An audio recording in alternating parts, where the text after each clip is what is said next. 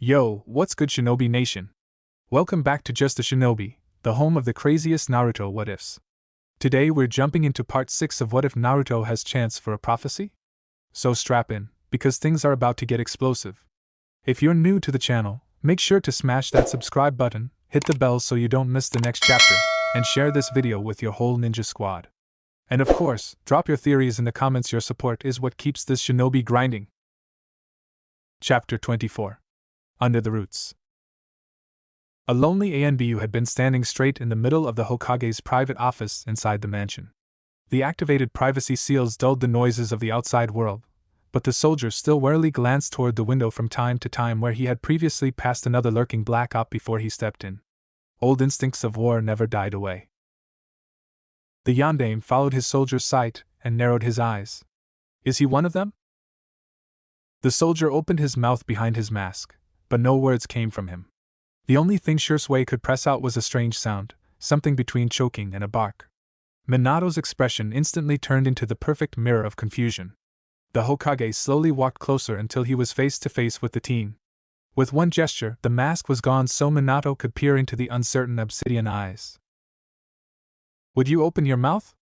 The teen tensed, but after a hesitant moment obeyed. Minato narrowed his pupils as soon as he noticed the edge of a dark seal array at the back of Shursui's throat. Your tongue, please. This time the Uchiha immediately obeyed, maybe even a little too eagerly. Minato observed the pattern with narrowed eyes. Experienced irises swept through the simple design, mapping every aspect of the seal almost instantly. Finally, the blonde's eyes traveled up to Shursui. I can easily get rid of it if you want me to. Shursui's hands clenched into fists, but he still immediately nodded with a small, almost invisible smile of relief on his face. Minato strolled to one of the cabinets, and in 10 seconds he was once again next to the ANBU with a small brush in his hand, already starting to leave fine lines on his exposed throat. A swirl, a kanji, and several more symbols appeared after each perfect stroke. Not a minute later, the Hokage leaned back to examine his handiwork for a second before he gave a satisfied nod. This array will modify the original, and you'll be able to speak freely. But I'm afraid the original paralysis seal will still affect your body a little. If I just remove it entirely, I fear Danzo would notice. He built in a trigger mechanism. Shursui simply nodded, waiting for the Hokage to finally activate the seal. The dark pattern whirled around his undeveloped Adam's apple and the end disappeared at the back of his neck. The Hokage observed him for a second before his fingers moved into a basic hand seal. The markings flared and Shursui winced, squeezing his eyes shut as soon as the pattern leisurely started to disappear from the surface and slowly merge into his porcelain skin. A blink later, the pattern was nowhere to be seen. Only the soft and perfect flesh was visible. Shursui let out the air he was carefully holding in.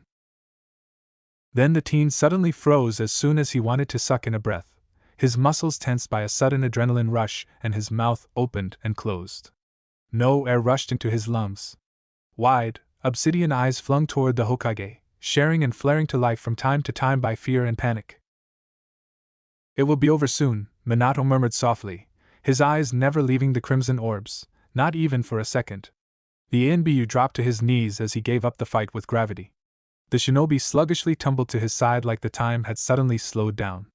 His eyes flared once more into a crimson color, but this time they stayed like that. 3 tomos swirled slowly and threateningly until they morphed into something Minato had never seen before. Shursui desperately tried to breathe, but his body wasn't responding. His lungs and mind screamed for oxygen, and he could feel the edge of his vision blurring more and more as the seconds passed at a snail's pace. His hearing dulled and the world around him fell silent except the loud noise of his pounding heart in his temple. It had been just half a minute since it started, but it felt like an eternity. Sheer panic started to crawl up in his very soul as he could feel his consciousness slowly fading away. The young Uchiha desperately equilibrated on the thin verge of reality and the redeeming darkness. Just as Shursui was about to give up his fight for his soul, the pressure around his throat suddenly disappeared as fast as it came. Sweet cold air rushed into his lungs and the teen's body hungrily drank up every bit of oxygen the earth offered. He just laid there for long minutes, continuously trying to catch his breath to make up for the lost minute that he did not have access to the life essence. Finally, when his breathing slowed down and his pounding heart settled, Shursui gradually raised himself into a half-sitting, half-lying position, his muscles still trembling from the sudden strain. A harsh, sour taste rushed into his mouth and he instinctively spit to get rid of the invading taste. Minato grimaced as his gaze fell over the inky stain on his until now spotless floor, but he simply ignored it and crouched down to the still recovering teen. "Are you all right?" Shui slowly nodded and took one deep breath before he straightened from the floor with the help of his leader. His limbs trembled a bit, but only for a second before he was able to recollect his shattered composure. He soon found a glass of water in his hands. His eyes moved up to Minato, who was currently scratching the back of his head with an embarrassed smile on his face. "I'm sorry. Maybe I should have warned you about that beforehand."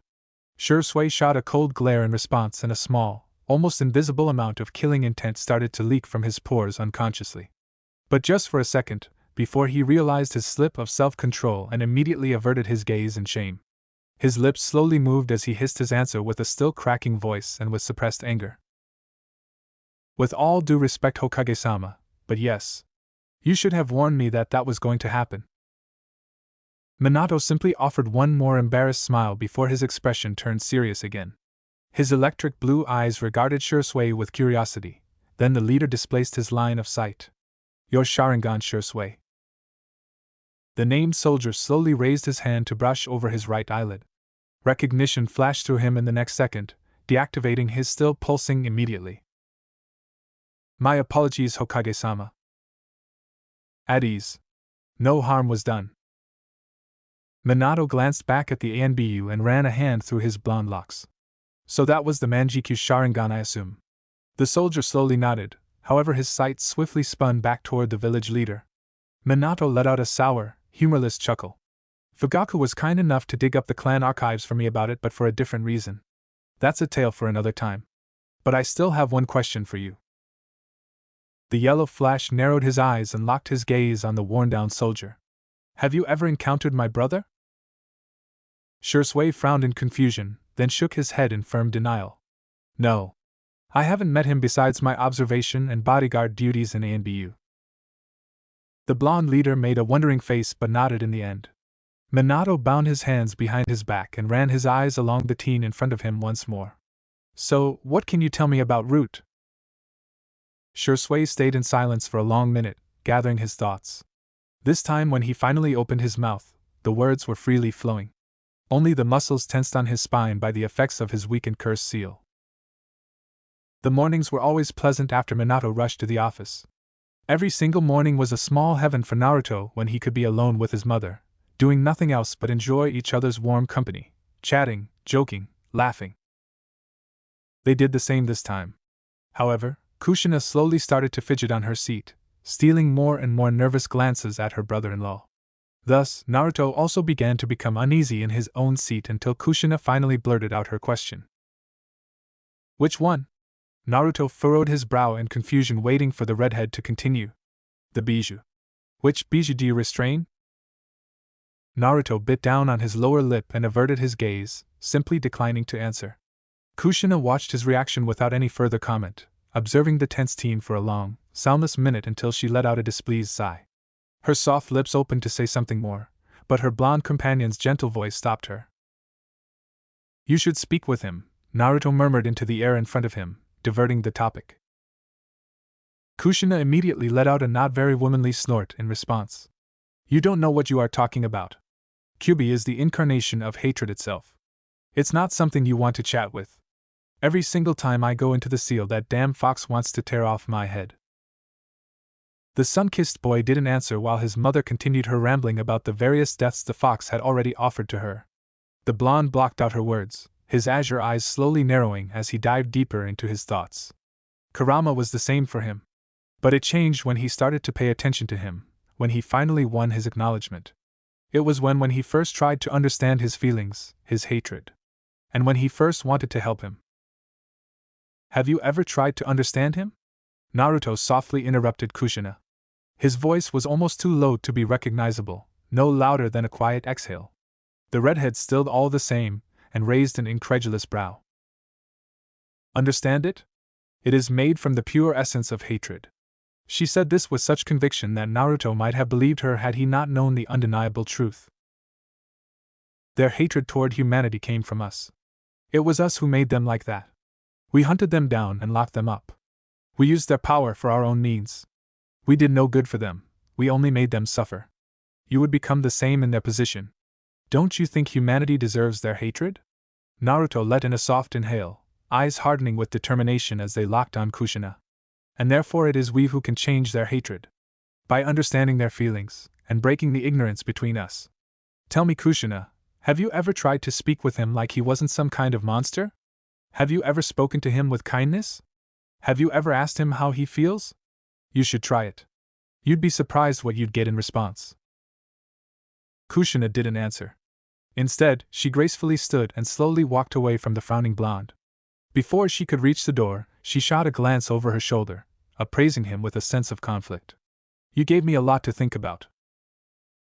Then she simply left. Naruto locked his gaze on the empty door, then shook his head in confusion. Maybe you should have just told her the truth, Kurama murmured softly. He opened his enormous mouth to say something more, but he didn't get the chance. The fox suddenly found himself face to face with the glaring blonde. Hands clenched into trembling fists at his sides by the mix of anger and confusion. What?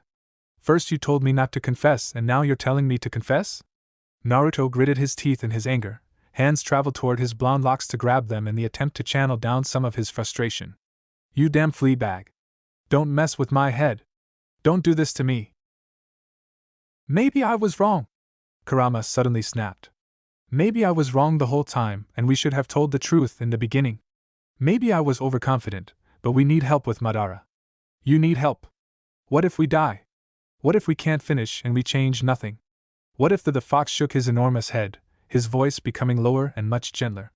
I can also make mistakes. You were the one who wanted to confess from the very beginning. Now you've got the opportunity. Don't let it slip by. Naruto squeezed his eyes shut for a long moment. Then his body suddenly relaxed as he found his answer. He opened his bright azure eyes in the real world and glanced toward the still open door where Kushina left before he reappeared in his mindscape. I don't want any regrets. I don't want to think that I should have done it. I don't want all the things me and my friends did all to be turned into nothing. Kurama's previously tensed muscles started to relax with each passing word. But I don't want to steal my parents' happiness. I don't want to steal Naruto's future. His name. His parents. Are you hearing what you're telling me? Kurama interrupted him. Naruto raised a confused eyebrow. Yeah. What about it? You're making unnecessary sacrifices. Just like always. Don't be some martyr. You don't have to bear this burden alone. Kurama snapped once again, losing all of his almost non-existing patience. I'm not playing a martyr. I want to be happy. I don't want to lie anymore. I didn't ask for this. I'm telling them everything, but not now. When I find Madara, I will tell them everything. I will need their help, as you already said. He is too strong for me alone. But until that time I will stay in Toraku. I don't want to mess up their lives now. Let me give them some more happiness. Kurama observed the teen with narrowed eyes. The determination in his azure pools. The stubbornness. In the end, Kurama had to realize that he wouldn't win this argument. He was the one who made this mess, and now, the fearless demon fox for the first time in his life suddenly felt himself at the end of his wits. Kurama let out a soft breath, but it still had the force to grab the graceful trees next to him and shake their branches. His always booming voice was low, almost whispering, and it sounded sad. You told me that you don't want any regrets, and you don't want what you and your friends did to all be turned into nothing. Yet, within the same breath you're doing so. You're starting to lose yourself. You're already forgetting. Do you remember what Itachi told you?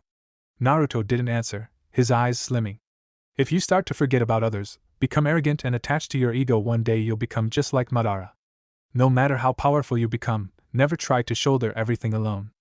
Otherwise you will undoubtedly fail. I will never become someone like Madara. With that furious exhale, Naruto disappeared from his mindscape and the connection between them was closed. The Bijou couldn't hear as the time traveler whispered into the empty room, I'm not alone. You've always been with me, Kurama, and you'll always be. I'll never let Madara get you. But you're already starting to lose yourself, you damn idiot, Kurama murmured into the empty mindscape. Naruto wasn't able to hear the fox's soft words, Nor could the blonde see as the fox warily glanced toward the shadowed back of Naruto's mindscape, where a transparent, ghost-like figure sat with its back against a giant dossier tree. The blurry silhouette of human eyes slowly opened to reveal one pair of ominously shining crimson irises with ink-black sclera. Kurama's low growl echoed inside the mindscape as soon as a sinister smile spread across the figure's foggy picture. Meanwhile, Kushina stared out from the window of their room, watching the never-ending green ocean of trees that surrounded Konoha. She couldn't spot the shore of the Emerald Sea, the ancient old forest which had been embracing Konoha ever since the Shodaime founded the village. She frowned when she spotted a blonde blur. Torika left the building silently, jumping from tree to tree and disappearing from the curious eyes. Her husband wouldn't return for long hours. The redhead slowly settled down on the bed and let out a long breath, preparing her body to sink into a meditating state. She slowed down her breathing, together with her pounding heart and her running. Next time she opened her emerald eyes, she found herself in the middle of her mindscape in front of the seal with the gigantic form of the Nine Tails. They didn't say any words, only his continuous low growl echoed inside the empty space. Her eyes scanned through the seal, resting on each of the spikes for a long second before they traveled up to meet with her captive's narrowed crimson orbs. She observed the giant demon for a silent moment before her features saddened. "Does it hurt?" The nine-tail didn't answer immediately. His lips turned up into a half-snarl revealing his razor-sharp fangs, before he tried pulling his weight on the chains. But this time, the growl stuck inside his throat, and Kyubi winced when his muscles painfully tensed around the stakes as he desperately tried to reach for the redhead. Kushina flinched after the telling reaction and averted her gaze with a flash of guilt in her emerald eyes. The always loud redhead locked her sight on her feet, not daring to look up. "I'm sorry. I didn't know," Kushina slowly whispered into the nothingness of the seal. Kyubi narrowed his giant red eyes even more until only two threatening slits were visible. However, before he got the opportunity to say anything to the girl, she retreated into reality within the next heartbeat. Kyubi held his gaze on the spot where his guard previously stood for long minutes. In the end, he shook his enormous head. "Tch, that brat is really something," the Kyubi muttered to himself. Nothing moved in the silent afternoon inside the Hokage's office. Everything was disturbingly soundless. Not even the birds were chirping outside the window, and somehow the always loud, pulsing village was lacking its buzzing noise. No merchants were shouting to gain customers, no children were yelling and laughing. No people were chatting and joking on the streets. Even with the open window, the village around the tower was lacking in any sound, like they were aware of the seriousness of the situation that was happening inside the building. An Anbu stood straight in front of the Hokage's narrowed blue eyes. His mask was still securely on his face, shrouding his identity. The white porcelain felt cold against his burning skin, but the soldier was grateful for the shooting sensation against his pulsing forehead. The red strokes viciously stood out on the pure white mask. No living man or woman could surely state what the red patterns were mimicking or what kind of animal the abstract forms indicated.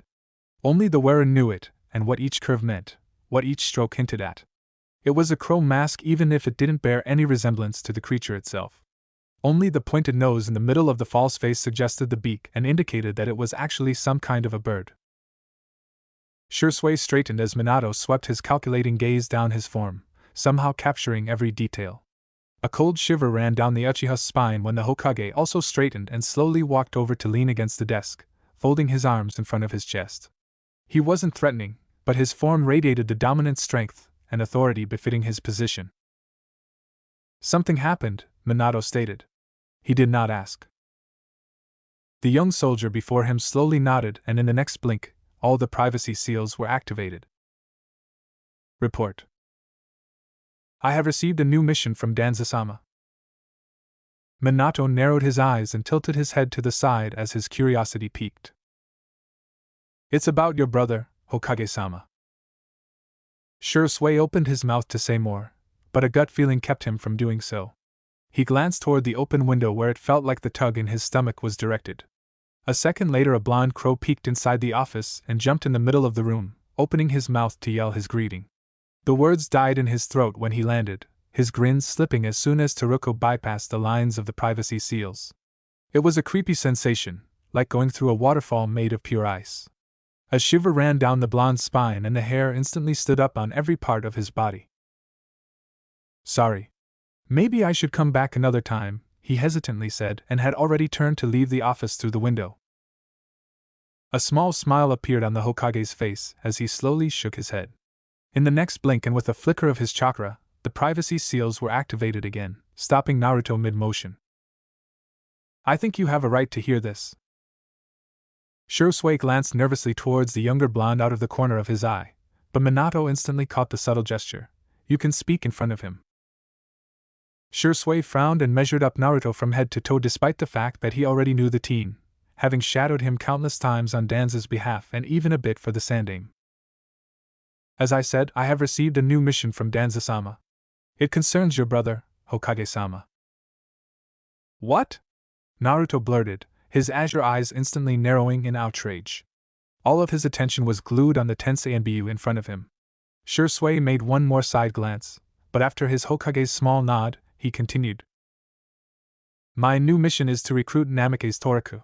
I am to make him join the route by free will, or by force. I'm authorized to use my Sharingan on him if necessary. I've even been given clearance to use the Kodo Amatsukami on him. Minato didn't answer, nor did the younger blonde. Naruto was shocked to his core. He didn't know much about Danzu, but this all felt utterly wrong and out of character.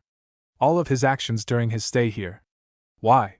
Why was the old Warhawk so against him? Why? Naruto flung his head towards his father, who voiced the same question. Why would Danzu want to do something like this? Why is he so desperate to get rid of my brother or to get his grip on him?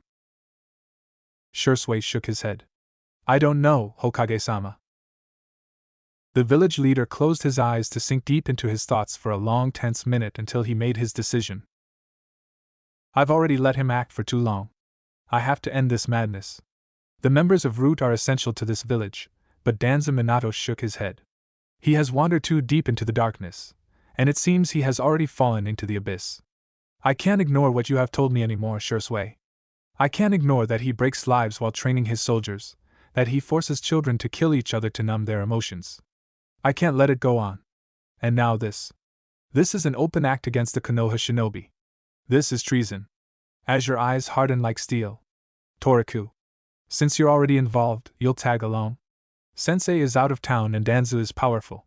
We can't underestimate him. I'll need every strong shinobi by my side. A wide smirk appeared on Naruto's face instantly. Like hell, you could just dump me after telling me all this top secret stuff. I'll stick along for sure. An equally wide grin found its way onto Minato's face. And this time, the smirk was almost predatory, casting the air with a feral energy. They were going for a hunt. Naruto could feel Kurama excitedly fidgeting inside the remains of his seal. Come on, let's grab some other guys. Naruto furrowed his brows in confusion, but before he could question his father, there were hands on his and Shirsue's shoulders. The young Uchiha felt the familiar tug in his stomach and they were gone. When he opened his eyes, he found himself in a familiar place. Dank stone walls towered above him, tunnels blasted into their sides. They were deep inside the Hokage monument again, surrounded by dozens of people, their existence shrouded by thousands of surpassing seals. Medics and Anbu were all over what used to be Orochimaru's secret hideout. Shirsue's face turned green under the white porcelain, and the teen suddenly rushed toward the far end of the place, probably to empty his swaying stomach after the hydration. The people around them were frozen in the same position they had been in before they arrived. Some medics were still holding their pencils on their last stroke, while another young medic almost dropped a vial filled with blood when his Hokage appeared beside him. Naruto made a side glance and a shiver ran down his spine for the second time that day. The creepy creatures were still soundlessly floating inside the tubes, while the files which used to be placed inside their holders were all over. Naruto glanced towards the nearest person and shot a wide smirk towards the frozen woman, who immediately averted her gaze with pink coloring her cheeks. Sensei, I've already told you, don't flash in here like this. You're creeping out the staff. An angry teenage girl stepped next to them, her arms carefully folded in front of her small chest. Her eyes were practically spitting fire, but Minato didn't falter. Sorry, Rinchan, but I'm not here for your research. I need to see Wolf.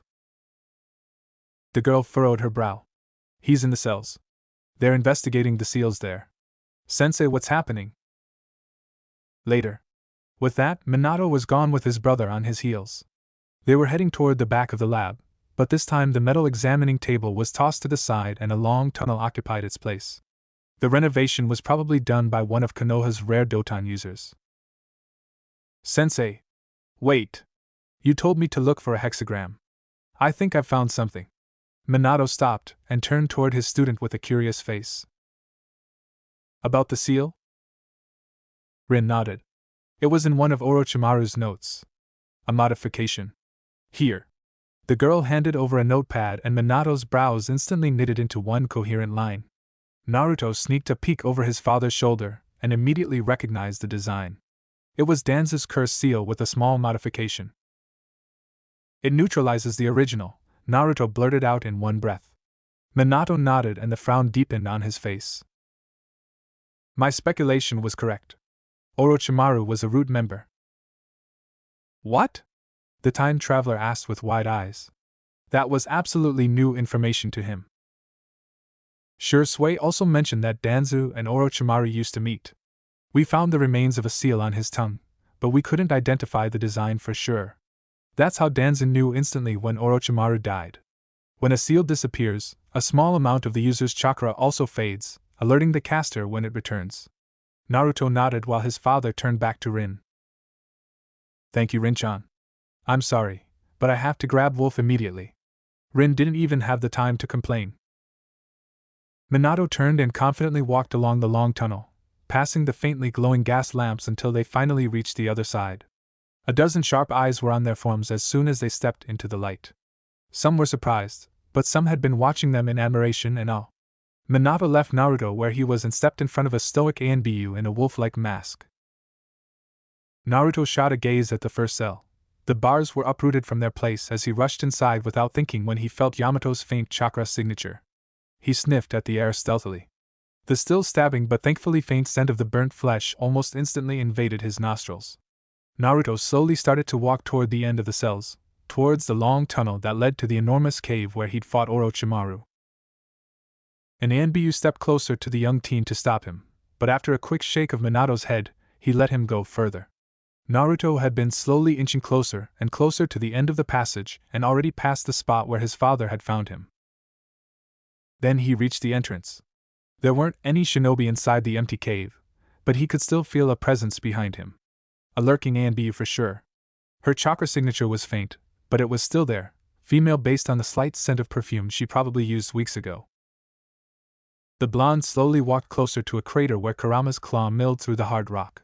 He spotted the charred ground not too far away. Naruto winced and averted his gaze just in time to feel as his father stepped inside the cave and walked next to him. It was an enormous battle, wasn't it? Naruto nodded. Yeah. The bastard was as sneaky as a snake. He almost got me once. His hands unconsciously stroked his abdomen where the Kusanagi bit into his flesh and scrunched up his nose in displeasure. Naruto shook his head and faced his father.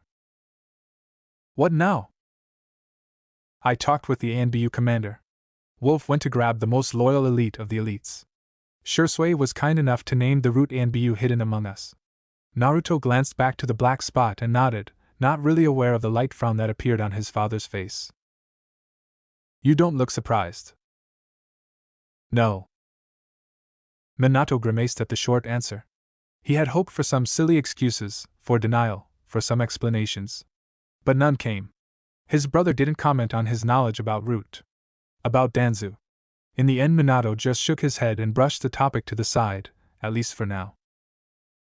Come, the others are probably already inside the office.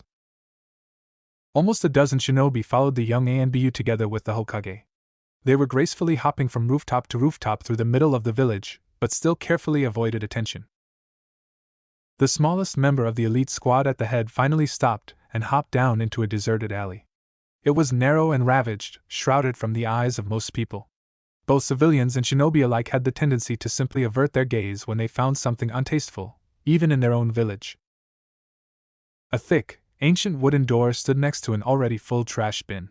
The time-worn door had been shrouded from the warm sunlight by the ink-black shadows of the walls around it, probably never having met the sunshine since it had just been built in.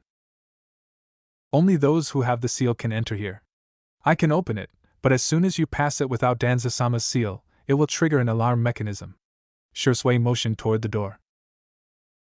Minato nodded and carefully stepped closer to gently touch the rough surface with only one of his fingertips. He sent a minute spark of his chakra and a dark, hexagonal seal appearing on the door in an instant. It pulsed only for a second before it faded from existence. A deep frown appeared on Minato's face, and he poked the door once more a bit more roughly. This time, the seal didn't disappear as quickly. It stayed there for more than a minute, giving enough time for the seal master to examine it. In the next moment, there was a fine brush and ink in each of Minato's hands. Naruto inched closer to his father and blinked as the experienced hands made stroke after stroke above the old seal, changing it slightly, deleting it, and in some places, merging with it.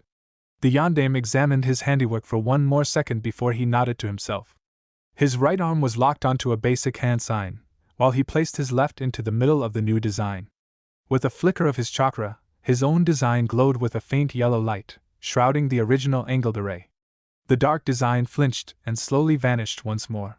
But this time, it was forever. A soft click disturbed the silence, and the door opened an inch. The old hinges loudly squeaked as an ANBU carefully opened it the rest of the way, revealing the long stairway leading down into a shadowed corridor. The end of the passage disappeared into the darkness. A cocky and altogether satisfied smile spread across Minato's face. Heh. Amateur. Naruto's snort echoed inside the narrow alley, but before he could respond to his father's comment, Minato turned toward the young Uchiha. Shursui, you'll stay here and watch our backs. But Danza still thinks you are one of his loyal soldiers. If there is even the slightest chance that the War Hawk will slip out of my hands, I want a plan B. That is you. You've told us enough about the place and the root members. But the Uchiha tried to finish his protest, but the Hokage had already stepped through the entrance and a flash of azure eyes froze the words inside his throat. Will you watch Minato's back for me? Naruto tapped the boy's shoulder with a wide grin on his face. You know, he is Hokage and all, but he can be just as reckless as me. It would be a pain in the ass to get some root umbu on our backs. Shursui nodded hesitantly. He was too confused and surprised to protest or retort, as he watched each member pass beside him to disappear inside the blackness of the open door. Naruto fell in line with his father and walked as close to him as he could. His confident steps faltered only once when he stepped onto his relative's heel. After one annoyed glare Minato had sent him over his shoulder and an embarrassed smile in response, they continued their way down silently until they finally reached the end of the passage and sneaked into the large, empty hall. In one moment, everything was silent, and in the next, an alien smell invaded Naruto's sensitive nose. He didn't have time to alert the others. He found himself too occupied with ducking under the slash of a small tanto that was aimed for his jugular. One moment there was nothing, and in the next second, all hell had broken loose inside the large cave. Someone triggered a smoke bomb in the middle, and soon, the whole area was filled with the stinging fog, shrouding everybody from Naruto's searching azure eyes. An ANBU rolled on the ground next to him to avoid an attack, but Naruto couldn't tell if it was a friend or a foe. Despite Kurama's extraordinary sensory abilities, he had no ill intentions before the attack. Tools. These people were emotionless weapons, dedicated to nothing other than their missions. No happiness, no sadness, no regrets, and no ill intentions. Just a mission. En route, you have no name. You have no feelings. You have no past. You have no future. There is only one mission. Sai had told him that once, and he was so damn right. Everything was happening too fast. He could barely see, or more accurately feel in the thick mist as a masked man rushed toward him. But before he could reach him, another masked woman jumped in his way to enchain him in an enormous taijutsu fight. Adrenaline flooded Naruto's veins and he hurled himself to the side when he heard the faint shriek of a shuriken as it ripped through the air. He didn't have time to rest. The blonde rolled to the side and immediately flowed into a low stance when he felt another attack aimed at his back. This was nothing like the Fourth Shinobi War, where they only had to face one opponent. There, he had to fight in open space with time to think up a plan. But here there was no time for fancy jutsu or sneaky tactics. Here, primal instincts were the only force driving his movements, and if they were ignored even for an instant, death would be the only thing left for him. And Naruto did just that. His muscles were moving on their own as he ducked once again and swept his leg to toss his attacker to the ground. His body moved independent of his own will as he ducked once again, rolling to the side to avoid another slash. A familiar scent rushed inside his nose, a mix of the freshly cut grass and wet soil. Then a painful cry echoed inside the thick fog from the same spot he could smell his father's scent. A fresh wave of adrenaline rushed through his body. Naruto snapped his head around, desperately searching for his relative. Dad? Where's Dad? Strange to say, for a mere second he found himself numb despite the battle cries, the ragged breathing, and the clash of weapons all around him. He could hear nothing, he could see nothing, he could only feel the rushing adrenaline in his veins and hear his pounding heart in his temple as he still couldn't find any trace of Minato beside his faint scent and the metallic smell of blood. It wasn't panic, it was a gut urge to know what was happening around him, and more importantly, what was happening to Minato. Was his father still alive? Was he hurt? His body moved once more by impulse to avoid an attack when he finally saw it. A small tuft of golden hair with the unmistakable shade. Naruto let out the breath he wasn't aware he had been holding in. His pounding heart settled down, and everything became clear, time slowing around him. He still couldn't see a thing, but somehow he could see everything. He could feel every single man and woman spread out haphazardly around him, every spark of chakra. He could even feel as a frightened mouse tried to escape through the cracks. If he could have seen himself from the outside, he would have seen that his azure eyes were now amber, surrounded with the mixture of red and orange. His pupils were now nothing more than toad-like horizontal slits. Naruto glanced down at his clenched fist and with another breath he released the remnants of nature chakra from his coils after he spotted every shinobi he came across that was still living and breathing. He couldn't risk letting the others see him like this. The smoke slowly started to clear as it found its way to the surface through the cracks of the wall. As suddenly as the fight began, his father's warm chakra was against his back, washing away every bit of tension from his spine as soon as they made contact. Hey, can you give me a helping hand? The room is too small. I don't have enough space to use my kunai shadow clone technique without wounding our own. I need markers all over the place to end this mad wrestling match. Naruto nodded in understanding and Minato instantly vanished. A new determination appeared in Naruto's eyes and in the next blink, the hall was filled with his identical clones. 24 of his replicas raced toward each fighting group to give a helping hand to his allies and a fine landing point to his father. The battle cries didn't lessen and slowly Naruto became more and more annoyed. What was his father doing? Why was he stalling for time? Danza's A and BU outnumbered them. However, this time it wasn't quantity against quality. He had to give it to the Warhawk. His soldiers were nowhere near being green-horned. All of them were veterans with Konoha's finest bloodlines in their veins. A dozen shinobi laid on the ground knocked unconscious from both sides, but the rest were still fighting, although it was more likely wrestling because of the lack of space. Naruto gracefully jumped over a rushing woman and landed a kick on her exposed back to send her stumbling to the ground. One less, the blonde said to no one with a cheerful voice that sounded very alien in the middle of the fight. The blonde let out a displeased grunt when a shuriken brushed against the fine skin of his whiskered cheek, leaving a thin red line where it traced him. He didn't have time to look for his attacker as Minato appeared behind him at his permanent seal. Only the fact that Naruto had already tuned his senses to Minato's warm chakra signature saved the Hokage from being punched in his gut for the second time by his son. "How's our plan going?" Yondaime whispered to his son's sensitive ears. "My clones are in place. How are your seals doing?" "Perfectly fine, thank you for asking." A wide, foxy grin appeared on Naruto's features instantly. It was cocky, satisfying, and almost a little predatory. "Then let's end this party." Minato nodded in agreement. In the next second, he was gone. He was nowhere, but at the same time he was everywhere. In the next moment, Minato reappeared behind one of Naruto's clones. A second later, a kunoichi stumbled to the ground when the Hokage landed a quick blow on her temple. Before the clone could flinch, the yellow flash was already gone to jump onto another foe at the other side of the chamber who had raised his katana to cut a long slash into an ANBU's exposed back, but the soldier didn't get the opportunity to do so. Before the root member could even realize what was happening, he was knocked out with an efficient chop to the back of his neck. Naruto gracefully leaped onto one of the wood beams to have a better view. Even with his sharpened senses he couldn't follow his father's movements. He could only spy the flashes of yellow and the roiling chaos that always seemed to follow as men and women dropped like flies. That was more than enough for him to let his mouth fall open in awe. There was a flash of golden locks as his relative twisted his torso with the three-pronged kunai in his hand to connect its barrel with the enemy's head. Before the body could hit the ground, the yondaime was at the other side of the battlefield and a kunoichi was flying through the air, slipping on the hard surface into unconsciousness. In 2 minutes the battle was over. The chamber was filled with indisposed shinobi, but Minato's ANBU didn't waste any time as they had already started to secure them with sharp ninja wires. Their side was also short by 6 black ops, but all of them were thankfully still alive. Minato swept his eyes through the wounded and after his order, a kunoichi with a cat mask grabbed the 2 seriously wounded shinobi and vanished to the hospital. Minato took one last glance around before he motioned to the rest to follow him. They rushed toward the passage and disappeared into the shadows. Every once in a while, a root member tried to stop them and each time, a loyal ANBU dropped back. Tanto and Katana met and sparkled in the shadowy passage until the clinging voices quieted down behind their backs.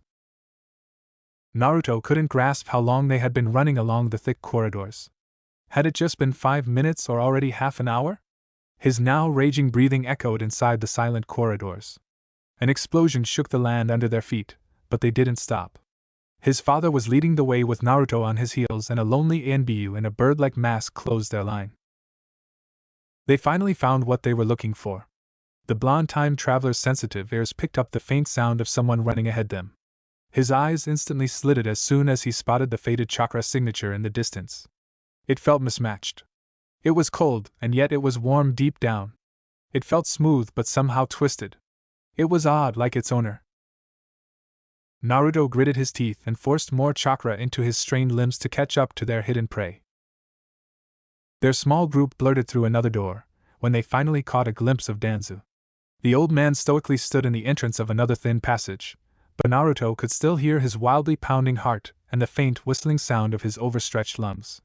The old war hawk was one of the best shinobi of his time, but he was well over his prime. 2 root members stood in a low stance in front of their leader, their body equally strained but still ready to defend the man. Shimura Danzu. Minato made a step further toward the tense group. Surrender yourself to Konoha's justice for your treason. The normally calm warhawk's face twitched. Treason? He muttered in disbelief, much more to himself than to the Hokage. His face twisted into the shadow of a disgusted expression. Danzu was on the verge of losing his nonchalant shell, but he pulled himself together at the last second. I have been defending this village ever since I became a shinobi. I fought through wars even when your own parents were just dreaming about having a kid and now, you are accusing me of treason? Minato narrowed his azure eyes and opened his lips to retort, but he was given no time to do so as Danzu's stern and rasping voice stabbed through the space between them. I would never betray Konoha. I would die for this village. I only did what was necessary, and what was good for her. For her people. For you. I know, the blonde Hokage interrupted. I know your motives were for Konoha's sake, but the way you have been acting is against everything my predecessors held dear. You have been forsaking morals. You killed and manipulated people, and even if those actions were for the village's future, they are just wrong. The aging shinobi didn't even flinch, his face staying as stoic as ever. He observed the silent leader of his beloved village without a word for a long, taut minute until he finally opened his mouth. You, Hiruzen, Jiraiya, and your brother. You're such a waste. You could have been great, but your silly ideals were holding you back. You still don't know what it means to be a real shinobi. The conversation continued. Naruto's muscles and tendons were so tense that if he took just one wrong move they would snap, immediately giving some overtime work to his fluffy tenant. His mind raced through 1,000 miles. The whole situation screamed trouble. Danzu wasn't a fool. He knew very well that he didn't stand a chance against them. His troops were gone and he was exhausted. Everything pointed toward a trap, and his father and that old hawk were just chatting. His sensitive ears twitched like an animal's when they picked up a new sound, one that he couldn't identify. It was like something had been zapping, or flapping like a flag, or like a damn explosive tag. Naruto didn't shout, didn't think, he simply grabbed his father and the stunned ANBU beside him and rushed toward the safe entrance of the passage where they had come from with a speed even Minato would acknowledge. Noira-rin exhaled softly and turned a page of the thick notebook she had been reading. The portable chair she was currently occupying in the middle of the Snake Sanin's late laboratory was giving her nightmares. Its surface was hard and rough, and her back was aching like a man's by the uncomfortable backrest. She had been assigned to check each and every piece of the area together with every dispensable medic. At first she was excited beyond words that she could take a look inside Orochimaru's work. He was still a genius. Yes, a twisted person, but no one could argue with his brilliance. They'd already found dozens of newly developed jutsu, and the Sanin's medical experiments were also fascinating. A new DNA test, deep research on each and every single bloodline Konoha possessed, and cures to diseases that even Tsunade couldn't argue with. Even with his twisted mind, Orochimaru's research was still very useful and ingenious. However, progressing through the mountains of notes was time-consuming and not to mention boring after the initial excitement. Every time they finally thought they were ready, that there weren't any more, someone found another hidden room filled with files, descriptions, and long and dreary data sheets. And all of them had to be checked page by page. Warm, chocolate-brown orbs ran along Orochimaru's neat and perfect handwriting. Each stroke was boasting long hours of practice until they were finally flawless. Rin scribbled down some bulletin points into her own notepad. Everything was silent around her. The others were occupied with digging through their own tower of papers and files. She carefully turned another page, and her chestnut eyes caught on a different kind of paper carefully nestled between the pages. She narrowed her eyes as Torika's small picture grinned at her from the upper right corner of the paper. Basic information followed the portrait about the boy, and a diagram continued the list on the upper part.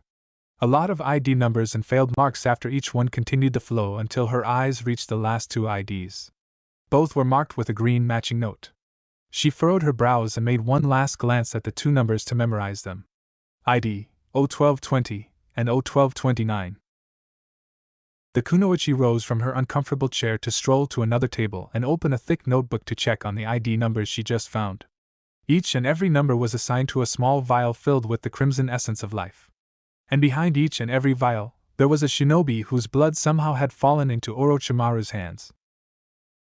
She ran her lean finger along the line of numbers and raised an eyebrow when the first ID finally made sense to her. That wasn't anything new. Everybody was aware of the connection between her sensei and his brother, but the other ID unnerved her beyond words. Her fine eyebrows joined together, and she braced herself to continue her search until she finally found the remaining number. Rinnoira sucked in a surprised breath and restrained the shriek that was about to rip from her lungs when she found the next name. Her eyes were locked on the chain of numbers, rereading it countless times in the hope that she just misread it. There was no way that the test was correct. She peered down at the paper in her shaking hands and checked the diagram from millimeter to millimeter once again.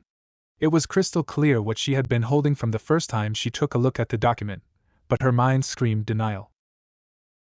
Rin glanced around, and when she was sure nobody was watching, she carefully slipped the page into her pouch. As soon as they passed the entrance, Naruto felt the aftershock of the explosion, then he heard the devastating detonation. He soon found himself laying on his stomach under a thin layer of dust and debris. The soft powder was constantly irritating his nose, and his lungs were having an unstoppable fit of coughing that overwhelmed his whole body. His right hand was still clenching Minato's right wrist, who was also trying to clear his sore throat of the dirt. Naruto shook his head to get rid of the soft powder from his blonde locks and also the continuous ringing voice in his head. The ringing stayed intact. A small surge of Kurama's chakra raced toward his now non-existent eardrums. Tissue started to grow, and sew together at a fast rate. 2 seconds later he struggled to stand along with his father, and also dragged the ANBU to his feet. Naruto's hearing was perfect once more. The blonde glanced up, desperately trying to see through the thick dust cloud, but he failed miserably. A low, frustrated growl escaped from his soft lips in annoyance. With one swift movement of his wrist, wind chakra surged through the place, finally clearing their vision. They were in the middle of a crater, a large hole gaping at the ink-black sky revealing the silver moon above them. Danzu and the 2 root members were nowhere to be seen. He tensed his muscles to jump up, but a sudden dead weight on his shoulder stopped him from doing so. Naruto glanced down at the now unconscious ANBU who was hanging between him and his father's shoulder. Another frustrated snarl erupted from the back of his throat as he glanced up once again to the opening, then back to his father, whose azure pools were also locked on the entrance to the surface. A dangerous growl escaped Minato's lips that Naruto hadn't heard before. Another ANBU appeared above them, ready to jump down, but Minato's narrowed eyes kept him from finishing his motion. A short boy stood there hesitantly in a crow mask.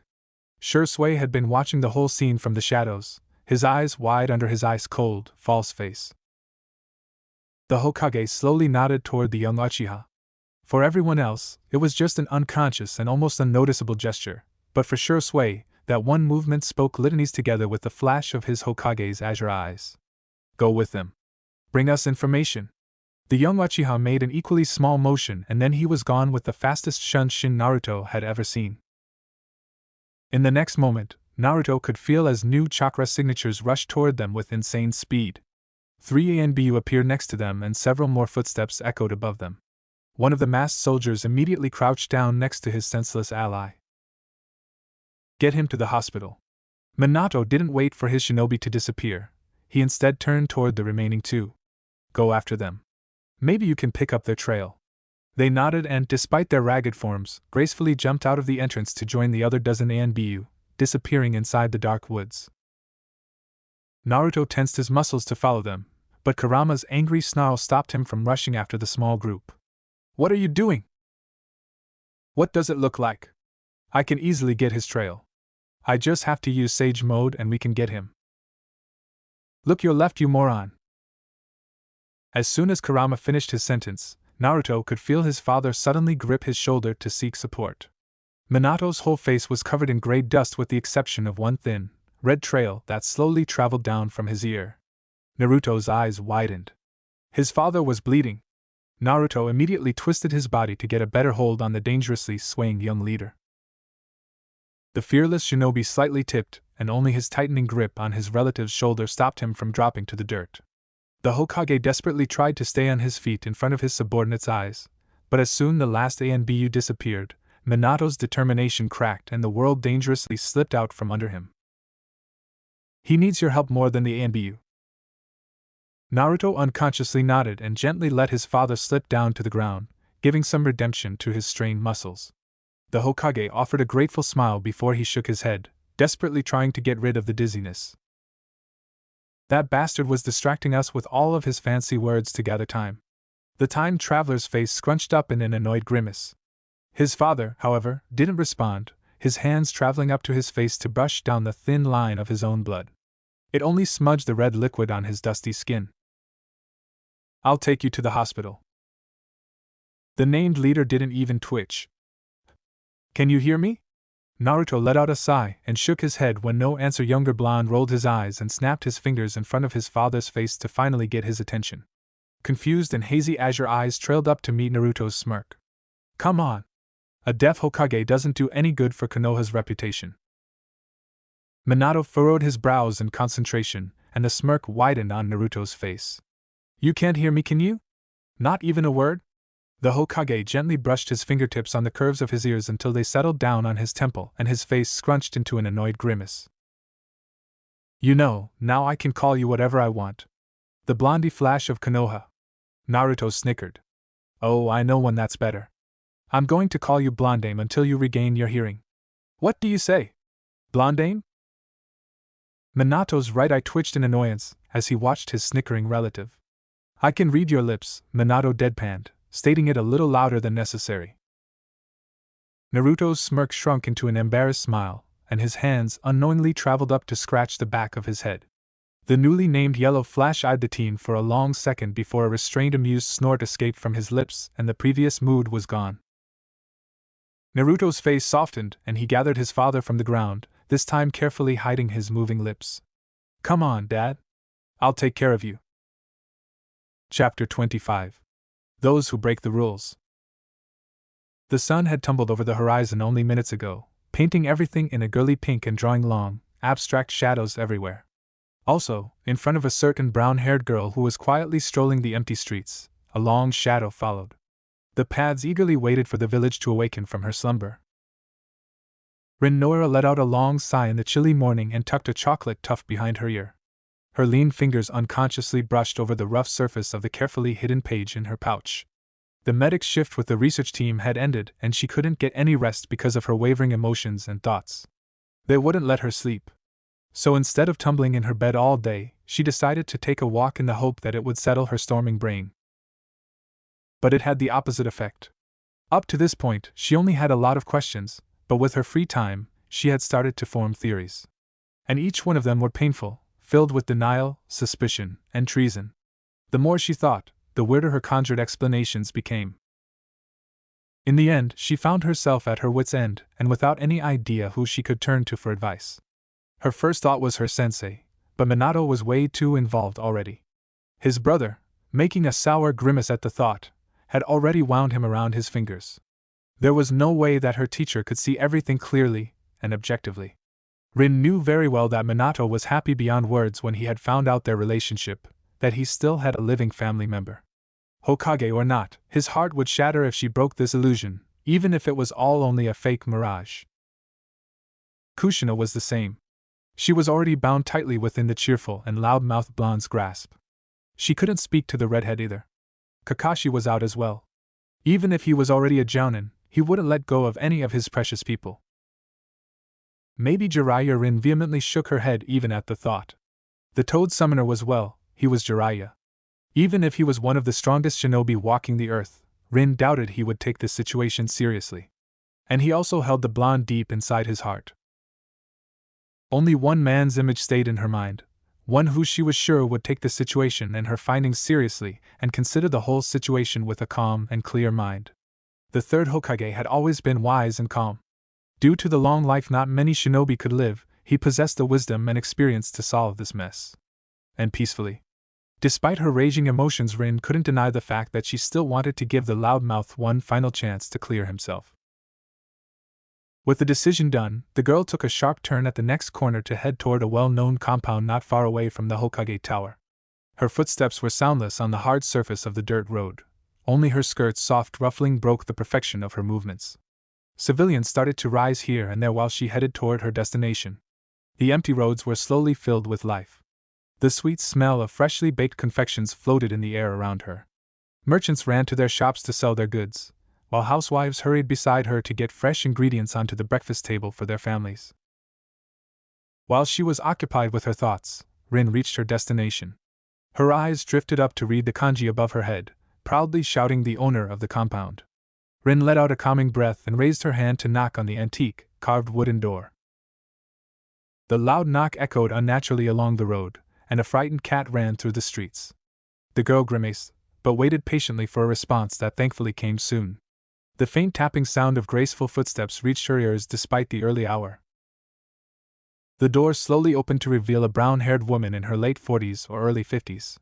Her long brown locks were tied into a high ponytail, and the lines around her dark eyes and mouth were already deeper than they should be. However, her intelligent, searching eyes told tales about her previous experience as a kunoichi. Rin made a low bow and waited for the woman to give her permission to talk. "What can I do for you in this early hour, young girl?" "I am Noira Rin and I would like to request a private audience with Sandaime-sama." The woman frowned. "And what would you like to talk about with my husband?" "I'm sorry, but it's a private matter. I can only tell Hokage-sama himself." "You are Minato's student, aren't you?" Rin nodded and dark eyes seized her once more before a small smile appeared on the wrinkled face. "I'm sorry, but my husband is away with Enma. Now that he doesn't have duties as Hokage, he's got it in his head to start training again at his age. He won't be back for a month." Rin's face saddened and she let out a long sigh. "I see. Do you want me to send him a message? It seems urgent." The medic chewed on her lower lip and frowned. Then she shook her head. "No. It's not necessary. But please tell him when he gets back that I would like to talk with him." Biwako nodded, and after a short casual chat, Rin went to walk down the road and mingle with the crowd on the main street. "Hey Gaki! Get up! We got a mission." A light kick on Naruto's shin disturbed his nap. The blonde cracked one annoyed eye open to glance up at Jiraiya, who was currently shrouding the warm beams of the sun from his body. With a displeased grunt, he sat up from the soft green grass and stretched his numb arms behind his neck with a wide yawn, continuously mumbling about bad timing and sweet dreams while Jiraiya rolled his eyes. When the blonde finally gathered himself, they started to walk toward the city center and the Hokage Tower. "What's this mission about?" "Just a C-ranked escort to Wave. Nothing serious. We will be back in 2 weeks." Naruto snorted in response, and folded his arms in front of his chest dismissively. C-ranked missions are cursed. I'm waiting for when one of the Mist 7 swordsmen will appear with a giant sword at my throat during one of these not serious C-ranked missions. Jiraiya raised his brow with a doubting grimace. Don't be ridiculous. Why would one of the Mist 7 swordsmen appear on a C-ranked mission? Naruto couldn't help but snort at the irony. Believe me, I'm not overreacting. Jiraiya rolled his eyes once more while they stepped through the double door of the mission room. They settled next to Kakashi and Rin in the background to stoically watch a fresh genin team receive their next D-ranked mission. A wide smile spread on Naruto's face when one of them started to complain loudly about stupid, pointless assignments, but thanks to one of the chunin behind the desk, the small hissy fit died down quickly. Minato beamed at the still nostalgically grinning Naruto as he handed a scroll to Jiraiya. Here are the details. An escort mission to Wave. Jiraiya, you will get some free time during the trip to deal with some. Minato glanced at Naruto. Other matters during the trip to Wave. Contact them for me. Maybe they have some new information on the subject. Jiraiya nodded as an answer while our time traveler was lost in his own world with an odd expression on his face, not aware of his surroundings. A familiar, sarcastic voice kicked Naruto out of his nostalgia. A voice he hadn't heard since he was a small kid, and he really thought he wouldn't hear it again for long and peaceful years. That is just fantastic. Those would be my escorts. An old geezer, a cyclops, a kabuki girl, and not to mention that idiotically grinning sissy. Naruto felt a vein on his forehead start to beat with the rhythm of his heart, while his right eyebrow twitched. Anger and fury raised inside his chest, and not only because of the arrogant quirk. He felt a reassuring hand on his shoulder, and he didn't have to turn around to know Jiraiya's eyebrow was twitching equally fast as his own. A small amount of carefully restrained killing intent brushed him from Kakashi's direction, and only Minato's voice stopped him from jumping on the man then and there. The Hokage rested his chin on his folded fingers while he answered with a calm but icy tone. Just for your information, the geezer is one of Konoha's legendary Sannin and my teacher. The Cyclops and the Kabuki girl are my prize students, while the sissy over there is my brother. You should consider yourself very lucky. You have received an elite team for the cost of a C-rank mission. As Hokage, I could charge this setup to an A-rank assignment considering that currently they are the only available team in higher caliber than Genin. But if you still would like to complain, I can assign 2 Genin teams as an escort instead of them. So I really advise you to restrain yourself from any further comment. The man's mouth shut immediately, but his eyes narrowed behind the black sunglasses, eyeing the village leader with a superior expression on his face. For the first time since the man had stepped inside the mission room, Naruto turned to finally face the arrogant shrimp. Narrowed, azure blue eyes observed the short man in his late 30s. The man who caused so much trouble and pain in Wave, to Tizuna, Inari, and countless others. His orbs sparked with a dangerous glint when their eyes connected for a moment behind the sunglasses. A smug smile spread across Gatta's face, then he shrugged and folded his arms in front of his chest. Jiraiya cleared his throat. We will depart in half an hour. Meet us at the village gates. Gatta grimaced at the commanding tone but didn't retort, marching out of the office without a word to the Hokage or to the newly hired team. This earned a raised eyebrow from Minato. Naruto watched the scene with narrowed eyes. His emotions struggled inside him against the logical part of his mind. He had to defend that man? The man who would cause so much suffering to an entire nation. His mission was to defend Gatta from any danger? No way in hell. A dangerous, animalistic growl escaped his lips in his frustration, and it didn't go unnoticed by the others, especially not Minato. Hey, Toriku. Naruto flung his head toward his father with a still irritated face. Try not to kill him during your assignment, okay? It won't do our reputation any good. I can't give my word on this one. Naruto made a face while he responded. Minato started to muse that maybe sending 2 Genin teams wouldn't be a bad idea. Naruto marched through the busy streets, lost in his disturbed thoughts with his hands buried deep inside his pockets. He just grabbed his backpack from his room, which was always prepared in advance in case the need of sudden departure arose, and marched automatically toward his destination. He hadn't been paying too much attention to his surroundings, and he bumped into someone for the second time since he left the Hokage mansion. After a short and embarrassed apology, he hopped onto the roofs to avoid another incident. However, there he suddenly spotted the cause of his misery. An animalistic snarl ripped from his throat at the sight of Gatta, who walked on the streets of Konoha like he was some kind of ruler. The man sent pointed looks over the villagers who didn't step out of his way immediately. Arrogance and superiority seemed to ooze from his pores. Naruto followed the man on the rooftops with a continuous grimace on his face until he reached his limit as Gato grabbed an apple from a grocery stand and simply walked away. Naruto has to resist the urge to kick his fat ass into the dirt of the damn road, and after he let out a calming breath, gracefully hopped down to land in front of the man with folded arms, obvious anger spreading across his face. "What do you want, dumbass?" Blue eyes glinted dangerously. "Pay for that apple." The businessman raised an eyebrow and a smug smile appeared on his face. "I don't know what you're talking about." The vendor glanced over the counter with a frown on his face, eyeing the scene in front of his small grocery with a healthy amount of caution. "I'm talking about that apple in your hand which you didn't even pay for. Konoha does not tolerate muggers. Pay or you will know the hospitality of Konoha's police." Gato rolled his eyes behind his sunglasses, but after he quickly measured his situation, he tossed a handful of coins toward the vendor and walked away like nothing had happened before while ignoring the obvious stares following his short steps. Naruto couldn't help himself. He just gaped in shock. How dare he? His hands squeezed to fists, and his teeth gritted from his rising anger. But after he let out another long, calming breath, he braced himself and followed Gato from a distance on the crowded streets, monitoring his every move. Unfortunately, he didn't do anything funny. Naruto would be really pleased if he could leave him to one of the Uchiha's hospitality, which meant a black cell for an extended period. He let out a disappointed sigh and leaned against the wall of the guard stand, still eyeing Gato with slitted eyes. He waited for the others to finally show up and hopefully free him from his troubled thoughts. Thankfully, he didn't have to wait for too long. Jiraiya hopped down from the village walls only a minute later, while Rin and Kakashi arrived in the next 5 minutes together with the rest of Gato's caravan members.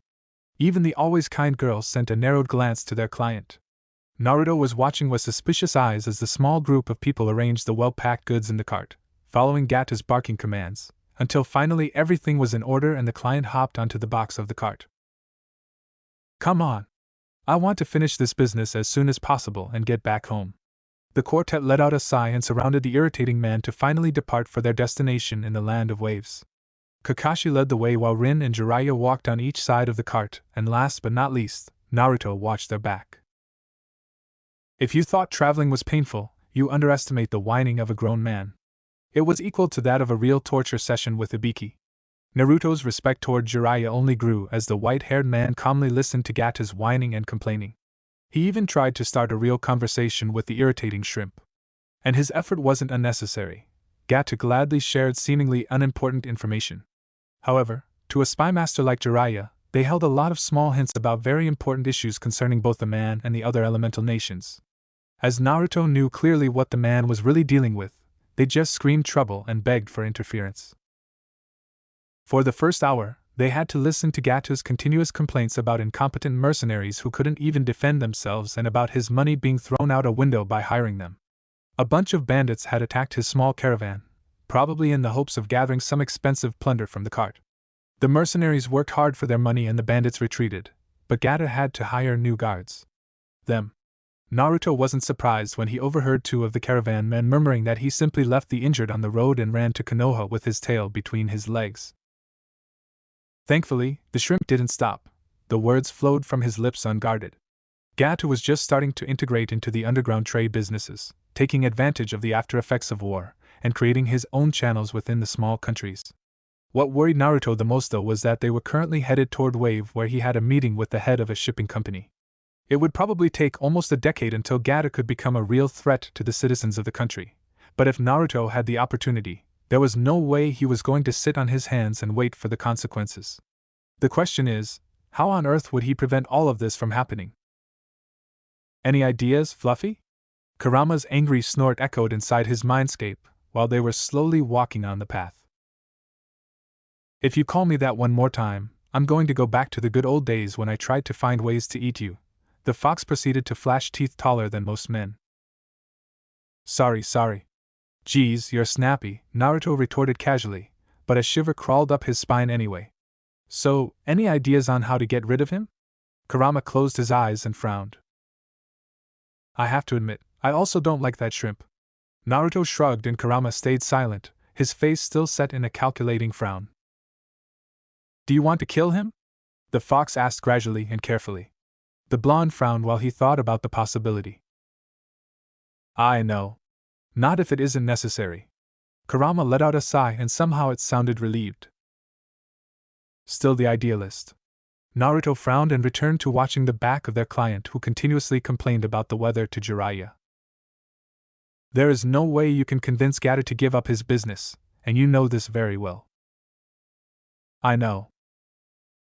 There are 2 ways I can think of now. Get evidence and you can arrange a lengthy, hospitable stay for him in a cell, or if someone attacks, stand aside. Let him die. A frown appeared on Naruto's face. The first option was a long and slow one, and there was no guarantee that he would find anything. Gato wasn't a fool. He would build up a whole underground empire in the future, deftly evading law enforcement with bribes or hired muscle. Naruto cocked his head to the side. Well, maybe Gato was a fool. He had thought that with simple bandits he could get rid of trained shinobi back then.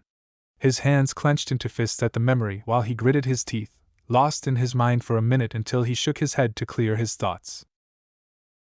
The second option, could he do it? Could he simply step to the side and abandon a mission? Could he bring shame to his village by letting his client die? Would it be any different if he simply stabbed him in the back while he was sleeping? He would still kill him, with or without his own hands. If he just stepped aside, he would be no better than a real murderer. Naruto let out a long sigh. Then only one option remained. Get evidence against him. Evidence that he was a threat to Fire Country and to Konoha. We are going to investigate. Kurama rolled his eyes in his mindscape. Why am I even trying to give you a second option if I already know you will choose the first one? Because you've got too much time to think. Kurama didn't answer, and Naruto tapped Jiraiya's shoulder to gain his attention. They let the trio pass them to gain some distance, and only then did Naruto open his mouth. Jiraiya, I know it's going to sound odd, but I think something is off about that man. The Sannin nodded, his eyes wandering toward the back of their client. I know what you mean. If you discount that he is arrogant and irritating, he still reeks of trouble. Naruto nodded with a frown on his face, not sure how to continue. Try to plant more suspicion in Jiraiya. He is a spy master, a better investigator than you could ever hope to be. He's just like a small child if you raise his curiosity. He won't let the subject slip by until the puzzle is solved. Something's really strange about his businesses. He travels a lot, but he isn't a simple merchant. Like I don't know, like he's building something in the background. That almost sounded intelligent, even if it came from your mouth. Naruto resisted the urge to snap back or to roll his eyes. His orbs were locked on Jiraiya's thoughtful face, waiting for him to reply. Maybe, Jiraiya answered slowly with a wondering expression on his face as he jogged to catch up with the cart. Naruto watched his godfather as he casually chatted with Gato, but his eyebrows started to twitch when he felt a pair stabbing him from behind. He glanced to the side and gave a raised eyebrow to the frowning Rin. What? Is there something on my face? Rin let out a not very womanly snort and turned her head. And no. I was just thinking. Naruto gave her a confused look before he shrugged and turned back to his previous business and watched Jiraiya in the hopes of picking up something important from their conversation. However, Rin's eyes traveled toward him once more with a frown on her fine features. For 5 long days, nothing happened. The only interesting thing that occurred was when a scared fox burst out from a bush next to the road, making a tense Rin almost jump out of her skin. Rin thinking about that girl, she had been acting strange lately. Whenever she thought Naruto wasn't paying attention, he could feel her chestnut eyes on him, and he desperately tried to ignore the nudging feeling.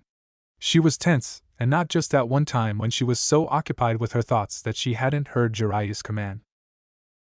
They stopped at several small towns and Gato disappeared with all the stealth of a shinobi, but Naruto could follow him easily.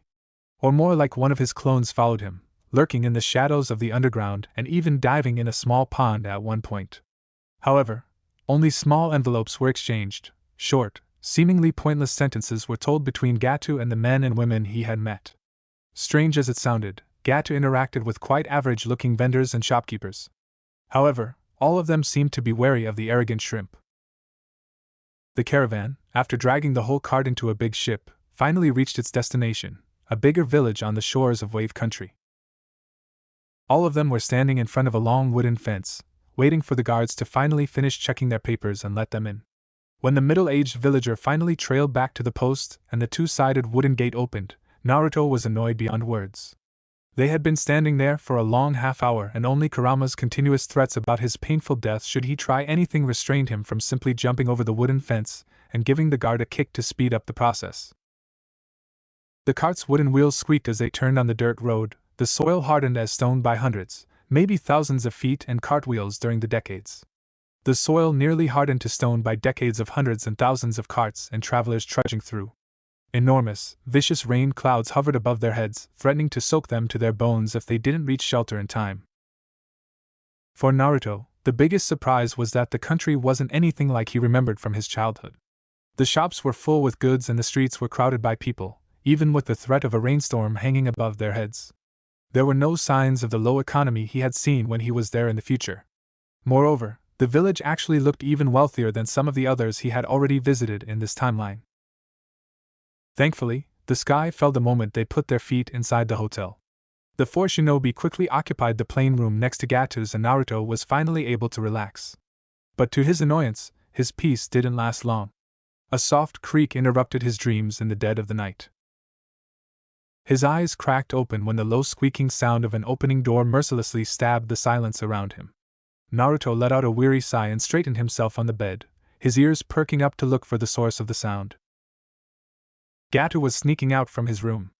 A sly smile spread across Naruto's face in an instant. The teen slowly and silently sneaked out from the bed, but his movements were followed by Jiraiya's sharp eyes. "And where do you think you're going?" the Toad Sage whispered. Naruto shot a glance over his shoulder as he mouthed his answer. "Gatu is sneaking out. I'm going to follow him." Jiraiya didn't answer. Instead, he just sighed and fell in line behind his future godson to step into the shadows. They didn't have to shadow Gatu's steps for long.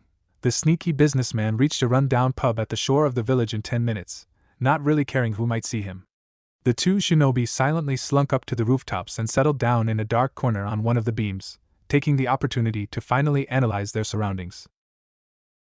Naruto had to clap his hands over his mouth to stop himself from yelling out loud when he recognized a man who stood straight next to a rundown counter, silently sipping his sake from a not very dependable dirty cup. The half-face mask Naruto remembered was now uselessly hanging on the side of the shinobi's quilted face. Gatu stepped closer to the man, and the mask was back in its proper place before Gatu even reached the shinobi. Jiraiya trailed the blonde's wide eyes and furrowed his brow when he also recognized the shinobi from his own bingo book. "Troublesome," the sage muttered. Naruto himself wouldn't be able to express his feelings any better than Jiraiya by borrowing Shikamaru's words. Indeed, if the man managed to detect them at all, everything would be troublesome. It was hard enough for them to get rid of him in his original timeline, and Naruto was sure that Kakuzu would give them a run for their money also in this timeline with Naruto unable to use his full strength. Agreed.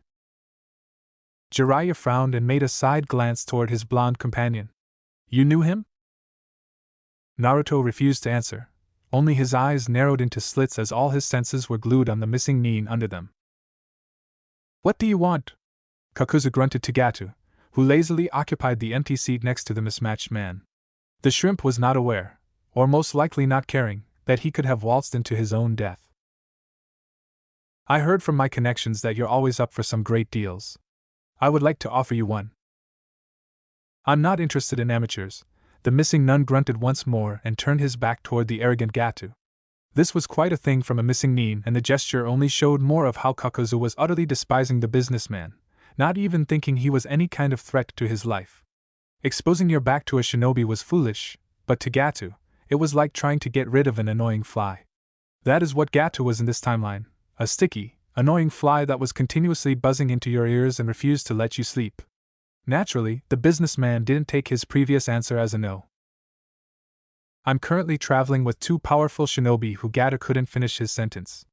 His throat was gripped by a strong arm and his dumpy body was easily raised from the ground. The man desperately crawled on the missing nin's sleeve, trying to free himself, but it was fruitless. His head slowly turned blue as Kakuzu raised him closer toward his own face. "I said I am not. I'm interested. Understood?" Gatu eagerly tried to nod, but the hand around his throat restrained him from doing so. Vibrant green eyes peered into his own fading pair when no answer came. With his last breath, Gato desperately tried to squeeze out his final words, "To Konoha as Shinobi. Each over 40 million Ario." The grip on his throat suddenly disappeared and his head connected with the hard surface of the floor with a loud knock. It was strange, but nobody gave a second glance to the scene. The bartender continued to get rid of a dirt speck from a glass he had been shining ever since the missing nin stepped inside the bar. Kakuzu let Gato gather himself and catch his breath, waiting for him with his arms folded in front of his chest until the man straightened and stopped coughing. "Maybe I'm interested. The names. Only after we made the deal. I'll give you the names and their location for half of their bounty on their heads." The missing nun raised one of his eyebrows, but after a hesitant minute while he weighed his thoughts, nodded. "I'll give you 5%, and you can have your miserable life. That is my deal." Gato's face scrunched up in a displeased grimace, but after he saw the man towering above him once more, he nodded. He had already cursed the minute when this idea popped up in his head a dozen times. But he'd still receive a reasonable amount of money for his information, and he wouldn't need them anymore since they had reached their destination. "I'm traveling with a team of Konoha Shinobi. 3 have got a bounty fee on their heads. The names. One by one. I'll decide if they're worthy of my interest," Kakuzu interrupted Gato impatiently, making the businessman gulp. Hatake Kakashi. One of the youngest shinobi in history who gained a bounty fee on his head. He is young, but they have already started to call him the copycat. 1,000,000 ryo on his head. His affinity is lighting in fire. His ninjutsu is already equal to a seasoned jounin despite his young age. Good, but not worthy enough for my time. I hope the others will be more to my liking. Kakuzu sat down and grabbed his bottle of sake to refill his empty cup and gestured to Gato to continue. The mask that had been previously covering his face was gone, revealing his mismatched face and the stitches where his mouth should be. The businessman took a shaky step backward, but with time, he braced himself. It was already too late to think of a plan B. Jiraiya of the Densetsu no Sannin. That sounds much better. He's got 50 million on his head currently. His affinity is earth and fire along with a powerful summon. A powerful opponent. Kakuzu made a wondering expression, slowly sipping his sake. I could use his heart. It must be strong to have belonged to the Toad Sage. The last one? Gato eagerly presented the name, the Hokage's brother, Namikaze Toraku. The missing nun furrowed his brow for a second before he nodded. One of the newest editions of the bingo books, and he's already got 35 million ryo on his head. I have no information on his abilities, but there are whispers that he was the one who killed Orochimaru. The Toad Summoner and the Hokage's little brother are interesting targets. I'll let you live and I'll give you your 5% dividend. Now get out of here. I can't stand your face and you're just wasting my time and money. A smirk spread across Gato's face, but it slipped into a confused expression the next moment. Wait, you don't even know where to find them. Oh, that information is unnecessary. Kakuzu gradually glanced up to the high beams where Naruto and Jiraiya were lurking under the dark shadows. A smirk spread across the missing nun's face, the stitches on both sides of his mouth twisting the expression into something from another word. Jiraiya of the Sannin and Namikaze Toraku. You two are worthy of my time. I told you C-rank missions are cursed, Naruto grumbled as he tensed his muscles. His eyes never left the smirking missing nin under them. Jiraiya didn't answer, instead shrugging and gracefully hopping down to land in a low stance. But Naruto's serious expression scrunched up into an annoyed grimace as his teacher slowly turned, letting his long white hair follow the motion and whirl around him in a theatrical way. His hands were already moving in a dancing motion, preparing his debut. Beware! For he who takes the hearts of lonely women, the savior of the vulnerable, the Toad Sage of Mount Myaboku, the great Jiraiya of the Densetsu no Sannin has arrived. Prepare yourself for. The blonde let out a long, weary sigh and likewise landed beside his grandfather's left side, interrupting him before he could warm up and really start his flashy, not to mention, unnecessary show. Hey, old pervert. It's not the best time for your kabuki performance, you know? Brats don't know respect these days, Jiraiya grunted with a pout on his face, but he still lowered himself into a graceful stance close to the ground. And I've got one thing for you too. The Toad Summoner shot a glare toward Gato, who had already run toward the farthest corner of the pub and tried to cover himself behind a brawny figure. "We're quitting. You're on your own until your fat ass will be dragged back to Konoha for what you've done. You'll face Konoha's wrath for selling us to a missing nin." A wide grin spread across Naruto's face. "Hey, can I still kick his fat ass? The Uchiha police will give that ass kicking to him."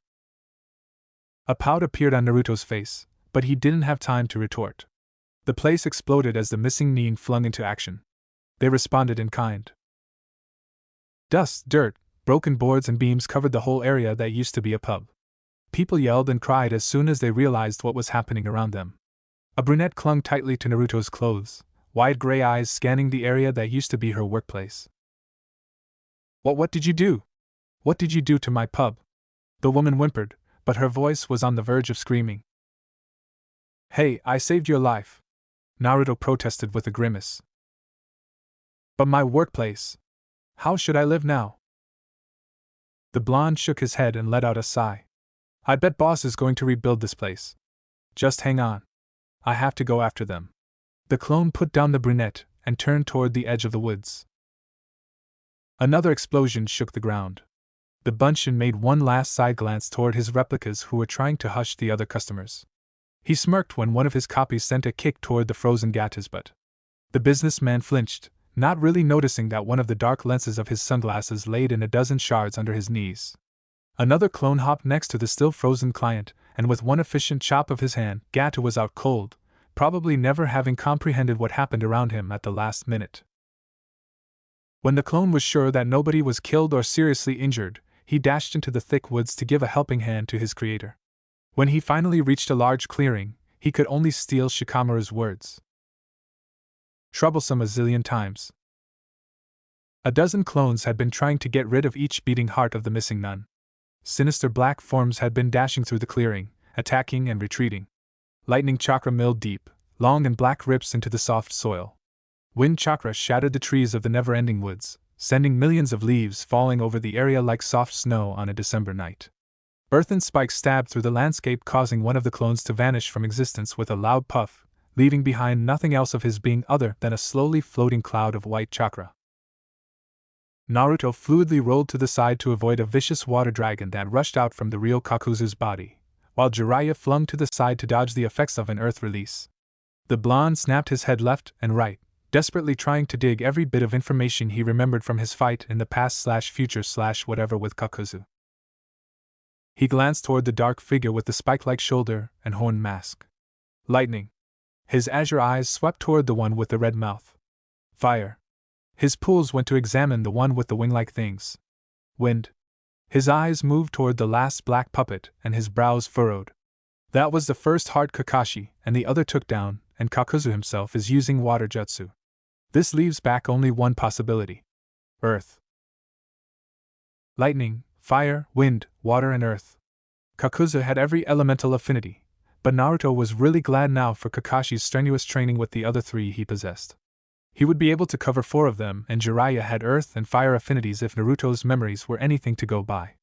They just have to choose their opponents wisely, and this fight would be like a ride in a fun fair. A confident smile spread across Naruto's face, and he jumped next to his sensei. "I've got a plan. Let's change opponents. The real body is yours. He has a water affinity, and it's weak against your earth releases. I'll be able to handle his other 4 hearts." "Hearts?" Jiraiya grunted in shock while dodging another attack. "What do you mean by hearts?" "Exactly what I said. He stole the hearts of Shinobi to get their natural affinities. Be very careful and never let him shoot those black string things at you." "This wasn't in the bingo book, you know." Jiraiya grimaced and stole a glance over his shoulder. "Just trust me on this one. I know what I'm doing." "I'm not doubting it," Jiraiya muttered and nodded. "Let's do it." Naruto smiled and was gone with a soft puff. "Stupid clone technique. You never know who you're speaking with." The sage coughed and dashed toward Kakuzu's quilted body. Naruto curled an eyebrow as soon as he received the memories of his clone. He acknowledged his copy's idea with a wide, confident smile on his face. "Okay, boys. You know what you have to do," he shouted, and dozens of blonde crowns nodded at once between 2 explosions. Naruto gracefully landed in a low stance in front of a dark figure with bull-like horns. A cocky smile spread across his face as he slowly raised his palm toward the inky lighting user. His hands weren't forming any hand seals, but deep inside his coils he could already feel sharp blades of wind gathering, waiting only for him to release the attack. Release it he did. Wind surged from his palms with the ferocity of a hurricane, slamming into the figure and sending him flying to the far end of the clearing. With one flick of his fingers, the futon, cookie hammer, wind release, air hammer, could have flown parallel to the ground, slicing everything in his way. But with Jiraiya in the way, that wasn't an option. The dark figure gathered itself from the scarred ground and hopped high in the air. Lightning chakra surged through the area from its mouth. With a single, lithe twist of his torso, Naruto safely avoided the attack, his hands already fluidly dancing through the air. The blonde thrust his hand toward his attacker, and billions of razor-sharp wind blades surged from his open palms in the form of two viciously dancing tornadoes. The blast grabbed the trees around and aggressively shook them until the leaves had abandoned the branches. The jutsu transformed the once proud, green and thick woods to mere skeletons. A viciously roaring fire dragon burst through the bare forest, hounding its prey. The winged black puppet desperately tried to avoid the blazing creature. The flipping fire licked the end of its inky form, and with one surge of chakra, the dragon pounced on the escaping heart with an open mouth. Its flaming fangs plunged into the twilight muscles, the jutsu's long, snake-like form already rolling over like an anaconda, slowly crushing the life from it. The inferno around the puppet increased with each passing second, until it reached its ultimate power and slowly consumed Kakuzu's marionette into nothingness. A minute later, a charred, cracked mask was the only clue that the creature ever existed. Naruto glanced toward the fading fire dragon as it let out its final roar, then he shifted his eyes back to his opponent. He flickered his fingers and wind chakra stirred up the dust below his feet. He took one step toward the being, and it retreated a step backward. A vicious smile spread across Naruto's face, and he lunged forward. With a surge of chakra, the creature was pinned to the ground by an unrelenting gale that buffeted and battered with sadistic glee. Two clones appeared next to Naruto in midair, and when they landed, powerful chakra started to swirl with insane speed between their palms. A shining azure orb appeared between the hands, and then it shifted. The air filled with the squealing sound of cutting wind chakra. Four snow-white chakra blades appeared on the sides of the Rasengan. Naruto's ears slowly became numb from the harsh sound as millions of invisible blades continuously cut into the empty air above his head. He raised the finish technique, silently threatening the restrained ink-black creature. This time, the clones didn't disappear, even more popped into existence around the small trio. A fourth clone stepped into the triangle to replace Naruto, who carefully handed over the jutsu to his concentrating copy. The technique wobbled once when Naruto slipped out under the jutsu, but it still managed to hold together. Naruto raised his hand once more and chopped it down with it. By the signal, a dozen Bunshin dashed toward the struggling being while Naruto leapt away to get out of the attack range. As soon as he landed next to the panting Jiraiya, an explosion shook the ground. Everything became white and silent around them for a second as the jutsu struck and the lightning-wielding creature was gone as the wind technique tore it apart. "And you taught this attack to Minato? This could kill him if you're using clones." Jiraiya let out a harsh breath, while dodging a kunai from Kakuzu's real body, who stopped attacking. His creepily glowing green eyes were glued on the place where the Raisin Shuriken had detonated. The puppet with the red mouth hopped next to its owner and let out a hissing sound. "Your heart will be a fine replacement for the three you destroyed, Namikaze," Kakuzu stated confidently. Naruto glanced to the side just in time to see as one of his clones destroyed the earth mast with a well-aimed lighting jutsu. The black creature slowly crumbled into nothingness. "Oh, you aren't interested in mine anymore?" "I'm hurt," Jiraiya said with a broken voice, but he had already bit down on his fingertip, summoning a man-sized, stoic-looking green toad with a katana on its back. "Gamma Hero, I'll need some distraction here." The toad didn't answer, it just nodded and jumped into action in an instant. Naruto also didn't hesitate. As Gamma Hero and Jiraiya enchained the missing nin into a taijutsu fight, he also jumped on the fire-wielding puppet. His breathing was still steady, and his chakra reserves were also more than half, which left him on equal standing with any Kage. His grin twisted into a cocky smirk as he landed more and more hits on the struggling creature. A kunai appeared in his hands to slice through the black tissue, but as soon the blade touched it, it parted into two and sucked in his arm. Snake-like black strings started to crawl up under his shirt toward his pounding heart, and more reached for his limbs and for his throat to restrain him from struggling. Naruto sucked in a harsh breath as the ice-cold things touched his chest next to his heart. Something roared in the distance, and when he blinked, a wild, lion-like creature bit down on his opponent. It was made from familiar white hair. Jiraiya's hair. Stinging wind chakra shot out from Naruto's palm at the same moment, slicing through the black strings and also cutting down a good portion of the black puppet.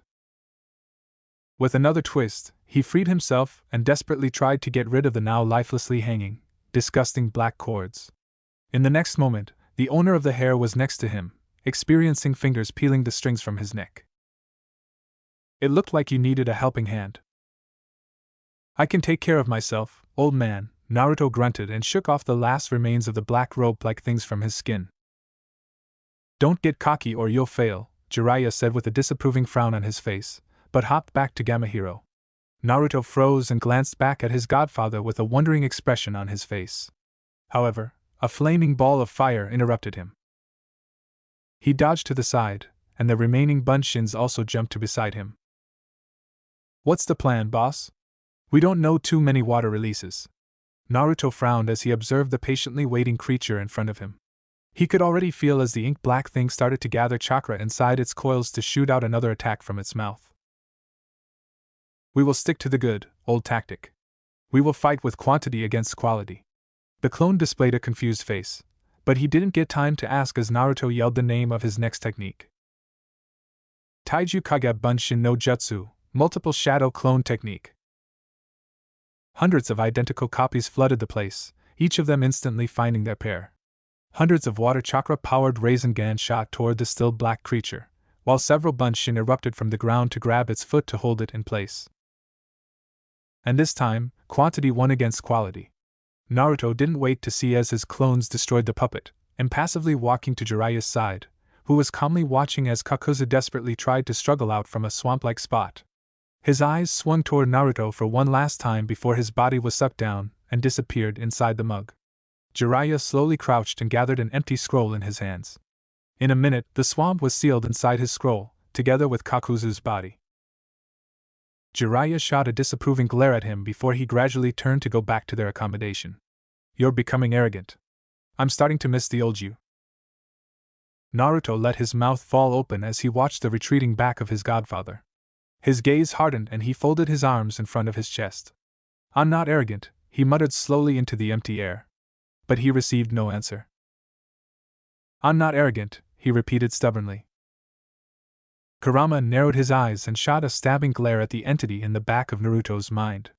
The shadowy figure's silhouette was sharper than last time, the formless mess of hair on its head had become a lighter, yellower color than before.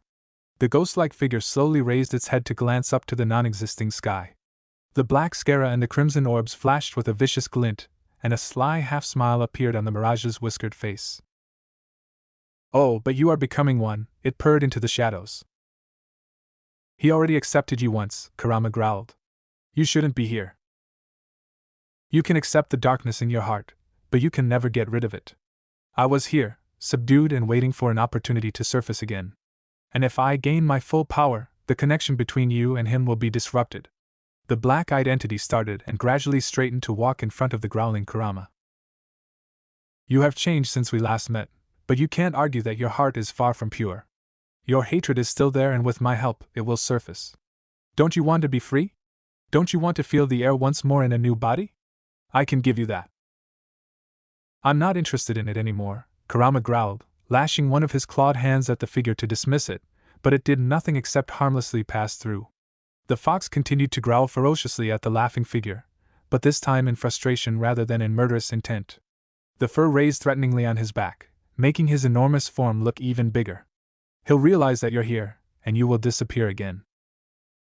I'm doubting it. You're the only one who can sense me. He's finally gotten everything that he could have ever wanted in his life. He got a family, he got a chance to save his friends from doom. He's too occupied to look inside himself. He's different from who he was before the war. I have faith in him. But he doesn't have faith in himself anymore. He fears to open his heart and share his burdens with anyone. He is becoming arrogant by thinking he can shoulder everything on his own. He trusts in the people around him, but he won't entrust them with the consequences of his knowledge and his actions. He won't let people help him anymore. Nobody has the capacity to endure this alone.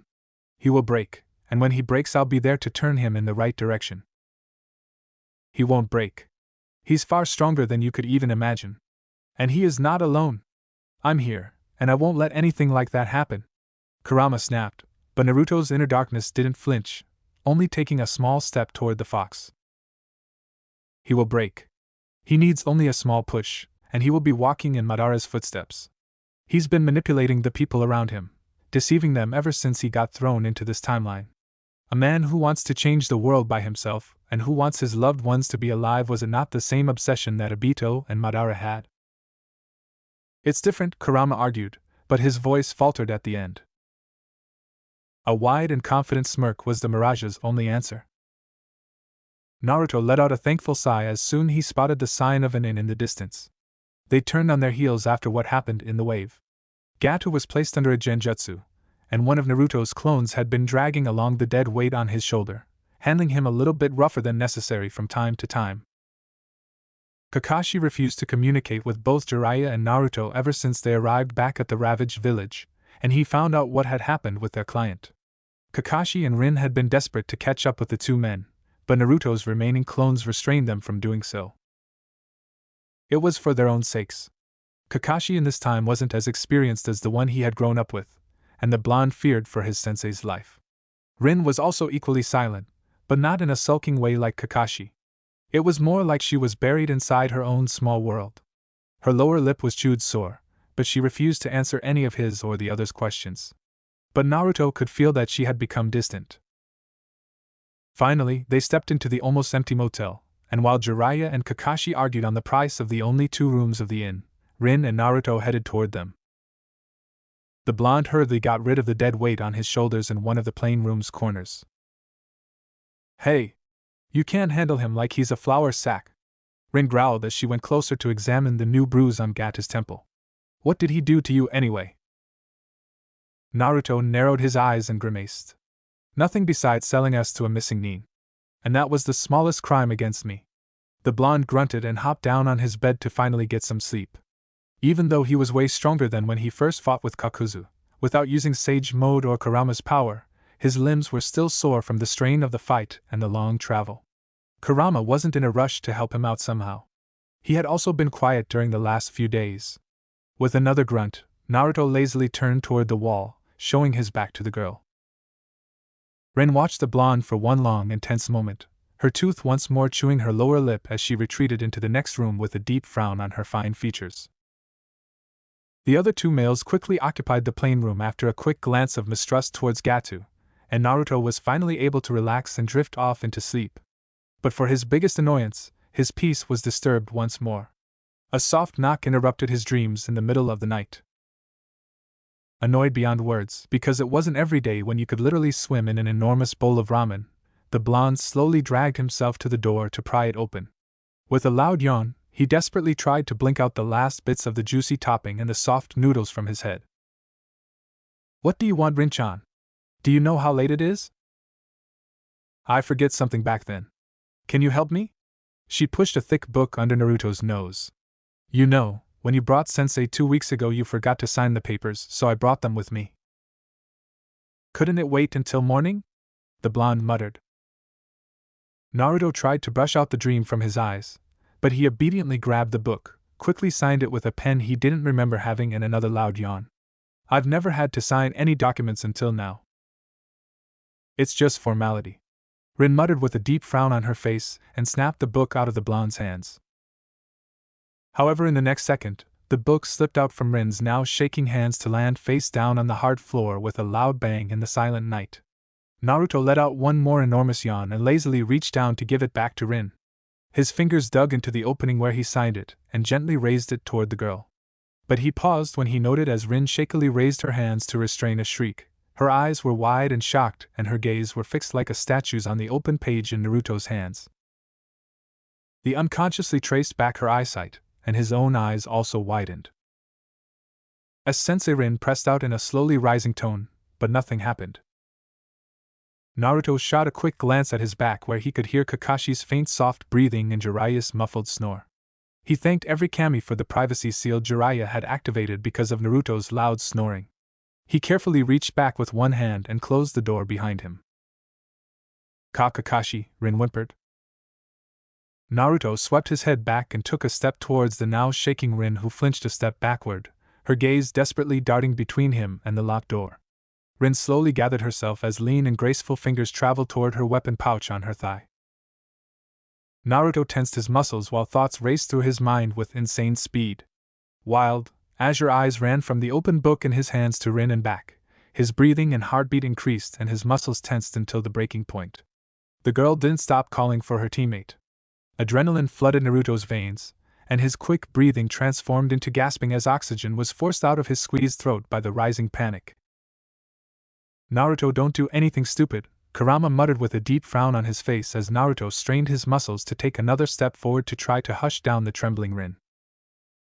Naruto pushed out between two ragged breaths and actually took that step forward. Kakashi! This time, she really wanted to yell out loud, but the name sounded more like a whimper because of her fear. Any further words were cut off as Naruto suddenly reached forward to clap a hand on Rin's mouth. Rin grabbed a kunai from her pouch and opened her mouth to finally let out the shriek she had been holding back ever since her chestnut eyes landed on the two simple words screaming at the end of the book. Uzumaki Naruto. However, this time Naruto was faster than the air in Rin's lungs. A surge of chakra. A flash of gold. And they were gone. Only the fluttering curtain in the opened window indicated that something had happened on the now empty and silent passage. Chapter 26. The girl for whom war was unleashed. A strong hand stopped Rin from screaming by covering her mouth, another wrapped around her arms. One held her carefully against her kidnapper's chest, but somehow she could also feel fingers around her ankles. Rin's eyes suddenly swung open when the realization hit her: there were too many arms for one man. But the only things she could see were shades of gold. She could feel the air racing around her as they tore through the night, but her sight was limited to the muscular chest of her kidnapper.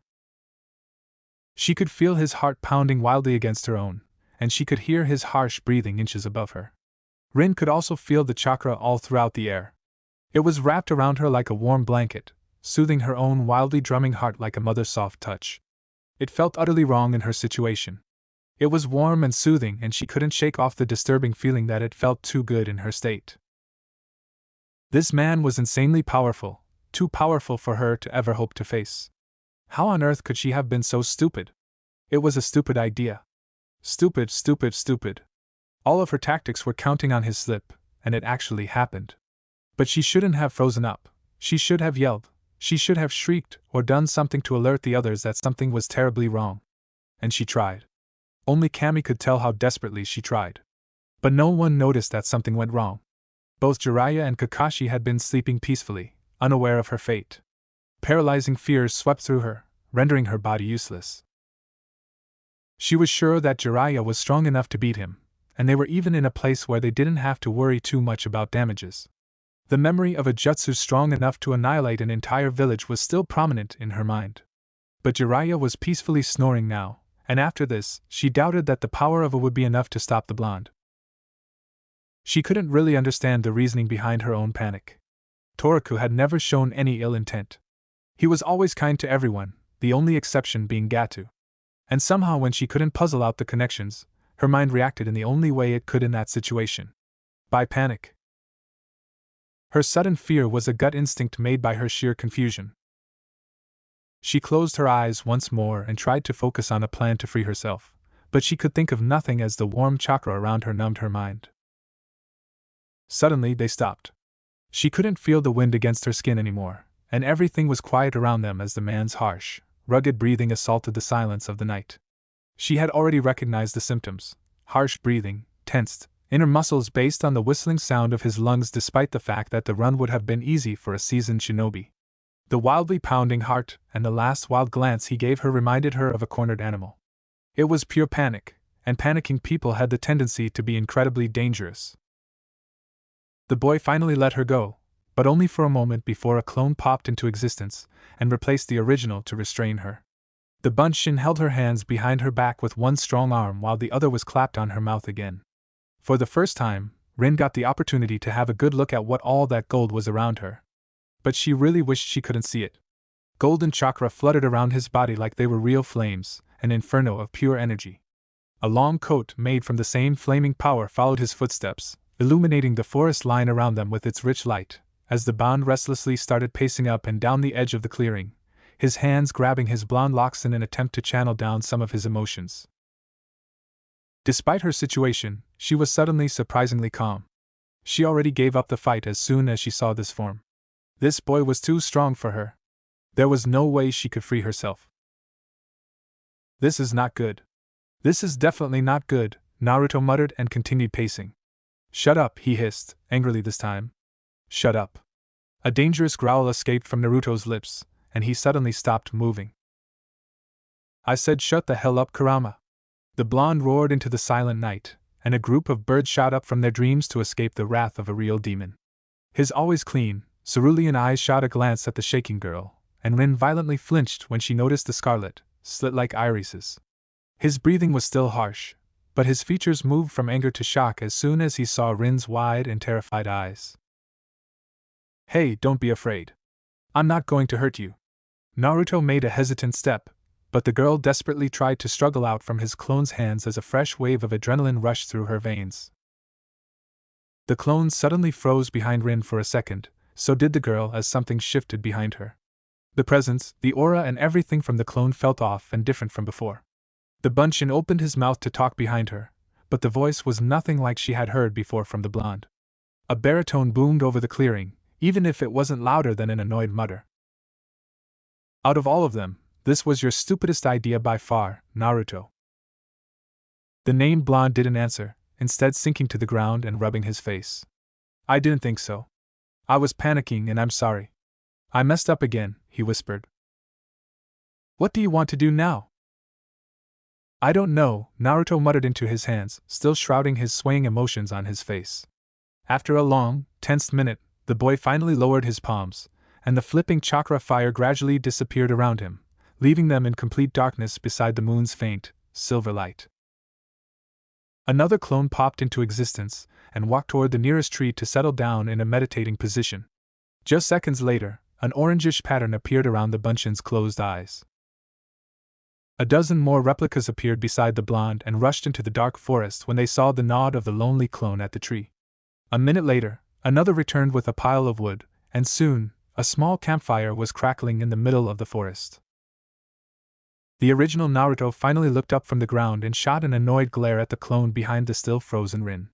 Don't antagonize my clones. You still haven't answered my question. What do you want to do now?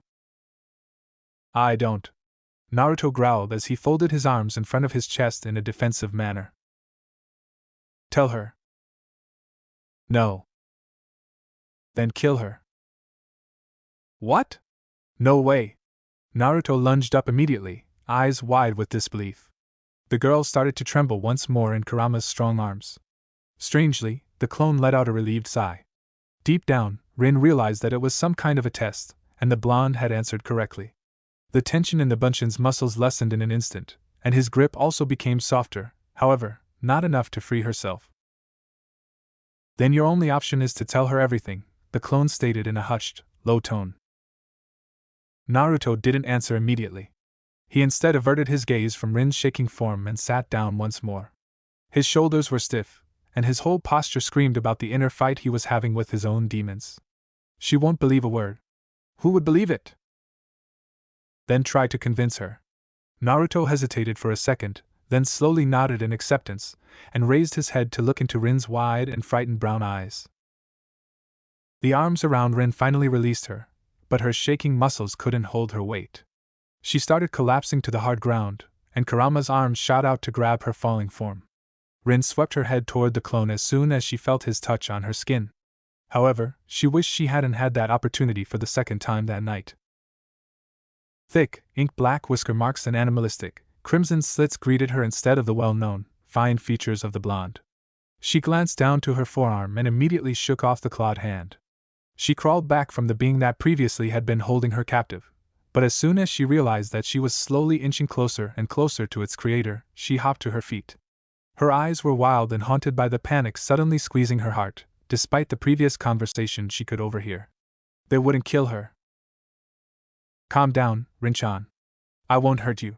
Naruto's voice came out in a soothing manner, but it only unnerved the kunoichi even more. She twisted her body and retreated from those searching and desperate blue eyes until her back hit a tree. Even with the hard contact, she didn't stop the desperate attempt to try merging with the bark. Only Rin's last bit of sanity restrained her from clawing a big hole in the hard surface for shelter. W, what are you? And W, what is that? Rin finally stuttered and raised a lean, shaking finger toward the possessed clone. Humans. The fox muttered with a sullen grimace on his face, twisting Naruto's borrowed mouth to reveal his pointed canines. Hey! You're not helping, you know! Naruto glowered in annoyance at the clone. He leaned closer but stopped when the girl stuck to the tree even more. Rin-chan. Naruto exhaled softly and motioned to the still flustered fox. He is Kurama, the nine-tailed demon fox. What? Rin snapped her head toward the teenager this time. What do you mean by that? The Kyuubi is sealed in Kushina. She is its. As you already know, my name is Uzumaki Naruto. I'm the child of Uzumaki Kushina and Namikaze Minato.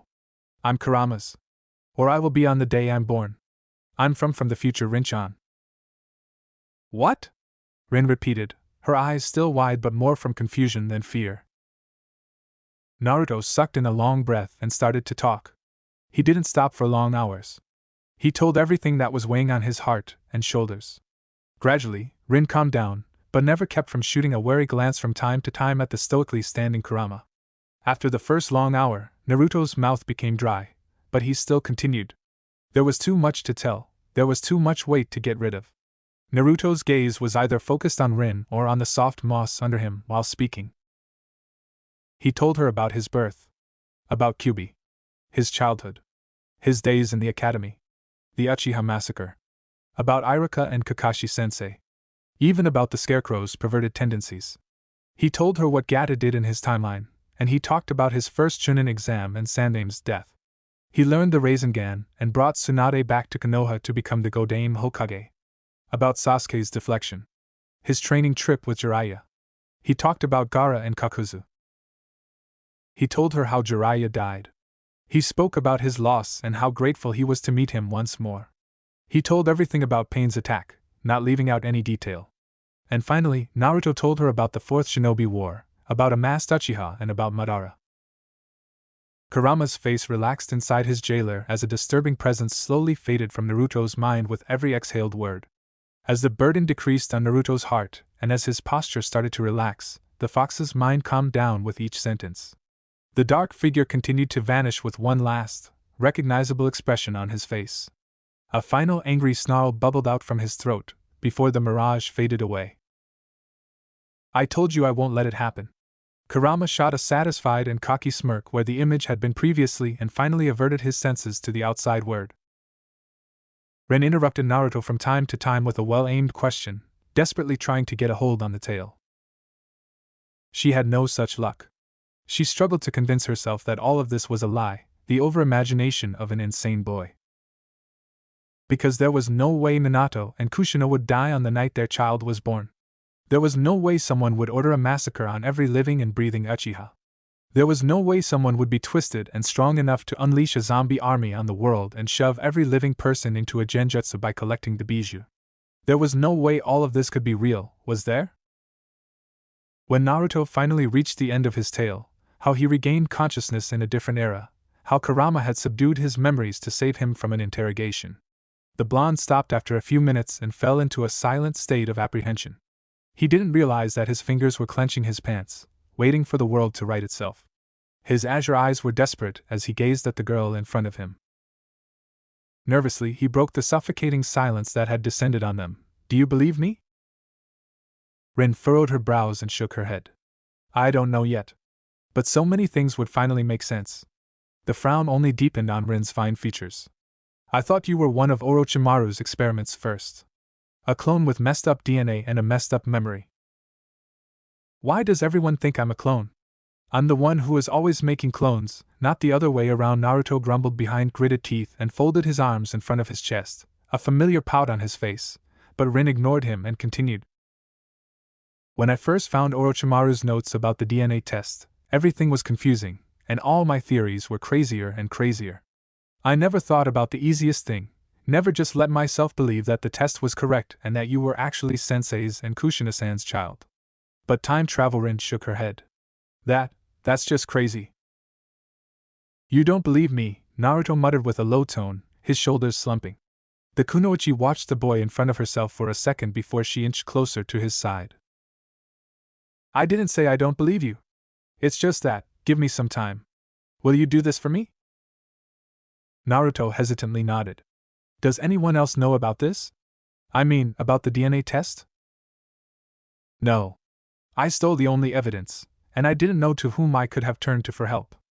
I didn't want to tell Sensei or Kushina-san, and I also had to forget the idea of telling Jiraiya-sama or Kakashi-kun. And when I saw how you were handling Gato, something snapped in me, and I couldn't hold it back. I had to do something. I wanted to know. I thought by knowing your real name I would understand why you were doing it. I thought if something went wrong, I'd just scream, but Rin softly murmured. Then her eyes narrowed and she shot a suspicious glare at the blonde. Hey! Why didn't they wake up? Even if I couldn't scream, I was way too loud for them to have slept through it. I have a tendency to snore loudly, you know. Naruto scratched the back of his head with an embarrassed smile. So Jiraiya put up a privacy seal around their bed to filter the noise. Another silent section greeted them until the girl finally opened her mouth. Who was the masked man? Naruto didn't answer straight away. He looked up to his still-possessed clone for guidance behind the girl's back. Kurama narrowed his eyes while he thought about it for a moment but shrugged. Is it someone I know? It was more a statement than a question.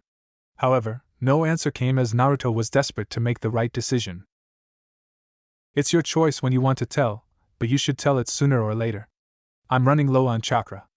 I'm leaving, Kurama said and turned toward the brunette for one last glance. Take care of that idiot from the outside. And don't let him play martyr anymore. He's shouldered enough burdens alone. Help him on this journey. Naruto was glaring daggers, but the fox ignored him. His gaze was locked on the kunoichi in front of him, patiently waiting for her answer. She finally nodded. I'll see what I can do. A wide grin spread across the clone's features, and the fearless demon fox gave a small, almost invisible bow. Naruto almost missed it, but it was still there. Thank you. It was a pleasure to finally meet you in person. The clone finally puffed out of existence after a short nod toward the frowning blonde. Why didn't you just tell them who you were from the beginning? Rin asked while turning to the blonde with a confused expression. His reasoning was lost on her. I wanted to, but Kurama told me it was a bad idea back then. So I hid everything. It was so hard I wanted to shout out who I am, but I gradually submitted myself. But Orochimaru made that stupid test, and then Shursui and Itachi. Then Danzu, Mom already knows I'm A, and now you and I, and now Kurama wants me to confess and open up. But the web of lies is too big now.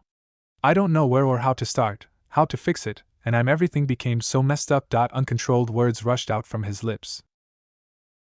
Naruto suddenly snapped his mouth shut and tensed, his gaze flickering to the edge of the thick forest, but only a clone returned with another pile of wood to feed their slowly fading campfire. In a minute, the clearing was filled again with the happy, crackling sound of life-giving flames. It gave warmth to their bodies and filled the clearing with the soft light of orange, red, and yellow that flickered on their figures from time to time, dancing amidst the shadows. The peaceful silence wasn't interrupted for several long minutes.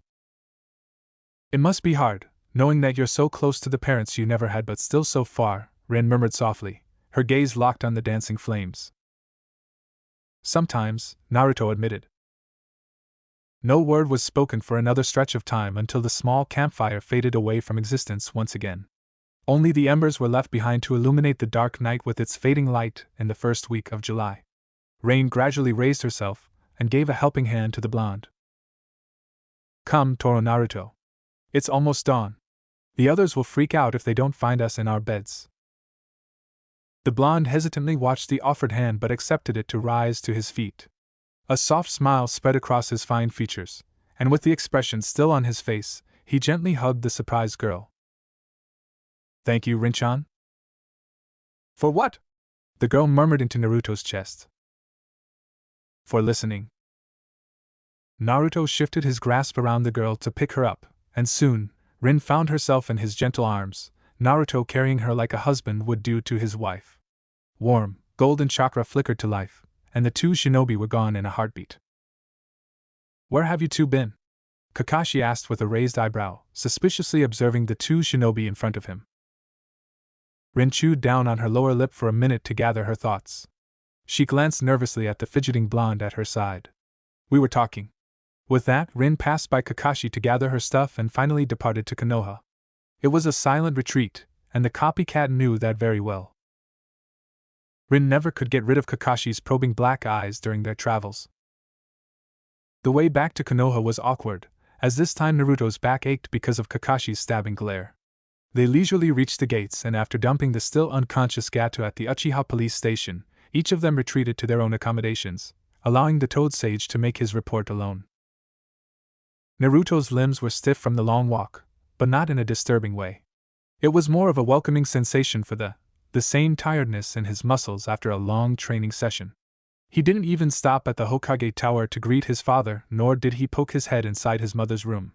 He went straight into his own and collapsed on the bed in his clothes to finally get his well-deserved sleep after the chaotic 3 weeks in Wave. Kurama patiently waited for Naruto to finally drift into a deep sleep. His breathing relaxed and his heart rate lapsed into a slower, more peaceful rhythm. The jailer's thoughts also settled down, and his mind slowly emptied. In the next moment, his awareness sank into oblivion. The fox raised his enormous head from his paws while moving into a comfortable sitting position and closing his crimson eyes. His own mind cleared, and his own breathing also settled as he forced his body to move into a different state. Something shifted around him, and the next moment Kurama opened his eyes. He was face to face with his bigger counterpart. Kurama made a sliding glance and noted with a nod that this time he managed to reappear in a different void than Kushina's seal. Kurama tilted his head to the side, letting a joint snap back to its proper place. The Kyuubi in front of him narrowed his enormous orbs as he watched his own smaller, future form suspiciously. What do you want now? Boomed the Kyuubi in a threatening manner. His form raised from the void to look even bigger than his counterpart. Do you remember the night when Orochimaru died? Kurama asked in an indifferent tone. I do not remember unnecessary things. Kyuubi's voice was both venomous and disdainful. That night was special. There was a disturbance in Kushina's seal. You remember now? I've never been able to disturb the seal in the last 5 years. This damn Uzumaki seal is too strong. But indeed, perhaps I felt something. Kyuubi admitted while he let out a yawn. On the night we fought with Orochimaru, I felt your hatred. It consumed Naruto's mind and even managed to corrupt my own. It must have come from you, Kurama protested. It wasn't from me. The disturbance you're talking about came from somewhere else entirely. Kurama narrowed his eyes as he watched his counterpart. Then where did it come from?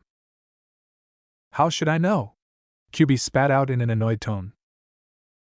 Kurama didn't answer. He instead retreated back to his jailer after a short nod toward the Kyuubi. He made a glance toward the back of Naruto's mind, where for long weeks there was another dark presence. It did nothing else than rest his back against the rough trunk of a giant dacia tree. The moss was black and dry on the spot the entity used to sit, and some of the enormous tree's lower branches were on the verge of dying. Even though it had finally disappeared, Kurama could still feel its faint, almost invisible pulsing left over under the surface. Lurking deep under the roots of the tree, it was almost unrecognizable, but it was still there, waiting under the dark shadows to rise again when it got another opportunity. The fox narrowed his crimson eyes as his growl threatened to explode in a roar. It was your doing, you sick bastard. You were the one who disturbed our cooperation, not my counterpart. He spat out the words like they were sour venom. Unsurprisingly, no answer came. Kurama couldn't shake the nudging feeling that the thing actually let out a long, derisory and mocking laughter under the roots. The brush danced between the experienced fingers on the surface of the fine scroll in front of Naruto. His hands made a waltz, and new symbols appeared on the outlined seal. It won't work this way, Jiraiya stated in an uncaring manner. However, his searching eyes gave lie to his previous indifferent tone. He carefully swept through the fine design of the seal once more and shook his head. It's completely unbalanced. If you're going to continue on this line, it's going to blow up. It won't, old man. Just stay out of my business, Naruto retorted. Still too arrogant to listen to some advice? I'm not arrogant. Why does everyone say that? Jiraiya didn't answer for a long minute, the brush still on the spot where Naruto froze in his motion. The dry paper hungrily drank the ink into itself and the small black dot, slowly growing by each passing second until it finally reached a line before the blonde could notice it. A wide, smug smile spread across Jiraiya's face as a final answer. I told you. The sage suddenly ducked under the table. Naruto couldn't do anything else except blink once before the pattern viciously flared, and in the next second, it dissolved into a pile of ash with a blinding flash. Black smoke filled Naruto's room together with Jiraiya's guffaws and coughing. The blonde stumbled toward his window to open it widely and finally get some breathable air. Jiraiya was on his heels, and another loud snicker bubbled out from his throat between two coughs as soon as he looked at his companion. Naruto was covered in the black grime from head to toe, only his annoyed, but still vibrant, blue eyes disturbing the scene. His golden locks were now ink black, and his white scara only outlined his flashing cerulean eyes on his black face. The annoyed grimace slowly disappeared from the once blonde's face, and his own laughter filled the room. Could you help me finish this?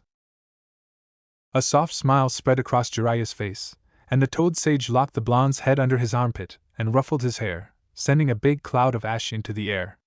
Naruto's swearing and bickering voice filled the large mansion for long minutes, but it soon turned into laughter. Naruto gracefully jumped into the open window of the Hokage tower. He watched his father's back as he leaned above a scroll, and he could feel the tension in his relative's muscles.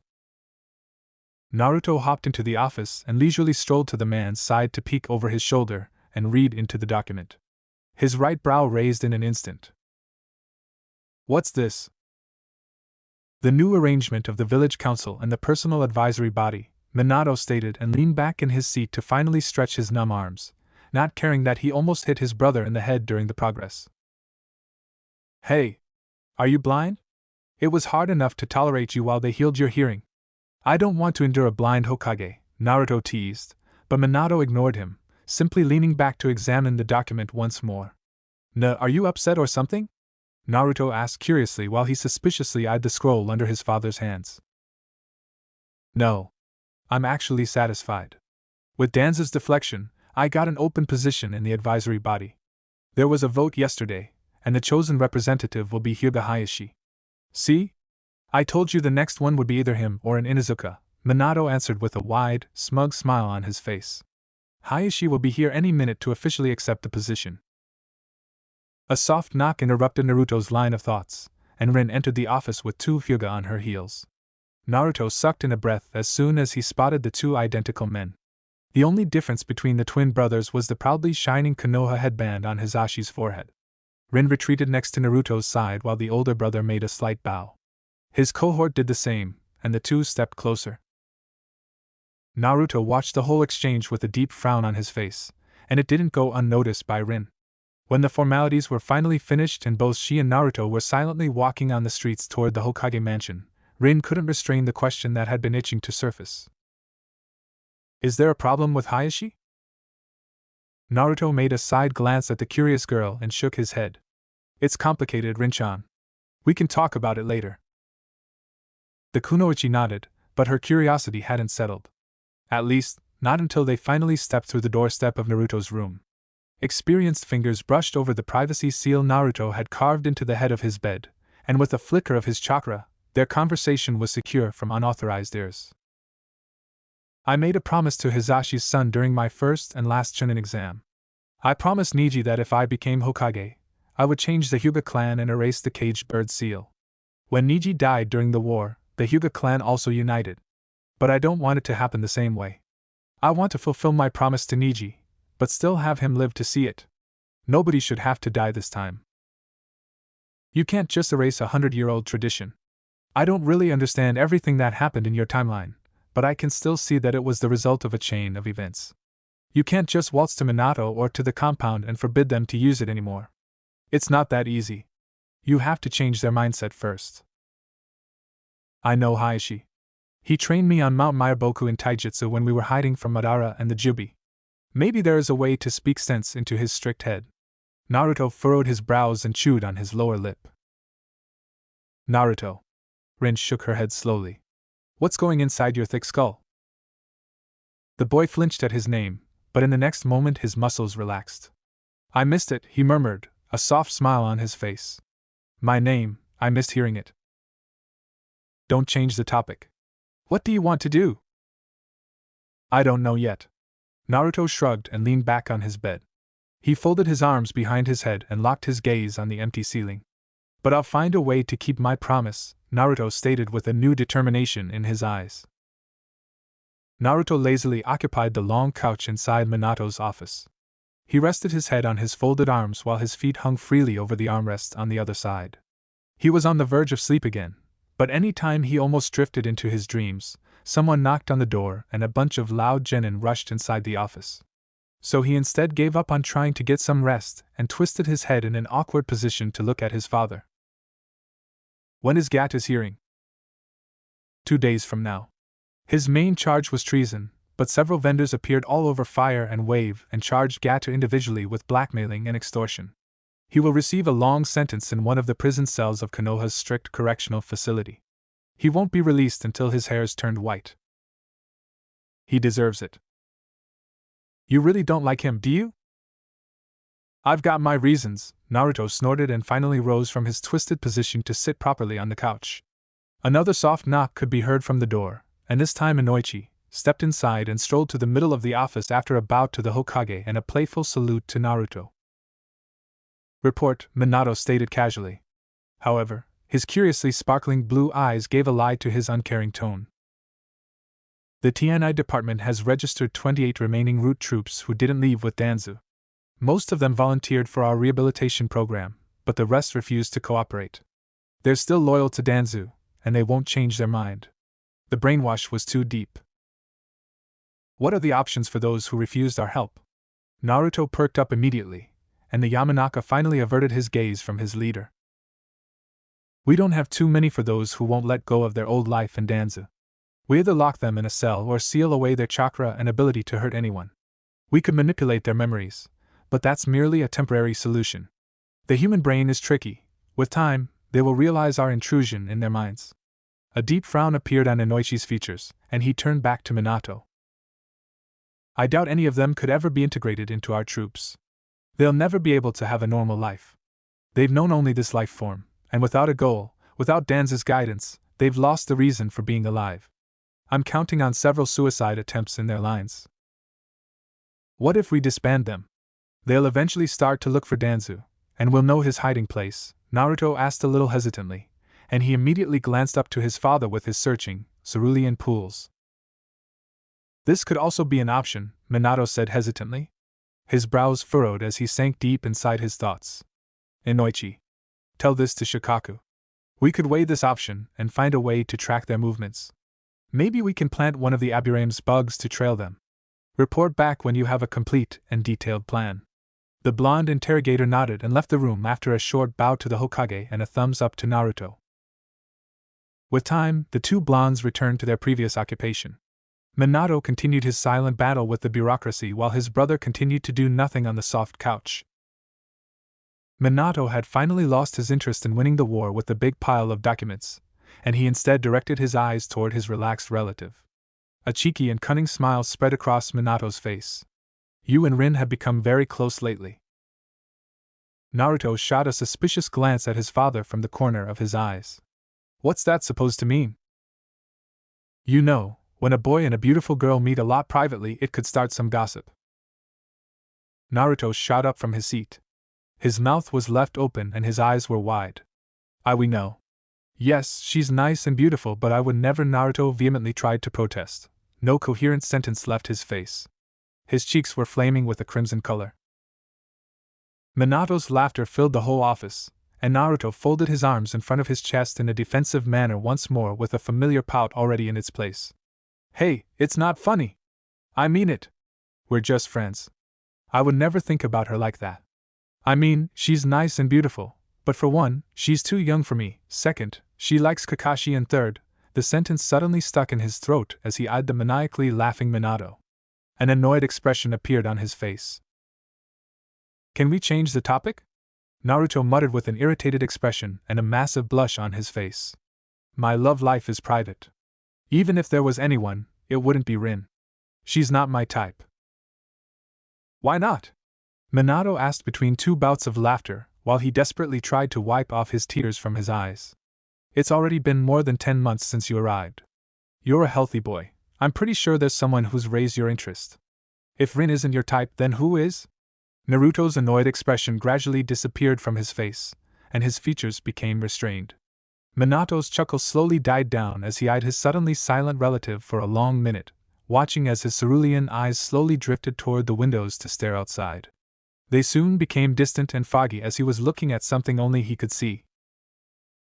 Minato weighed the situation, and this time, his voice wasn't mocking or teasing. It was as soft as a parent's. Was Sakura your type? Naruto stiffened and didn't answer for long minutes. His gaze was still locked outside the office. The question was left hanging in the air between the two shinobi, and with each passing second, Minato regretted his asking more and more. But Naruto's face slowly softened, the edges of his lips turning upward into a small, kind smile. Sakura-chan was my teammate.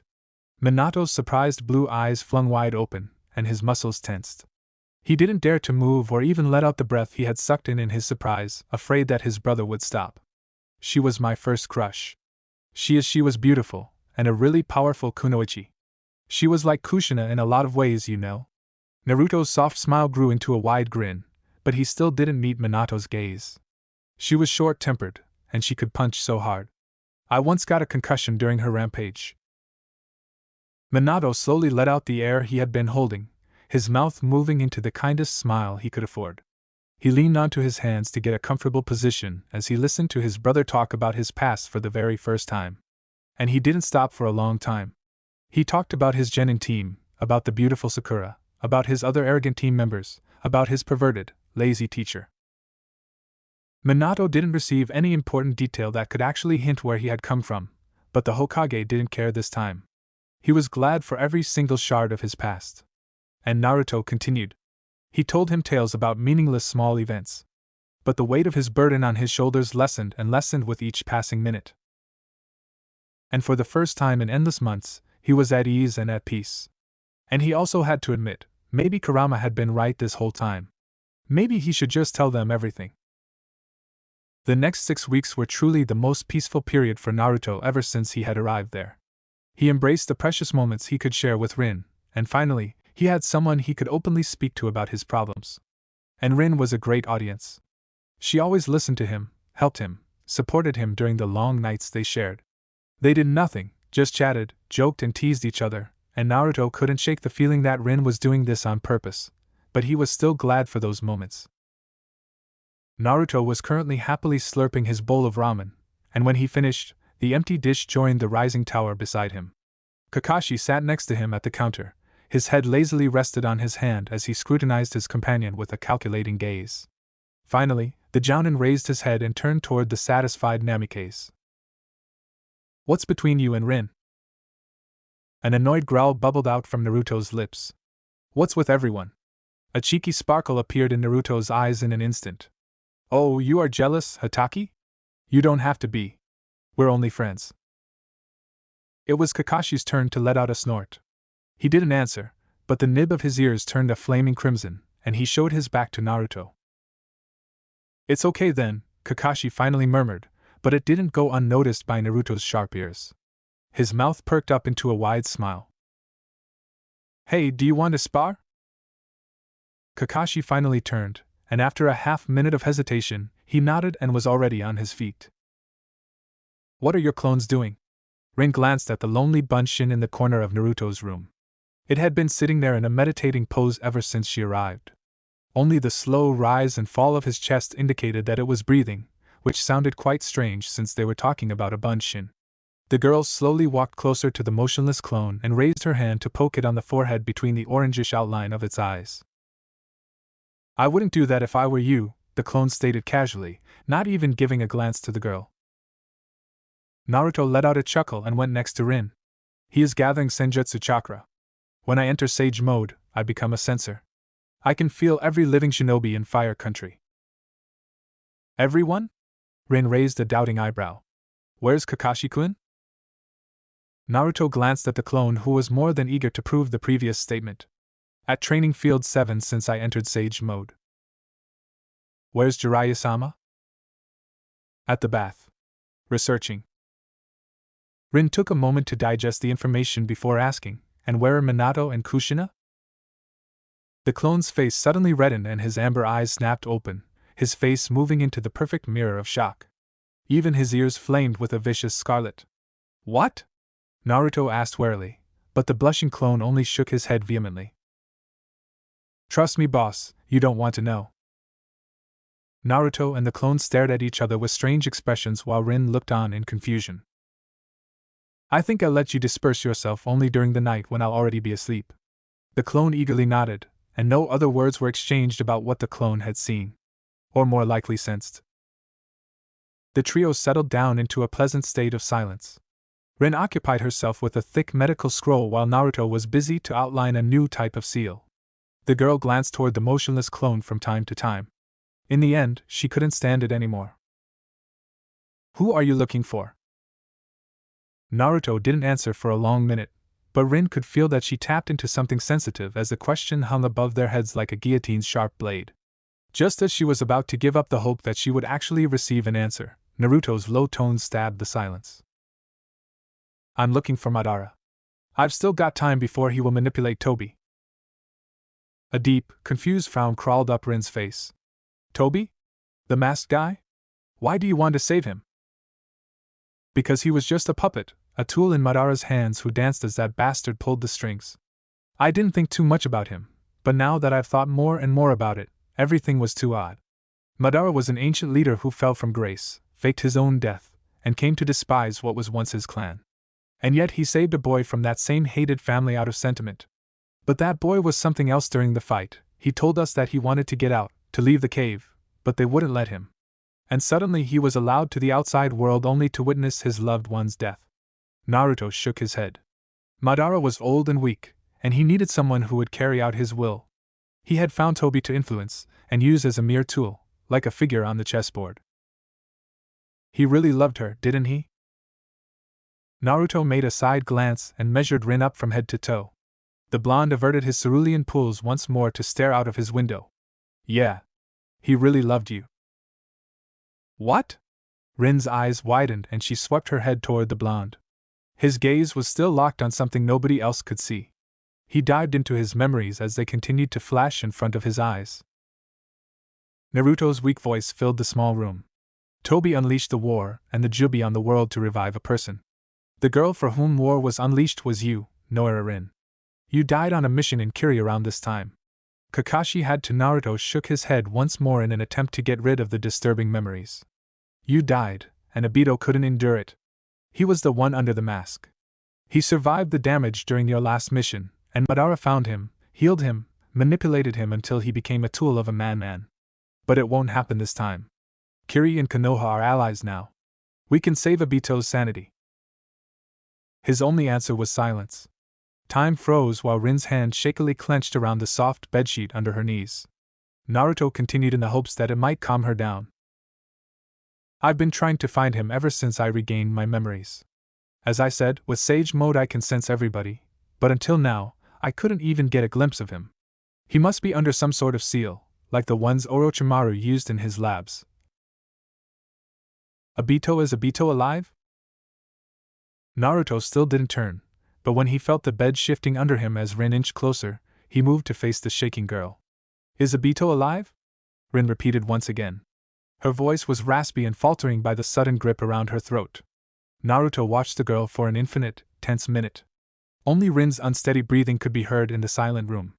The blonde slowly nodded, and in the next moment, Rin hurled into his arms. Tremoring hands clenched desperately onto his clothes, the sweet and salty tears of relief soaking his attire.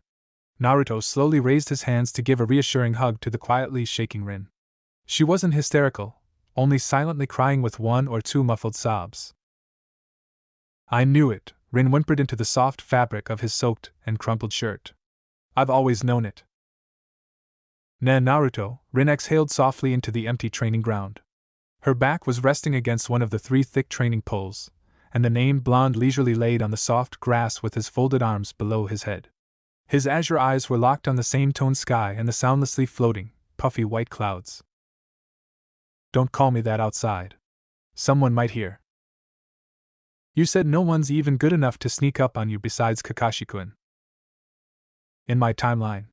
But here and now, it's happened way too much for my liking, Naruto muttered, his eyes still locked on the blue sky. He suddenly raised one of his arms to point toward an unassuming puff of white. Hey! That one looks almost like Kakashi. That's his crazy hair, and it only has one eye, see? Rin traced back his pointing finger and grimaced. Your imagination's wild. That one looks like a horse, not poor Kakashi-kun. Naruto tilted before twisting his head to the side with a concentrating frown on his face. It still looks like Kakashi to me. Can I ask you something? Naruto nodded, and Rin immediately utilized the permission. What happened to Obito? I mean, you told me a lot of things already, but I still don't understand. He was so much like you. He was always cheerful and clumsy, and he always stated that he wanted to become Hokage, and I just can't understand how he could have changed so much. Naruto slowly raised himself, an inch closer to the pole to mimic Rin's posture. I don't know exactly what he went through, but I think I can understand him more than anyone. Being lonely is hellish. But still. That idiot. I'm angry, you know? Even if I would have died, I would never approve of something like that. I'm ashamed of his actions. How did he think that killing so many people only for my sake would give him any happiness? If he would have really loved me that much, I would have been more than happy to see him become Hokage and live a happy life. He hasn't done anything yet, Naruto reminded her in a hushed tone. But it's already inside him. And it hurts. I feel betrayed because with that dream word he would have forgotten me. It's like he wants to create some copy rather than treasure the time we'd spent with each other. I don't want to be forgotten, Rin pressed, but her gaze suddenly became distant and her features softened. I always believed in him, that he would have been a great Hokage. I was sure he would make it if he was dedicated enough. But now I'm doubting it. I'm doubting him. It won't happen this time, Rin-chan, Naruto murmured softly. His gaze traveled up once more to the sky to spot a lonely eagle as it slowly circled above them. I think Minato wants something. Rin traced back his gaze and nodded, slowly straightening from her seat. The majestic bird's continuous circles were getting smaller and smaller, as it slowly floated closer to them until it soundlessly landed atop of Rin's pole. The girl raised an eyebrow and glanced toward the blonde, but the graceful predator didn't avert its gaze from the kunoichi. I think the one Minato wants to see this time is you, Rin-chan. The girl nodded once more, and with a flicker of her chakra, she was gone. She's a nice girl, isn't she? No kidding, a war was unleashed for her. Naruto turned toward the eagle with a wide smile on his face. It didn't answer, only tilted his head to the side as it eyed the still smiling blonde with its sharp, amber eyes. A faint knock interrupted Naruto's nap. He slowly rose from his bed to look out of the window, and the remains of his previous dream were instantly gone. His brow shot upward as he spotted the crouching Anbu on his ledge and hurriedly moved toward and opened the window. Hokage-sama summons you. He's waiting in the office. Naruto nodded and the messenger retreated back into the long shadows. Nothing even hinted at his existence once he was gone. Naruto glanced toward the slowly setting sun, and a deep, troubled frown crawled up on his face. The last beams of the dying orb covered everything with an ominous crimson shade. The Hokage monument in the distance seemed to burn in the fire of the vicious light. With one troubled glance at the reddish glowing Hokage monument, Naruto jumped out from his window to rush toward his destination. Naruto ran his azure pulls along the people in the office, and he couldn't shake off the nudging feeling from the back of his mind that something was very wrong. Everyone was tense beyond words, all attendants waiting for Minato to finally speak. Kakashi was leaning against the hard wall in the back of the office, his hands casually buried in his pockets, but Naruto could still see the strain in his back despite his lazy composure. Kushina was also there, silently standing next to Kakashi while Jiraiya soundlessly sat on the couch Naruto used for napping during the past pleasant weeks. Shikaku stood next to his leader as a silent support, his eyes closed shut and his arms folded in front of his chest. Only Rin was missing. An ominous feeling viciously crawled up on his spine from inch to inch, until it settled around his throat to squeeze it. His mouth suddenly became dry, and the hair on the back of his neck rose. "What happened, Minato?" Naruto asked in a cautious, low tone. But his father didn't look up to meet with his demanding gaze, nor did he blink for a long time. His eyes were carefully glued on his empty desk like a statue's. Only his telling wince indicated that he had actually heard the question. Minato finally opened his mouth, but no words came out at first. Nor for his second try. He could whisper out his words with a shaky voice only at his third attempt. Rin was killed in action. The world slipped out from under Naruto's feet, and his senses dulled. Minato continued to talk, but Naruto couldn't comprehend any further word of it. He heard nothing. He felt nothing. His father was still talking, but Naruto shakily turned and swayed out of the office without a word. Nobody tried to stop him. His eyes were stinging, his mouth was dry, and an invisible force painfully clenched his throat and his chest, but no tears came this time to give him any respite from his sorrow. Naruto silently walked through the village, letting his feet take the lead. He finally reached the familiar training ground where he had first become a ninja. When later he tried to remember how he reached his destination, he couldn't. It was too painful to be aware of. The birds happily sang their mockingly cheerful song, not caring about Naruto or his misery. Crickets and cicadas joined into the joyful sonata, and the soft wind used the tender grass and the leaves as her harp. Mother Nature didn't care about his feelings. She smugly rubbed her ignorance into his face. His fist clenched into fist, and his nails dug painfully into his palms in a sudden rush of anger, burning his insides like hot acid. Rage was growling inside his core, filling his mind with its dense red fog. Blood gathered in his palms and traveled down from his hands as his nails finally teared into his flesh, only to land on the hard ground which gluttonously drank up every droplet of the crimson essence. His eyes still stung from the unleashed tears, his throat was closed by the lump, but no tears came out from his pools. A small blue bird hopped on a tree branch next to Naruto, and joined nature's happy symphony with its own derisive aria. At that very moment, something snapped inside him. It could have been his heart, or his sanity. He wasn't quite sure himself when he later thought about the until now growing fury overflooded his dam in an instant, and devastating anger washed over his form. With a quick motion, he punched the ground in front of him in an attempt to dismiss his anger. The soil shattered, tussocks flying into the air to land far away from him. But nothing changed. Naruto punched once more, this time with more force. But it didn't give him any redemption.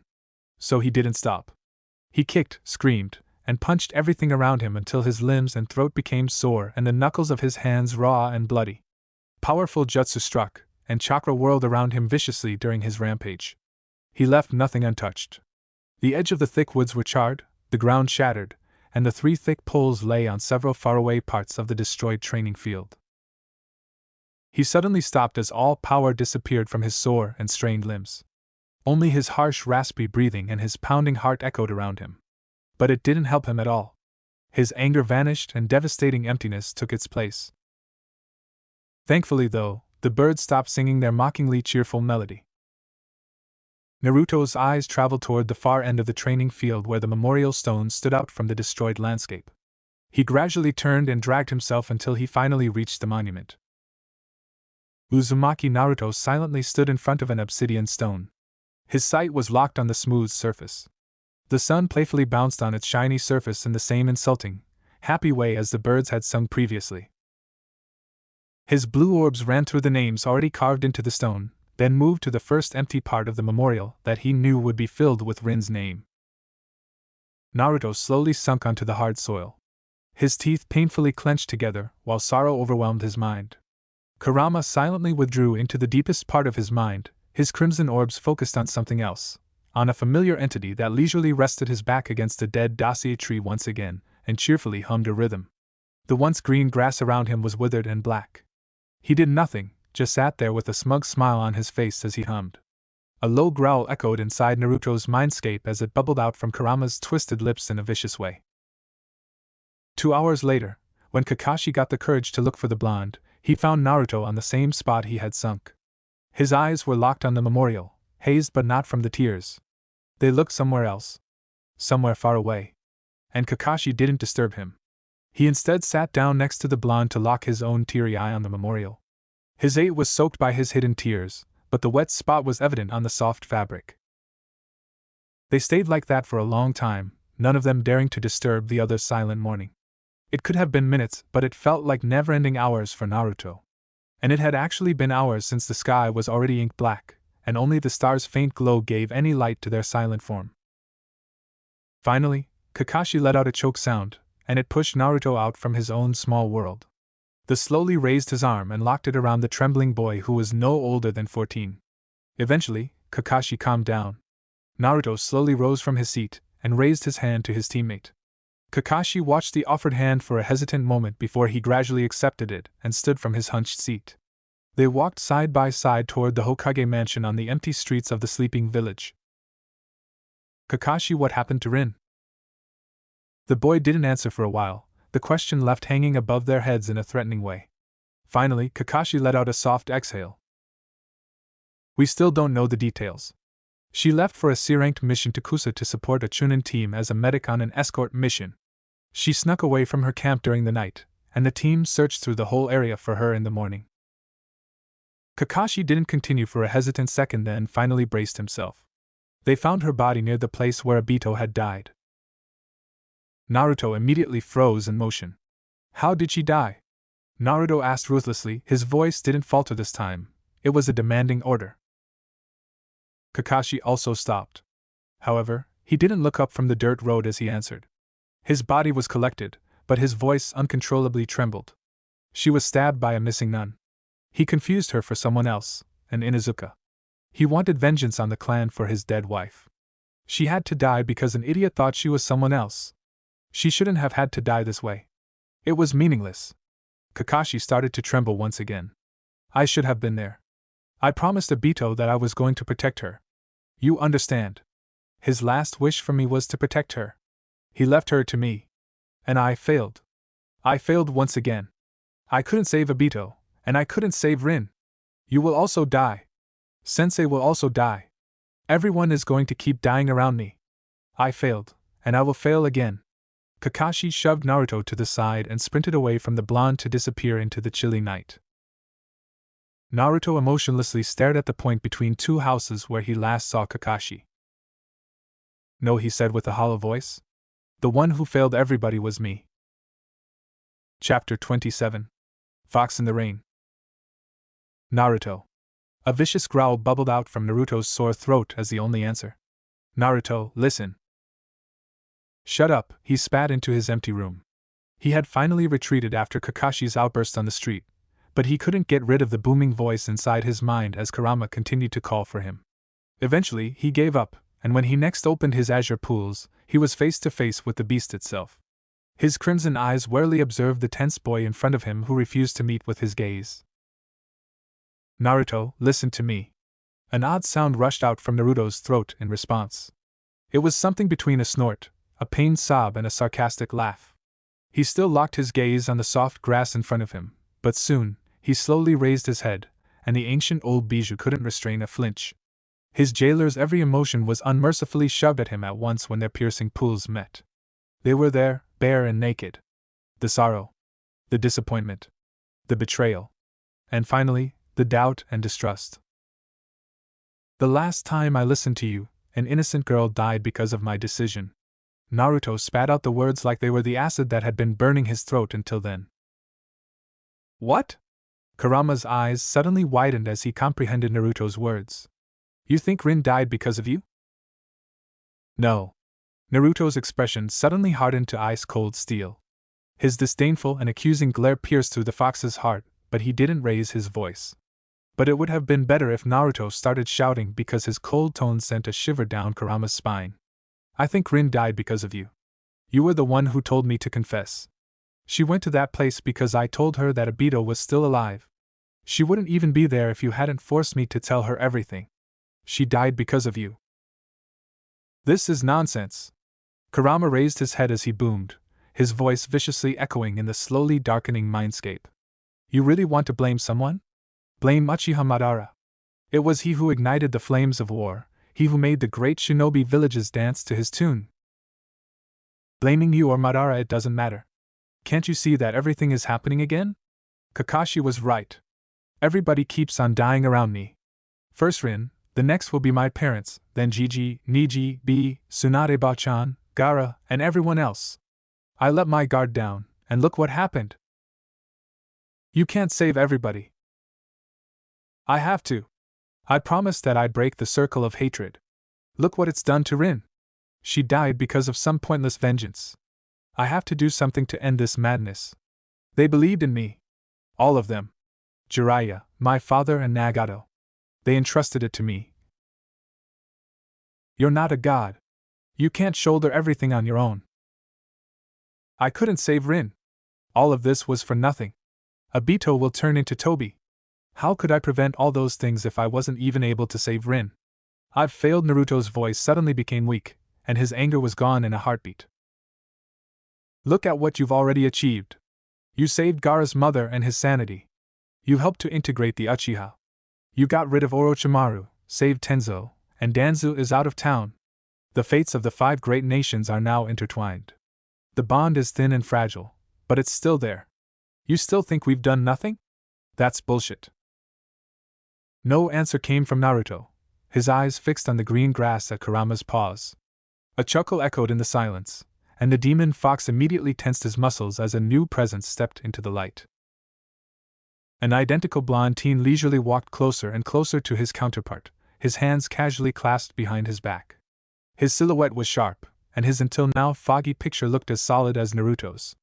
Only his black scara and red irises indicated that this being wasn't a simple clone.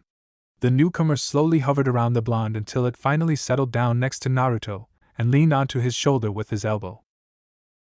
His face came closer until it could directly whisper into Naruto's ears. Yes. You've failed them. You made Rin march to her own death. You failed Jiraiya. You failed your father and Nagato. Look what you have done. Nothing. Nothing has changed. Naruto flinched, and his face turned into a pained grimace. You haven't failed them, Naruto. Kurama pushed. Look at the fox, he purred into Naruto's ears once again, and the blonde obediently looked up to Kurama. You listened to his advice, and what happened? She died. You don't need him. We don't need him. We can solve this alone. Kurama dangerously narrowed his eyes. However, they weren't locked on his blonde jailer but on the dark aura next to him. It's not true. We can make it through without him. Until now, he has played with your head, with your emotions. He was the one who was pulling the strings in the background. Hasn't he been manipulating you for the past few months? He stole your memories and your opportunity to tell your parents who you really are. Do you still think that after all those lies they will trust you? He ruined everything. Naruto's eyes narrowed, and they sparked with a strange glint as they looked over his friend. Kurama's voice was suddenly shaky and desperate as he hurriedly blurted out, Do you remember what happened at the Waterfall of Truth? He is here again, manipulating you and... Shut up. Just shut up and leave me alone. I don't want to hear any more. I need time to think in. A faint knock interrupted Naruto's line of thoughts as it echoed inside his mindscape. The blonde shot one more accusing glare at the bijou before his form slowly faded away. Kurama's gaze was frozen on the place the blonde had previously stood until the dark projection let out a vicious chuckle. The first steps have already been made. You bastard! I won't let you influence him. And how are you planning to stop me? He asked with a mocking smirk on his face. I'll find a way to stop you. You can count on it. Kurama sent a determined glare toward the entity, one that even Naruto would acknowledge, but it only smugly smiled back. It was challenging, and Kurama was more than eager to pick up the gloves for Naruto's sake. Kushina gradually peeked through the vibrant orange door as soon as she heard the blonde's muffled permission to enter. Her eyes danced across Naruto's slumped form and finally landed on the dark shadows under his always archly pools. The dark contour only enhanced his stabbing electric blue eyes and the sadness inside them. An invisible power squeezed her chest one last time before she stepped inside to slowly sit down next to Naruto. The blonde gradually leaned against her side, seeking comfort or some soothing warmth in the unusually cold night.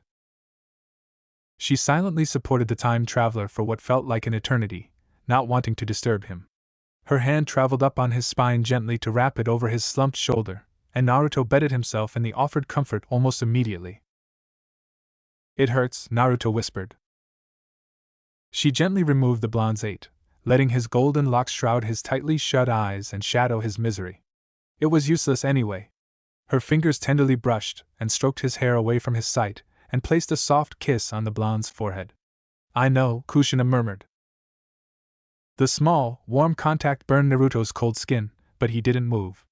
Kushina's gentle hands felt too good for his exhausted and troubled soul. It gave him the small relief he craved for. Naruto's body equilibrated on the thin verge of reality, and redeemed sleep as his troubled mind finally settled down. In a minute, he passed the delicate line to sink into a dreamless slumber, and escape from his haunting demons. Warm arms wrapped around Minato from behind, and he immediately sank into the sweet and soft embrace. He didn't open his eyes to peer over his shoulder. Kushina's sweet, vanilla scent was unmistakable. A crimson tuft fell onto his shoulder, tickling his naked skin as it slipped down slowly on his bare arm, drawing goosebumps on its way. But strangely, it still felt pleasant. Minato welcomed this mirthful sensation in the dark and cold night. It was the middle of August. The night was everything but chilly after the daytime's heat wave. Even so, the blonde had still been freezing under the bedsheet. It came from his inside, and Kushina's presence finally offered him the warmth he yearned for so much. "How is Toraku?" he whispered softly. "Asleep." She placed a soft kiss on the back of his neck and edged as close to him as close she could from her round tummy. But this was only because of his rampage at the training ground. "I think some genin teams will curse his mother's name. It will take ages and a lot of deranked missions to shake it back to its previous form," Kushina tried to joke, but Minato's lips formed only a mocking shadow of a real smile. It was so forced that the redhead could feel it, even if she wasn't able to actually see it. "I had to put Kakashi under a genjutsu to finally calm him down," Minato muttered into his pillow, and Kushina's gentle arms squeezed him reassuringly. "I'm so sorry, Minato." Kushina exhaled softly and edged even closer to her husband. But she received no answer. Her brows furrowed when Minato's muscles tensed in his back against her chest. "Look at me, Minato," she asked softly. The Hokage defiantly shook his head, not caring about the nudging feeling at the back of his head where Kushina's eyes were locked on his golden crown. He stubbornly refused to face his wife. But with time, his stubbornness broke. He needed her. The fearless Hokage gradually shifted in the soft bed to face her, revealing his silent tears as they were traveling down on his cheeks. The wet lines vividly glittered in the faint light. "I'm sorry, Minato," Kushina murmured, and her arms immediately wrapped around him, and Konoha's yellow flash snuggled inside the offered embrace like a child seeking comfort from his mother. Kushina gently stroked his shaking back, desperately trying to give some redemption to her husband. After a while, Minato finally gathered himself. He couldn't stand the silence anymore. He opened his mouth, his voice cracking as his throat was still sore and dry. "The missing 9 wasn't alone. The team found his partner. We know what happened only because of him. They both went after Rin, but that guy fell into a leftover trap from the war. The other left him there to die alone." Minato's brow furrowed. "The other, who had killed Rin, he was butchered. Someone or something had torn him into shreds." Kushina let out a shaky breath. He deserved it. An oppressive silence loomed for a moment before Minato shifted in her embrace. "I'm leaving after the funeral. The team reported something strange, and I want to see it with my own eyes. I won't be back for a week. I have to know what happened there." A deep frown appeared on Kushina's fine features. But she didn't make any comment, nor question her husband. If she had the right to know, he would tell her with time. So she inched closer to her man and wrapped her body around Minato to offer him as much comfort as she could. And also to receive her own from her loved one at this time. It was Kushina's turn to finally mourn for her lost friend.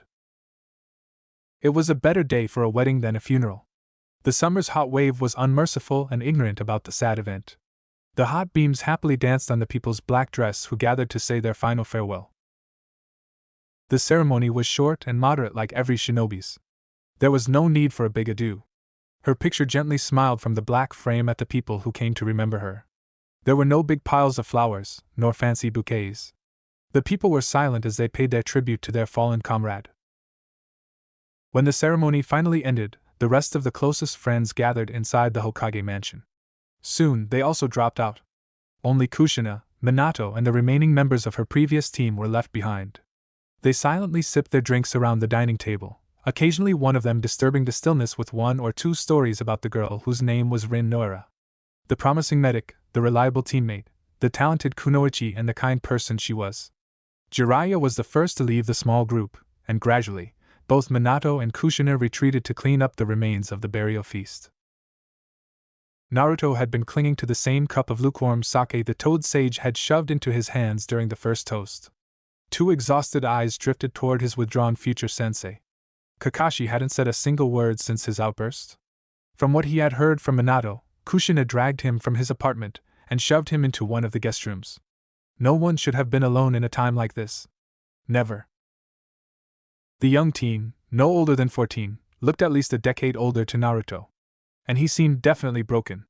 Dark rings settled below his only visible eye, and his gaze was foggy as it emotionlessly stared at his own cup of tea that he had been holding since Naruto got his cup of sake. Before Naruto could dive further into his mind, Kakashi's raspy and shaky voice interrupted his line of thought. "I'm going to join ANBU." Naruto didn't reply. He didn't know what he could say to the broken boy. But Kakashi, thankfully, didn't want any answer from him. He just wanted to tell it to someone and get rid of the small burden. Naruto already knew this would happen. Kakashi had told him that he was in ANBU for years. It was his desperate escape from reality after Rin's death. He buried his emotions and his thoughts under those years in ANBU. Kakashi interrupted Naruto's thoughts once again. "You're the first one I've told. The commander approached me after Obito's death, but I had declined it back then. I had to protect Rin." An ironic, empty chuckle bubbled out under Kakashi's mask. It was so hollow that Naruto almost flinched when it echoed back once. "But I guess neither Minato nor Jiraiya are indigent for my protection. You're way above my league." The silver-haired boy seized the blonde for a long second. His emotions suddenly overran his ink-black orbs. "You are way stronger than me. I am not able to protect Minato or Kushina, but you are." Naruto locked his gaze with his future sensei. The inky eyes desperately pleaded to him, and he was more than eager to remove some of the weight from Kakashi's shoulders. He could bear it. He could endure this for his sake. The blonde made a determined nod. "I won't let my friends die. I promise. And I don't go back on my word." Kakashi observed the teen for a moment before he nodded and let out a relieved sigh, averting his gaze to stare out the window. The tension in his muscles visibly lessened, and they stayed in silence for long minutes. Kushina's faint voice slipped into the room as she chatted with Minato. The soft tinkling of the cutlery and the running water dimly reached Naruto's sensitive ears. "The night Rin had died," Kakashi softly murmured, "I saw something when I was asleep. I first thought it was a dream, but it felt so real." The pain. Kakashi's hands clenched onto his black shirt above his heart, his voice faltering, and his eye was shining with the first wave of fresh tears. Naruto's muscles tensed as Kakashi's hands released his clothes to travel toward his forehead protector to rub the cold surface of the silver insignia. "Did something happen to your Sharingan?" Naruto asked in a hushed tone, and Kakashi immediately stiffened. Hatake slowly turned toward the blonde and shot him a suspicious, demanding gaze. However, Naruto didn't care about the teen's demanding eyes, slowly raising his right hand toward Kakashi's face. The teen's muscles tensed until the breaking point as the fingers inched closer and closer to him, while the blonde's expression stayed strangely hollow. Kakashi's eye widened when the blonde slipped a cold finger under the soft fabric of his hattai. He immediately grabbed the arm to restrain him from any further movement. An ink-black, wide and confused eyes stared into emotionless, cerulean blue ones. They held their gaze for unending seconds, maybe minutes. But it could have been easily more as the time seemed to pause around them. Goosebumps rose under Kakashi's attire as his always covered eye suddenly connected with the fresh air that slipped under the fabric through the tiny gap made by Naruto's finger. "Let me take a look," Naruto exhaled in a dull, but still demanding tone. Kakashi eyed the boy in front of him suspiciously, but his grip loosened on his wrist with time until he finally released it and let his arms drop into his lap. The blonde paused for a second like he wasn't really sure himself if he wanted to see what was under it.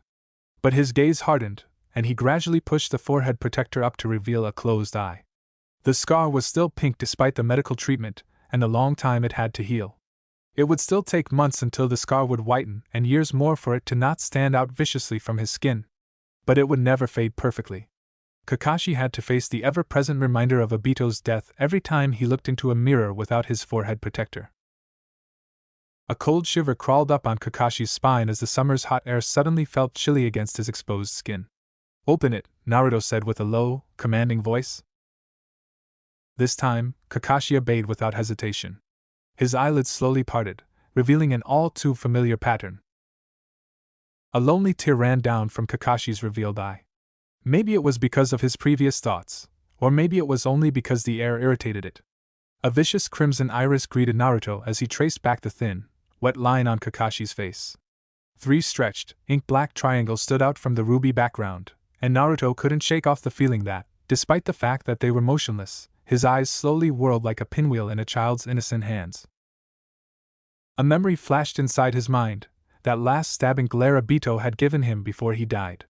That look had haunted him for months. It was filled with hatred, but deep down, it was also desperate. The black-haired man had realized something important at the last moment. It was a regret. "It started," Naruto muttered with a dark and hollow voice. It was so emotionless and unusual from the blonde that Kakashi couldn't ignore the sudden need to have some space between him and the blonde. He inched backward, immediately covering his eye. "What started?" Kakashi asked with a demanding voice. However, Naruto either didn't hear him or didn't care about his question. The blonde rose from his seat and turned to leave the room, but he stopped at the opened window. "You should deactivate it. It constantly drains your chakra that way. Go to Fugaku and ask for his advice. He will help." "What started?" Kakashi stubbornly repeated his question, but Naruto just gave him one empty look over his shoulder before he jumped out of the window to disappear in the long shadows. "Yes. It started," purred an identical voice to Naruto's in his mindscape.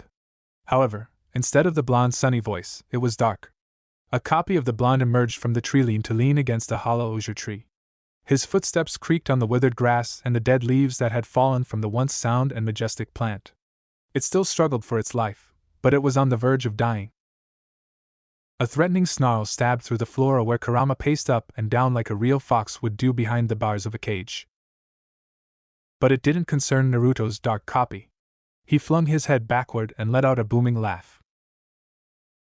Jiraiya peered into Minato's narrowed blue eyes. His gaze was glued on the blonde's troubled expression, who slowly parted his mouth to lick his suddenly dry lips before he talked. "Repeat it once more."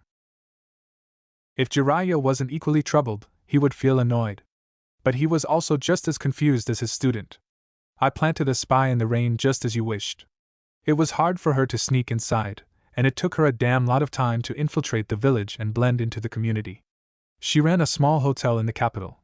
Jiraiya shut his mouth, and the muscles in his jaw tightened before he continued. "She reported that Danza has fled to AIM, and the people whisper that he is negotiating with Hanzo." Jiraiya closed his eyes and let out a breath to calm himself down, his expression slowly relaxing as the gathered pressure lessened inside his coils. "I had also received a message through her from Uchiha Shursui. That boy is very smart for a midget. Danzu and the group slept there a week ago, and Anbu somehow recognized her. He slipped this message into her pouch." The Toad Sage raised his hand, a small scroll trapped inside.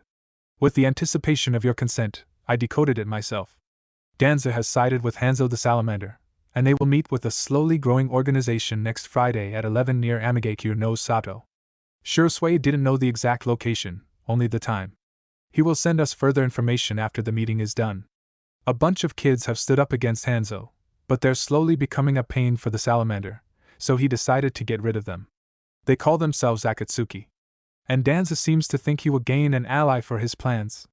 He's planning to come back to Konoha and get your seat by force with a coup." A shadow twitched under Minato's window, carefully hidden from the unwanted eyes. A deep frown was plastered on its features as the being concentrated on the discussion above with every nerve. When Jiraiya started to talk about another matter, the shadow flickered a finger on a seal carved under one of the tower's uncountable tiles. In the next moment, their conversation muffled as the small opening on the privacy seal closed. With a blur of his golden hair, Uzumaki Naruto raced toward his room to grab his backpack and head toward the village hidden in the rain. However, it was a very bad choice, since Jiraiya wasn't finished.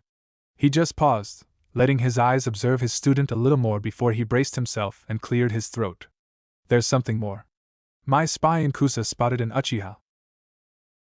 Minato stiffened, and his eyes narrowed instantly. There shouldn't be anyone there from the clan. Yeah, I know, Jiraiya whispered into the room. I have to leave the village for a few weeks to contact my people. We need more information. The Hokage slowly nodded, and the white-haired man disappeared from the office after one last glance at the motionless leader. Minato locked his gaze on the horizon, his azure eyes glued on the people of Konoha. Minato inched closer to the edge and leaned his forehead on the window, resting it on the cold surface in the hope that it would calm his burning thoughts. No one heard his whisper as it left a thin sheet of fog on the window. Torika's Uchiha wasn't Orochimaru. Dozens of shinobi stood in a straight line at the top of a long cliff, peering down at two desperate men.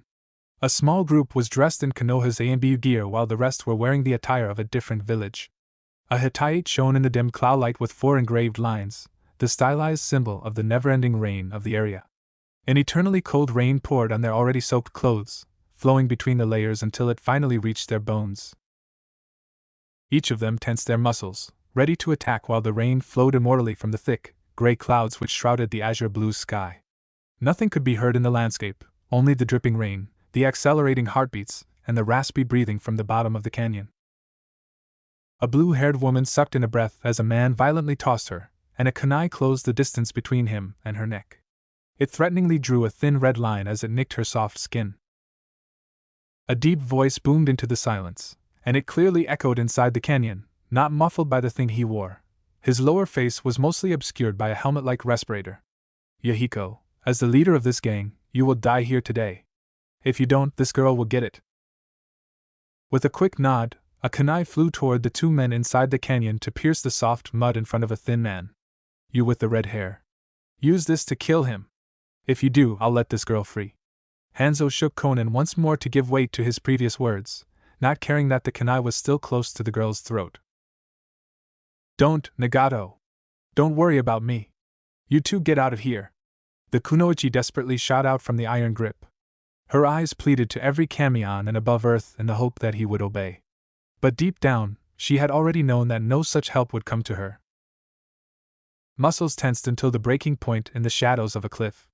With a will above a normal human, Uzumaki Naruto forced himself to wait until he could strike and flee without using anything that would reveal his real identity. If he was forced to use any of his special moves, he would be doomed. Danzu and the others would recognize the source, and that would be troublesome. A small smile appeared on his face, and he glanced back to his motionless clone who had been meditating and gathering as much energy from nature as he could manage during their minimal time. He traveled for a week with insane speed with minimal rest, but he still arrived late. He was supposed to prevent the whole meeting and not let himself be seen by Danzu or Hanzo nor by their troops. His brows furrowed as he spied the one-eyed leader of Root. When Nagato had told him this story, the Warhawk hadn't been present. But it seemed that Danzu was desperate enough to personally attend. His azure eyes drifted to the aging man's right where a short boy with a crow mask warily observed the blue-haired girl. Naruto's teeth squeezed together when Nagato hesitantly leaned for the kunai to shakily grab the soaked barrel. Nagato couldn't see anything, couldn't hear anything. His senses dulled, the noise of his own raspy breathing not reaching his brain, uncannily similar to the oddly loud sound of his drumming heart not reaching his ears. The only thing he could feel was the ice-cold surface of the kunai in his hand. His purple eyes just stared into the nothingness for a long second, but they immediately flung toward the side when he saw an orange blur at the edge of his vision. A soft, warm and familiar hand grabbed his own wrist, forcing it to move to a direction he didn't want it to. Time suddenly stopped as the ice-cold blade met with its target, and the kunai moved further and further into the flesh. The blade suddenly became warmer, and in the farthest part of his weary brain, Nagato could feel as hot liquid flowed onto his own shaking hands, soaking and warming up his fingers around the barrel of the weapon. The echo of a painful hiss could be heard inside the canyon, but it was almost immediately replaced with irritated swearing, kicking Nagato out from his temporary stasis. He slowly turned his head and desperately tried to focus his eyes to meet with the wide and surprised blue eyes of Yahiko, staring at the other side of him. The red-haired man slowly turned his head to the side, tracing his friend's sight where a grimacing brown-haired boy stood. Could you release the kunai? It hurts like hell, he muttered with an annoyed tone. Nagato blinked in surprise and gradually glanced down at his own hands where a second ago, he would have sworn it tore into Yahiko's flesh. Instead of finding a bloody stomach, the stranger's scarlet-stained hand gripped the blade of the kunai, restraining it while his other hand was holding Yahiko farther from the knife. The redhead flinched a step backward and immediately released the weapon. It reached the soaked surface of the ground with a loud splash, the remains of the crimson liquid already coloring a small puddle reddish under their feet where it dripped. Yahiko and Nagato stared at the stranger with wide eyes and disbelief written all over their faces while the young man in front of them only shook his bloody hand, continuously mumbling something incoherent. He seemingly wasn't in pain despite the weapon having cut his palm wide open. He looked just annoyed and irritated. The redhead narrowed his eyes on the chocolate brown. They were fixed on the strangely shaped pupils. They were horizontal like an amphibian's. He could feel a thin layer of warm chakra all over the face of the stranger, the obvious trace of a henge. A distant and painful moan shook them out from their small word, and the three men immediately flung their heads toward the source. Hanzo was obviously angry as well as the one-eyed warhawk. You ruined my plans, stranger. You made a big mistake. I don't like it when someone encroaches into my game. The named stranger only folded his arms in front of his chest, painting his clothes crimson where his hands connected with the fabric. His eyes traveled along the long line of shinobi standing above them, pausing for a second on the smallest one with the crow mask next to Danzu. They were ready to attack at the smallest sign. The stranger then just shrugged in the end before, faster than anyone could see, slamming his hands onto the ground. Almost immediately, an electrical sparkle could be heard all over the field, and dozens of elite fighters struggled under the lightning chakra coming out from the wet ground on both sides of the two leaders. However, to one shinobi's surprise, behind Danzu, the jutsu carefully avoided him. The attack didn't last long, only for a brief second, but it was enough to knock out most of the shinobi while the others obviously struggled to stay conscious or on their feet. The stranger straightened himself, carefully observing the remaining opponents for a long, tense second. Hanzo harshened his grip on the stunned kunoichi in his arms and readied his muscles to slice her throat open with the kunai still in his hands if the boy even twitched. Nagato immediately stiffened together with Yahiko, but the stranger did nothing. The boy tilted his head to the side and observed the scene silently for another long second until a wide and satisfied grin spread across his face. Then, the ground simply exploded under Hanzo's feet when a copy of the stranger jumped out from the soft soil and grabbed the kunoichi out of his hands. They gracefully landed beside the two comrades, Yahiko immediately taking care of the kunoichi and sending a thankful glance toward the stranger. A harsh voice echoed around the small team as Shimura Danzu spoke for the first time after he surveyed his remaining troops. Who are you? The stranger tilted his head to the side again, eyeing the man for a never-ending moment before a large grin appeared on his face, his golden eyes sparkling with a cheeky glow. The hero. Who else? Danzo took a step forward, hostility practically seeping through his skin. You are a powerful shinobi. We can be useful to each other. A strange noise left the stranger's lips, close to a chuckle as if Danzo had just made a joke. I don't think we would get along, jerk. Danzo dangerously narrowed his eyes, observing every movement on the stranger's face, every twitch of his muscles. The way he carried himself, the way he stayed stoic even in this desperate situation in front of them. The confidence and power he was radiating. The two leaders made a quick glance at each other, and a silent unity formed in that mere second. Most of their troops were down, and that man over there was too powerful. We're leaving, Danzo stated with an emotionless voice. However, if looks could kill, the boy would have been dead by then. I'll be watching you, the boy warned them and narrowed his eyes. His pools drifted toward Shursui for a second and slowly lowered his head. A small nod. A simple movement, what everyone else would just toss to the side. But for the kid, it told everything that he needed. An ally from Konoha. With this, the remains of the two groups slowly melted away, withdrawing into the shadows where they came from without any further words. A relieved sigh left the stranger, and his composure relaxed as he turned around with a wide grin on his face. So guys, have you got a warm and dry place where we can talk? The still stunned Yahiko only nodded, his mouth slightly open, before he turned around and took the lead. Questions burned the insides of Nagato. He was confused. Curious. But the four of them walked silently toward their hideout. The redhead fixed his gaze on the stranger's back while he casually and cheerfully marched behind Yahiko.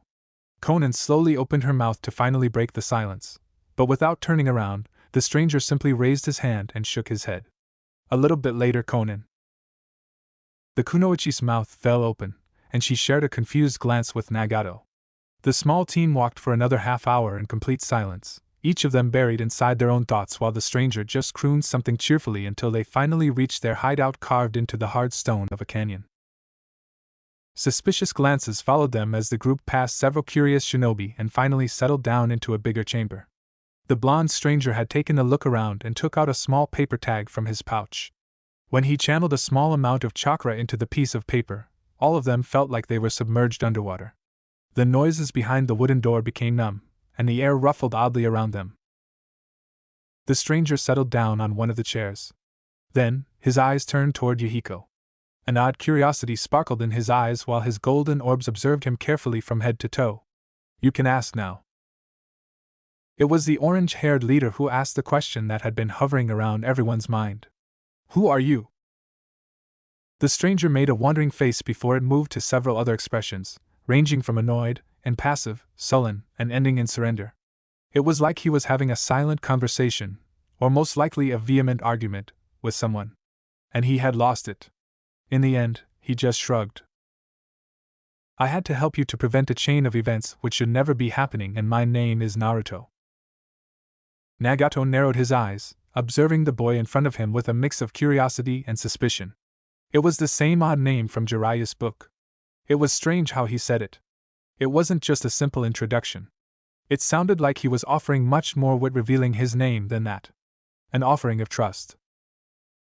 "What events?" Conan took a step forward, her eyes mirroring only curiosity. Nagato glanced around. It was strange. Neither Conan's nor Yahiko's eyes showed suspicion. But still, using a name from Jiraiya's book was more than suspicious for him. It was manipulative. The boy didn't answer immediately, his eyes locked on the empty table in front of them before it moved to pierce Nagato's purple irises. The Rinnegan could be a dangerous weapon in the wrong hands. The redhead eyed him for a long moment, his brows furrowed. "We don't know you. The meeting was kept secret between only the three of us. How did you know about it?" Naruto made a face like he was looking for words. "Let's just say, we've got a mutual friend who has told me about it." "Who?" Nagato pushed further. "You wouldn't believe me, and it doesn't matter anyway." Naruto shrugged again. "Try us. Maybe we will believe it." Yahiko took a step forward to weigh his previous words, but the stranger's eyes were still locked on Nagato. Up until now, Naruto's attention was glued on the Rinnegan wielder, despite the fact that Yahiko was the leader of the gang. "Let's say it was my sensei, but it would still not be entirely true." A frown appeared on the leader's face. "Don't misunderstand me, I'm grateful for your help. You saved both Conan and I. But why should we trust you? You just appeared from nowhere with a false name, with a false appearance, and you ask us to trust in you?" "Yes." His voice was calm, which stroked their innards like a mother's hand while Naruto slowly straightened himself. Then, suddenly, a sulking expression appeared on his face. "And Naruto is my real name." The stranger's muscles tensed, his previous expression hardening. The mood twisted around him, as this time, his eyes were serious. "I came here to warn you." Yahiko narrowed his eyes and stepped in front of Naruto. "Warn about what?" The boy closed his eyes, his muscles tensing even more, and the henge slowly dispersed. Yahiko flinched a step back when the golden eyes switched with piercing azure blue orbs. The chestnut hair disappeared, and golden, spiky locks took its place. The flawless skin on his face was replaced with 3 whisker marks on each of his cheeks. AIM had been isolated for years since the Second Shinobi War, but rumors still reached them, rumors about a fighter with that same golden, spiky hair and piercing cerulean eyes, rumors that told them to run for their lives if they met with a man from Konoha. "You are the Yellow Flash." Naruto tilted his head to the side with a strange expression, then flung his head backwards. His loud and childish laughter filled the room in a blink of a second, and it stayed there for a pregnant minute. When it finally died down and the stranger collected himself, The blonde shook his head and waved a hand to the puzzled leader. Close, but not true. The blonde gathered his expression, his previously childish face moving into a serious look once again. Konan, Nagato, and Yahiko, leader of the Akatsuki. If a man in a mask appears with a man who looks like an aloe vera, do not listen to him. Yahiko narrowed his eyes and held out a hand to stop Konan, who already opened her mouth to talk. Why? Because that bastard will. The shinobi closed his eyes for a second, a roller coaster of feelings falling from his face. A second later, he shook off his swaying emotions and braced himself. His words echoed confidently. Because you're all seeking real peace. But the peace he will offer is false. Nothing else, just the deceit of reality. If you stand in with him, you will bring destruction to the shinobi world.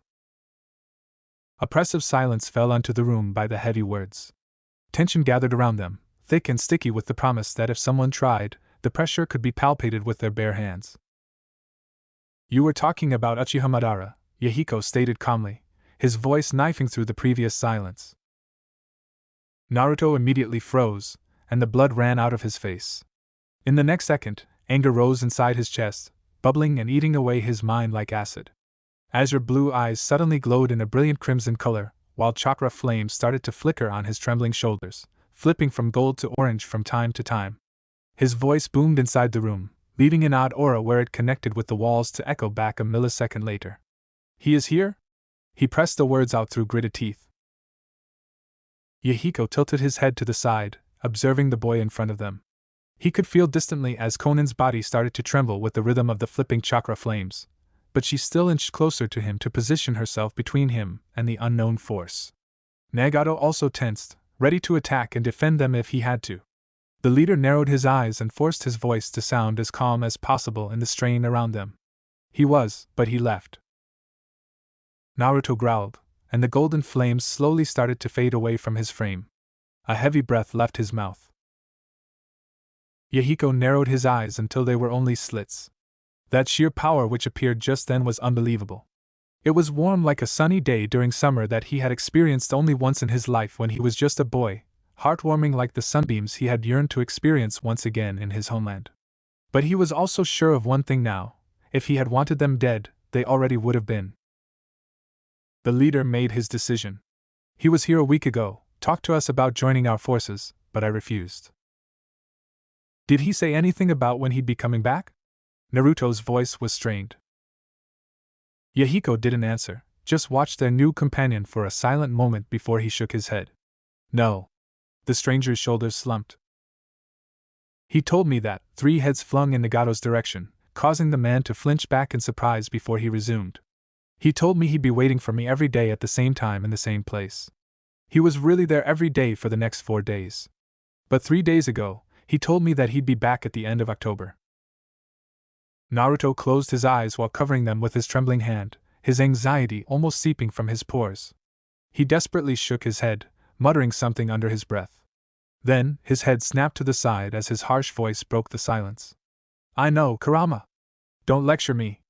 I know he's preparing for my birth. The blond boy suddenly stiffened and spread his fingers to sneak a peek at his companions. He offered an embarrassed smile while scratching his cheek childishly. I said that out loud, didn't I? Nagato takes a step closer. What did you mean by that? Nothing. It's a long story.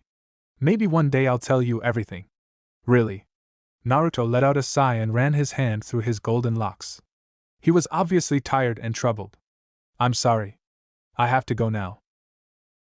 Who are you? Nagato took another step toward Naruto, his purple eyes narrowed and demanding. I already told you, my name is Naruto, he repeated. The redhead only shook his head. No. Who are you really? What is your true purpose here? The blond teen tilted his head to the side with a wondering look which then turned into a sad smile. It slowly morphed into something else. His gaze hardened, and his electric blue eyes pinned Nagato to the ground. I am the one who will bring peace. I am the one who will break the circle of hatred. I am the savior. How arrogant, Yahiko mused silently, his brow furrowing in disapproval. The gang leader's eyes traveled toward the pools of icy blue, and he suddenly recognized the emotion. It wasn't arrogance as he first thought. It was determination with the strength to move mountains. And Yahiko, leader of the Akatsuki, bowed to his determination. The bar was crowded with civilians. People joked, sang, and shouted at each other while the smell of tobacco, cheap sake, and junk food filled the air. 2 figures sat next to the counter, one of them slowly slurping his ramen while the other ran his eyes through the crowd, scrutinizing every single man and woman for a short period. A grimace appeared behind the dark mask which had managed to shroud most of his face while leaving only his obsidian eyes and short brown locks visible. After a moment, he also turned back to the counter to lean against his palm. We should have headed back straight to the village, boss. The second man with chestnut hair and similarly colored eyes shrugged and took another slurp from his soup. If there were any shinobi around, he would recognize the thin layer of chakra on their features, the sign of a simple henge to hide their real identities. One of Uzumaki Naruto enjoying his meal and a clone for diversion. I was hungry. Don't complain. The clone with the mask let out a snort, then suddenly stiffened for a moment. If anyone had made a second glance at the man, they would have noticed that the obsidian black eyes morphed into brilliant red while 6 thick, black whisker marks appeared on his cheeks. We should hurry back before they find out that you just left a clone. And the only thing you could think of was your stomach. Again. The brown-haired man simply shrugged once more and ordered a second bowl. Minato won't notice the difference. Even with they wouldn't be able to realize the difference between me and the clone I left behind Konoha. I pumped enough chakra to last for 3 weeks. A scowl appeared on his face suddenly. What do you want? I told you I didn't want to talk for a while. The masked man indifferently shrugged, but his red eyes suddenly widened and flickered to the side for a second. The pools slowly and sneakily wandered to the other end of the pub, locking on the bamboo wall for a second with a puzzled sparkle. Gears turned inside his skull, and finally, an odd, sly grin appeared behind the mask. But his companion wasn't aware as all of his attention was glued on his steaming bowl. Nothing serious. Thinking of trying out some sake. At least we're again in touch with Akatsuki after so long. The brown-haired man rolled his eyes and continued slurping his soup indifferently. We're running out of time. The brown-haired man finally stopped. It took a long time until he replied in a low tone. I know. The brown-haired man let out a long sigh and put down his chopsticks to stare at the half-eaten ramen in his bowl. The Moon's Eye plan won't succeed without all of the bijou. You need to get closer to Kushina during childbirth. Use Minato's trust and strike during the labor. I'm sure he will allow you to be there. You can act as a guard, then strike. That is the only time when we have a chance, and he will be occupied with childbirth. Red eyes locked on the man in front of him, observing him for a long silent minute until he finally glanced up and opened his mouth to reply. I know. I'll do what needs to be done. Don't let your emotions influence you. This has to be done. Don't try to reason, don't do anything other than strike. Your only chance is before he can touch the seal. I know. But Minato, Kushina, he wanted to continue, but he failed. The brown-haired man clenched his hands into fists, his joints becoming white by the restraint. I already screwed up when I had the chance. I'll do it this time. I'll kill him. His voice died down, but not enough to call it a whisper. It was more of a rasp than anything else. Naruto quickly dismissed the clone next to him and dropped the henge as soon he spotted the familiar wooden door of Konoha in the distance. He was glad that he knew the village like the back of his hand. The crack on the wall, his secret passage from his childhood, was still hidden behind a large bush. He hopped down next to the counter at Ichiraku without anyone noticing his arrival after he switched with and dismissed the clone that had been impersonating him for the last week. His peace wasn't long-lasting though. Within minutes, Naruto felt a hand on his shoulder, and the familiar chakra signature of his sensei filled his senses almost immediately. Can I join you, Taraku? A wide grin appeared on his fine features while he motioned toward the empty seat next to him. The stress and the burden of the upcoming events faded away a little by his company and by his wide smile. What's up, Jiraiya? It's still Jiraiya-sensei for you, brat. Okay. Jiraiya-sensei. So, how's your research pet project going? A grin appeared on the Sanin's face while he settled down next to the teen. Good. I already found a publisher who is interested in my new book. What will be the title? It's Aika Aika Paradise. Naruto only gave a wide grin in response while Tsuchi put down a bowl of the steaming, fine food in front of him. How was your last mission? Jiraiya grimaced. Went well, despite a rat. Naruto made a sly glance while he sucked in a big pile of noodles, sending some droplets all over the counter. After one huge gulp, he raised a curious eyebrow while he dug deep into his bowl to fish out his next portion. What rat? It's a long story. When we get some time, I'll tell you about it. Another loud slurp and the roll of noodles was gone. I've got time. Naruto happily dug his chopstick into the steaming liquid to fish out a whirling fish cake and another, proper amount of soft noodles. The toad inched closer. He eyed the teen for a long moment as he lost himself in his own small words. Just him and his ramen. Jiraiya leaned onto his palm casually. How was the weather in Aim? Don't even ask. The cold managed to seep into my bones. Windy, foggy and rainy. Naruto grimaced, but his mouth left open as he artlessly chewed his food. That was very Naruto-ish. Congratulations. The fox's voice echoed within his mind, but strangely it didn't seem as satisfied or as smug as when he usually insulted the blonde. Then, Naruto's veins flooded with ice. The chopstick froze in midair while a proper amount of noodles slipped back into the bowl, sending steaming droplets of hot soup everywhere. Another chakra signature appeared from nowhere behind his back. There was a familiar buzzing feeling in his father's seal just milliseconds before. But he didn't dare to even twitch his fingers when a familiar hand grabbed his shoulder. His father's hand, which always tapped him gently, which squeezed his shoulders with care and concern. It was now holding him firmly, the fingers painfully and threateningly digging into his flesh. Naruto's eyes slowly drifted toward his sensei, whose warm expression had melted away from his face. The look in Jiraiya's eyes sent a freezing chill down Naruto's spine. What he found there in those eyes made his own azure blue orb slip to the side. His once sensei's gaze painfully stabbed the middle of his heart, shook him to the very core. Not even 5 seconds ago, they were warm and caring, but now, they were looking back at him with a glacial rage.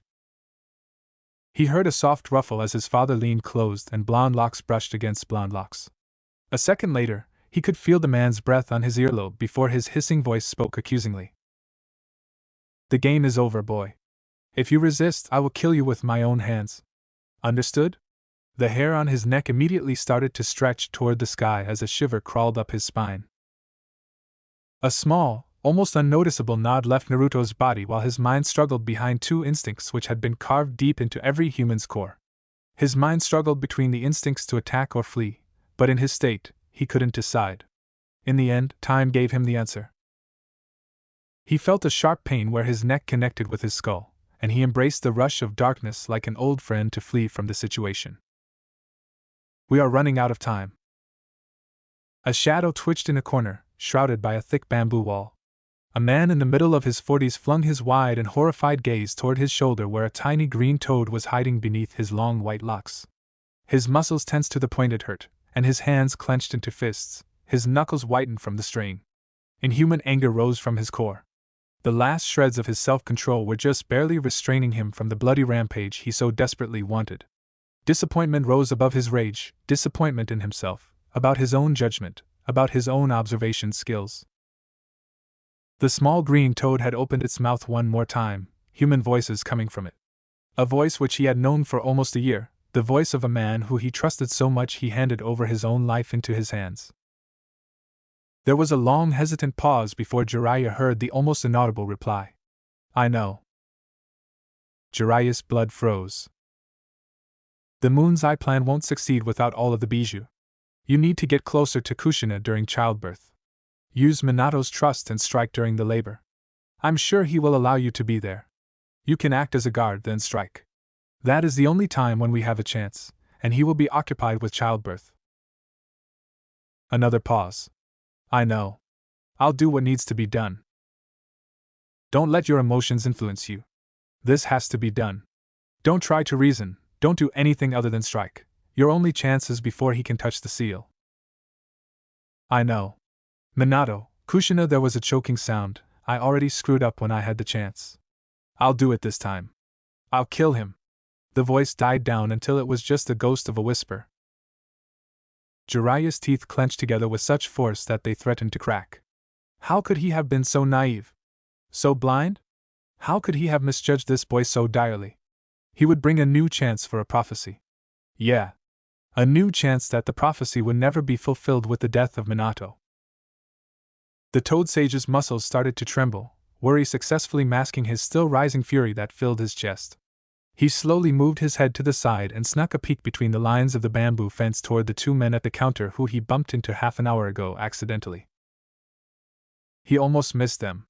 He was occupied with a black-haired brunette behind the curtains of a small bar when a name caught his ears, and a familiar voice forced its way into the bar between the curtains. It was Toriku's voice for sure.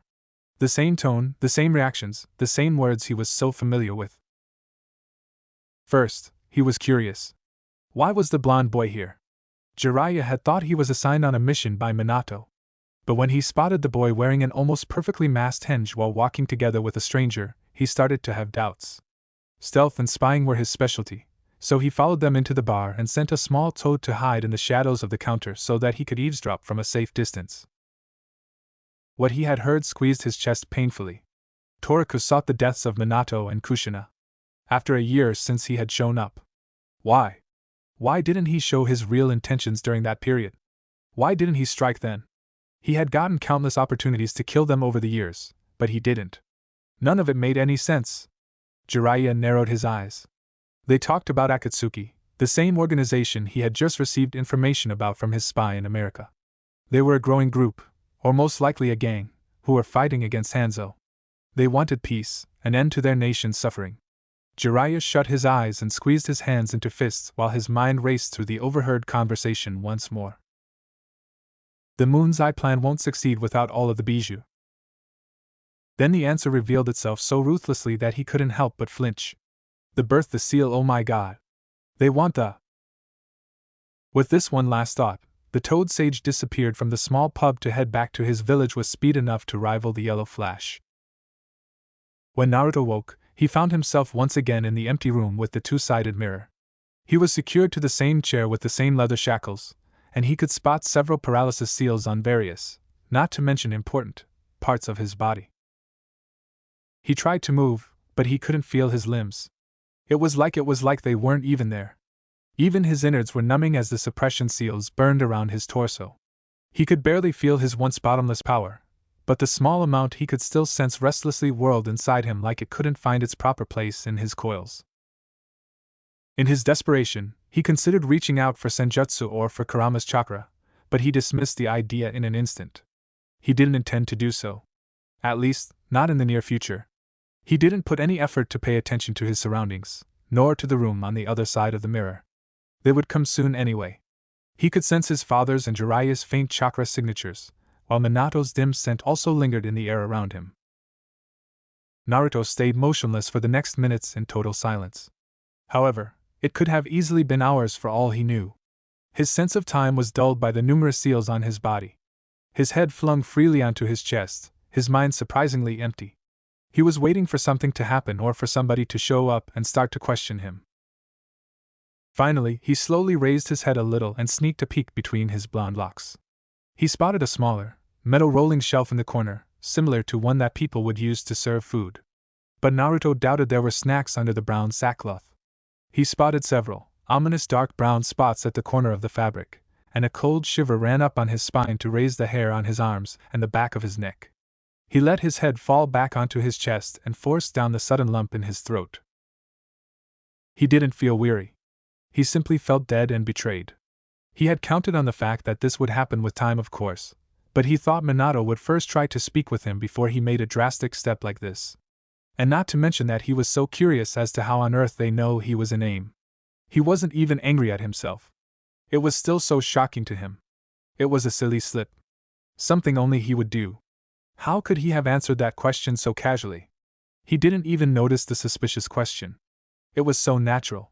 Chatting with Jiraiya and eating ramen made him lower his guard, and the Toad Sage had played him for a fool. So the words slipped between his lips by instinct. Finally, the door's squealing sound kicked him out from his musings. He slowly lifted his head, only to have enough space between his bangs to catch a glint of the betrayed look on Inoichi's features as the man slowly walked closer to his slumped form. His golden locks hung freely onto his forehead without his hatayate, which had probably been removed at the moment they knocked him out. Konoha would never willingly allow a traitor to wear their insignia. He glanced up between his locks once more and lowered his head down again when Inoichi reached the chair next to him. "I'm sorry," Naruto mumbled, but Inoichi either didn't hear or simply ignored him. Without a warning or even a word, the interrogator placed his warm palm on his forehead. It would have felt soothing in the suddenly cold room, if Naruto hadn't known what was going to happen next. There was a sudden and painful stab at the back of his head as Inoichi forcefully slammed against the defensive barriers of his mind. Chapter 28. Cloud Light. Sarutobi Hiruzen silently ran his eyes through the small apartment. Even 2 weeks after the funeral, Minato hadn't gotten the courage to pack and clean Noirarin's place. Everything was left untouched, and only the thin layer of dust indicated that the place had been abandoned. The third walked into the bedroom, his eyes drifting from place to place until they settled on the small desk in the corner. His gaze lingered on the lines of medical scrolls placed in tidy piles, but his eyes caught a glimpse of a scroll that was out of place. It didn't have a title, and it was tucked deep under the mess. However, the edge of the paper was worn out like it was used daily.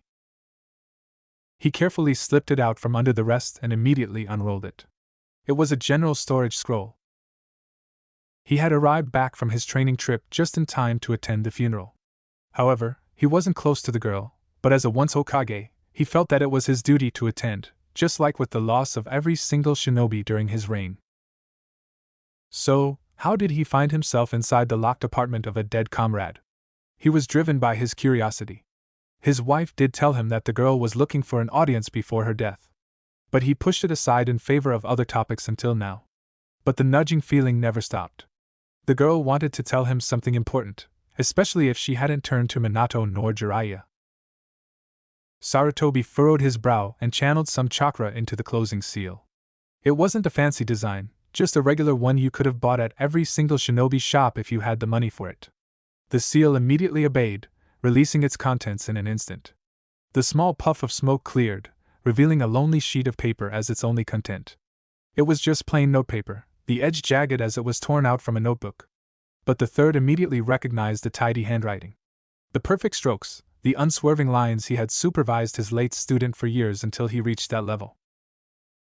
Hiruzen studied it for a long minute, disregarding his suddenly loud heartbeat and rereading what was before him over and over again. His eyes were wide and confused as soon he realized what was in his hands. He released his grip on the storage scroll, and it rolled to the farthest corner of the room with a loud thud, stirring up the soft dust on its way. Millions of dust motes danced slowly and sparkled in the sunlight, but Sarutobi's gaze was unfocused. He stood there motionless, while gears turned in his head, dots connected with insane speed and more parts of the jigsaw clicked into place. A puzzle that hadn't let him rest ever since a blonde boy crashed into the village. Yamanaka Inoichi was shocked beyond words when Konoha's fastest messenger hawk knocked hurriedly on his window with its sharp beak. It didn't waste any time because as soon as the mind reader opened the window, the hawk turned to reveal the small brown package on its back with an immediate summon from his Hokage to Konoha's torture and interrogation headquarters. When he stepped into the room, he was directed and found himself face to face with Minato. He almost took a step backward. The look on his Hokage, on his friend, was the perfect mask of immense betrayal that painted dark rings under his blue eyes.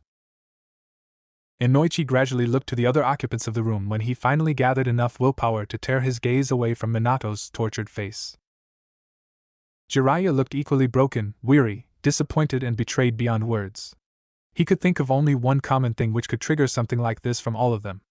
Only one person got in his mind, and it made his stomach flip. Inoichi slowly turned his head toward the two-sided mirror to see the slumped form secured to the chair.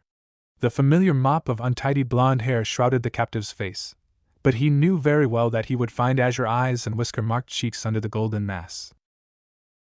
It was Namike's Toriku, he remembered, and by the betrayed looks, he was a threat. Inoichi clenched his hands into fists and glanced up to Minato, his eyes pleading to every kami to let him be wrong. But his hope disappeared when Minato looked away from his pleading gaze as he gave his order. "You are authorized to use force. I want to know everything from his past. Do what is necessary." Inoichi nodded unsteadily, but as a veteran, he immediately tried to harden his emotions. But he failed pitifully. He let his own feelings surface when he stepped inside the room. He was aware that it flickered through his face, but he didn't care. He had heard the boy mumble a faint apology, but he ignored it. He felt equally angry and betrayed. He let the boy into his house, into his life, even shared his joy with him when his daughter had been born. With one last glare at the blonde crown, Inoichi raised his hand and slipped it under the golden hair. His hot palm connected with the boy's ice-cold forehead, and the interrogator released his jutsu, to this time, forcefully entered his mind. Inoichi found himself on the familiar passage he hadn't visited for months. But what he found there shocked him to his very core. A blonde girl stood in front of him with folded arms and a stern expression on her fine features between the shelves, blocking his way toward the boy's memories. The very same blonde girl whose death he witnessed when he had first entered the boy's mind. Her lengthy, platinum blonde ponytail freely hung on her lean back, determined eyes observing him suspiciously. They stood there for a long silent minute, only observing each other and waiting for the other to make the first step. Inoichi was the first to open his mouth to demand an explanation, but the girl interrupted him before he could start his sentence. "I won't let you go further." Inoichi frowned with confusion, so he asked the simplest question, "Why?" "Because you are here against his will." The interrogator stayed in silence for another long section, his eyes glued on the determined girl, while his mind raced over several options. "Are you a projection of his consciousness?" The girl raised an amused eyebrow. "No." "Then what are you?" "A projection, an echo, a memory, a mirage. Choose what you like. It doesn't matter. But I won't let you go any further." Inoichi's frown hardened. "If you aren't part of his consciousness, why won't you let me through?" The girl's eyes hardened, but her lips turned up into a soft smile. "Because he is one of my precious people." Inoichi narrowed his eyes. He was definitely facing a mental barrier. But he didn't find anything like that until now. Heck, he never saw anything like that before. He saw the projection of consciousness fighting with him in the form of the actual person, but never another. He'd seen and met traps, locked, chained, sealed doors, and once even a labyrinth, but never another person defending the consciousness. But this meant that this barrier was here since the girl had died. "Why didn't you show up earlier?" The girl shrugged and disregarded his question, instead, stubbornly repeating her first statement. "I won't let you go further." Inoichi let out a weary sigh. This would be much harder than he first thought. He started to run through a short chain of hand signs, but to his biggest surprise, the girl in front of him did the same. In the next blink, two mind techniques triggered against each other, putting out each other's effect. The girl was good. He had to admit. Inoichi narrowed his eyes, but before he could move, the girl suddenly disappeared and reappeared in front of him, one hand extended, a graceful finger touching his forehead, while a sad smile was plastered on her face. Her azure eyes pleadingly locked on his own. "Leave. Please, I don't want to hurt you." But he didn't listen. He narrowed his eyes and tensed his muscles to gain distance. But before he could jump backward, the girl simply pushed him out from the blonde's consciousness with one swift jolt of her chakra. Inoichi stumbled backward to seek support until his back hit a wall. His eyes were wide in surprise while his heavy breathing echoed in the small room. Naruto flung his head up, his eyes equally wide in his shock and confusion. His breathing was as harsh as Inoichi's. The two blondes gathered themselves in the next seconds, and Inoichi shook his head to clear his thoughts. He wasn't in his mindscape for more than 1 minute, and he felt absolutely drained. His throat was suddenly dry as his voice cracked in the room. What was that?" Naruto shook his head to clear his own spinning brain before he answered, his voice equally shaky. I don't know. I didn't know she was there. I don't know when she." The room dangerously slipped under Inoichi's wobbling legs.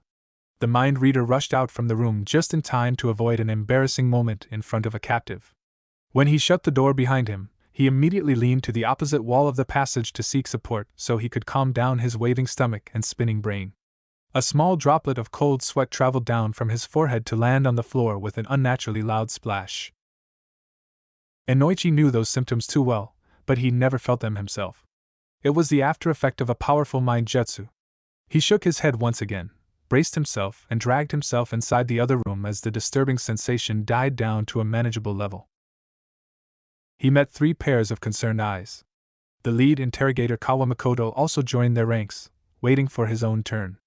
Inoichi shook his head once again and dropped himself on the inviting empty chair so his still trembling legs could have a break. Minato stepped closer, but Inoichi shook his head. He was afraid that if he opened his mouth, he would throw up on the Hokage. Another wave of nausea rushed through him. The interrogator immediately squeezed his eyes shut and pressed his palms on his eyes to fight with the symptoms as best he could. The others didn't distract him, even if that was what they wanted at the moment. They patiently waited for him to finally gather himself. He was able to do so, but only after a long, tense minute. He slowly let his hands fall into his lap and raised his head toward Minato. "I'm sorry. It seems I won't be able to use my regular interrogation jutsu on him." The girl from his memory fragment, she had put a mental barrier on him, and a damn strong one. I've never ever met anything like that before. She wasn't attacking physically, she used a mind jutsu like me. Those in a mindscape have an increased power, and the advantage of home was on her side. I can break the barrier, but it'll take time, maybe days. We don't have days. We need answers now. Minato started to massage the bridge of his nose in frustration. We will move on the traditional ways. I'll give him one last chance. We will try to interrogate him before I hand him to Makoto for more. Minato's eyes drifted into the room with the equally shaken blonde, and his eyes traveled toward the veiled metal table. Drastic ways. Minato couldn't help himself. Despite what he knew, he still wanted to give one last chance to the boy before he handed him over. If he confesses to them, he wouldn't have to suffer. Inoichi nodded, watching as the two men left the room and entered the other one. They shared a glance with Makoto before they turned their attention fully on Minato, who took the role of an interrogator while Jiraiya settled down in the background. Minato locked his stabbing eyes on the slumped form. The boy hadn't moved since they stepped in, but their eyes met for a fraction of a second when the boy peeked between his golden bangs. Anger rose in Minato, and he desperately tried to collect himself, but when he opened his mouth to demand answers, the restrained fury in his voice was transparent. "What's your name?" "I'm Namikaze." "You are not a Namikaze anymore," Minato hissed out as he walked closer until he threateningly towered above the secured shinobi. Naruto finally realized that at that very moment he wasn't facing his father, his friend, nor his brother from last year. Namikaze Minato, the kind and always smiling shinobi, wasn't here with him at the moment. He was faced with the Yondaime Hokage of Konoha. His voice and his blue eyes were cold as ice, without any love or care. Only animalistic fury, sheer hatred and disappointment burned in those azure irises. He was now the man who would do anything to protect his village from danger. And this man was now thinking he was the threat. Danger to his loved ones, to his comrades, to the citizens of Konoha. Naruto slowly raised his head and turned toward his teacher, carefully avoiding Minato's burning eyes. Jiraiya? Do you remember when we were talking on that tree branch toward Suna? The nodded. He remembered that conversation very well when Torika asked to kill him if he ever lost himself. Who would forget that kind of promise? I want to absolve you of your promise. You can't absolve me from that promise because you are not him. Jiraiya started with a calm and collected voice, but he couldn't really hide the cold edge of it. Naruto hesitantly tried to shrug, but his muscles weren't obeying his will. The shrug reminded the toad's sanine more of an awkward twitch or spasm than the intended motion. Maybe it's true. I'm not exactly him, but he is in me, and I was in him. His previous experiences, his feelings, his care, and his bonds are here with me. I'm very grateful for him, you know. He saved me, and he gave back a part of me that I thought I had lost long ago. It's funny that he built similar bonds as me, however, in a different perspective and way. Naruto lifted his head and looked straight into Jiraiya's narrowed eyes. Sensei. He braced himself, and finally, his head moved toward Minato. Family, a sad smile crossed his face. But Minato didn't care for his previous words. He asked once more, this time another question with the same cold and demanding tone. Where are you from? Naruto averted his eyes and started to fix his gaze on the streaks and curves of the wooden table in front of him. He stayed in silence for several moments before he slowly licked his sore lips to answer to his father. I was born in Konoha. You weren't born in Konoha, Minato stated calmly. True. Technically I was born outside of the village because of some special circumstances of my mother. An awkward chuckle bubbled out from Naruto's dry throat. Jiraiya finally took a step closer. Drop the act, kid. We know you are from Amigakure. AIM? Why do you think I'm from AIM? Naruto raised his eyes curiously to Jiraiya, who frowned back at him, folding his arms together in front of his chest before he answered. We know about Akatsuki's plan. We know that they are after thee and the 9 bijou. We know you are here to steal them from Konoha's. Don't use that. Don't use that word. I hate it. Naruto suddenly spat out, his tone filled with disgust. Anger overwhelmed the young Hokage's mind once again, but Jiraiya thankfully continued before Minato's anger could rise to an unmanageable level. I know you had been working with Nagato before he died, and you are part of the Akatsuki. Naruto frowned, but after a second, he burst out with a hysterical laugh. Me? Hee, as a member of Akatsuki. Well, that was good. He slowly braced himself and forced his trembling body and the giggles to finally die down. So you aren't denying that you had worked together with Nagato before he had died, Jiraiya stated. Yes and no. Naruto giggled once more, and the frown deepened on the Toad Sage's features. Minato finally lost his composure, as the previously manageable anger overflowed his dams. The Hokage slammed his fist into the small table in front of them, and Naruto immediately flinched when the strength of his father reached him. Despite the several seals on his body, he couldn't shake his natural instinct to escape. Who are you? And this is your last chance to answer without torture. An unstoppable tremble ran across Naruto's body as Minato leaned threateningly close over him, flushing away his good mood immediately. His suddenly much higher form raised high above his secured body pinned to the chair, feeling himself like an ant facing its destiny, a slowly approaching boot. The Hokage's pores were emitting anger and killing intent toward him, making his gut squeeze and his hands start trembling. He finally knew now why his enemies feared him during the war, why they almost wet themselves when he appeared, and why he gained the flea on sight mark in the bingo books. Naruto slowly closed his eyes, fleeing from the scene, escaping from those cold blue eyes, running away from the room into his own mind. His eyes locked onto the soft grass of the meadow in front of Kurama, not daring to meet with his eyes. The giant fox watched him without a word before he finally opened his enormous mouth. Naruto, as he already told you, the game is over. You should confess that we don't want to take a long break again in this department, and I doubt they will be as moderate this time as the first. Yeah, it seems so, the blonde answered with a sour smile, his gaze still secured on the softly swaying grass.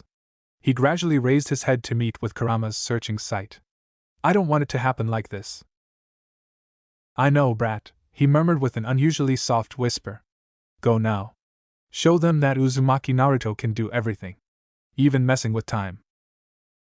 Naruto hesitantly nodded and slowly opened his eyes as he came back to reality. A fresh wave of dulled killing intent washed over him again, tearing into his flesh and his organs.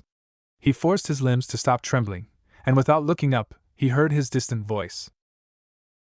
Send away the Anbu, Inoichi, and Makoto from the other room, and I will tell you everything. Minato narrowed his eyes to a thin line, silently weighing the boy's words. Gradually, he nodded toward the mirror as a silent order. Naruto closed his eyes again, reaching out for a tiny bit of nature's energy, only enough to check that they were completely alone. Jiraiya's eyes twitched as a familiar tingling sensation got past his ears, but he immediately shook off the feeling. It was surely wrong. It couldn't have been senjutsu. He, instead, concentrated on the teen with his every nerve. Naruto let out a long, calming breath, straightened in the chair, and looked directly into Minato's azure. The young leader left a small pause before his now calm voice filled the small room. What is your purpose here? Naruto didn't answer for a short, hesitant moment, while he carefully picked his words. The question hung in the air like a guillotine above a condemned head. He inhaled another bit of oxygen, and his gaze hardened with determination. To protect my precious people. Including both of you. Minato snorted. Despite what the evidence already told them, he had the guts to say something like that. He answered with a flat face and ice-cold tone. Stop this! Jiraiya overheard your conversation in the bar yesterday. We know you are an assassin, and you are trying to strike on me and Kushina during my child's birth.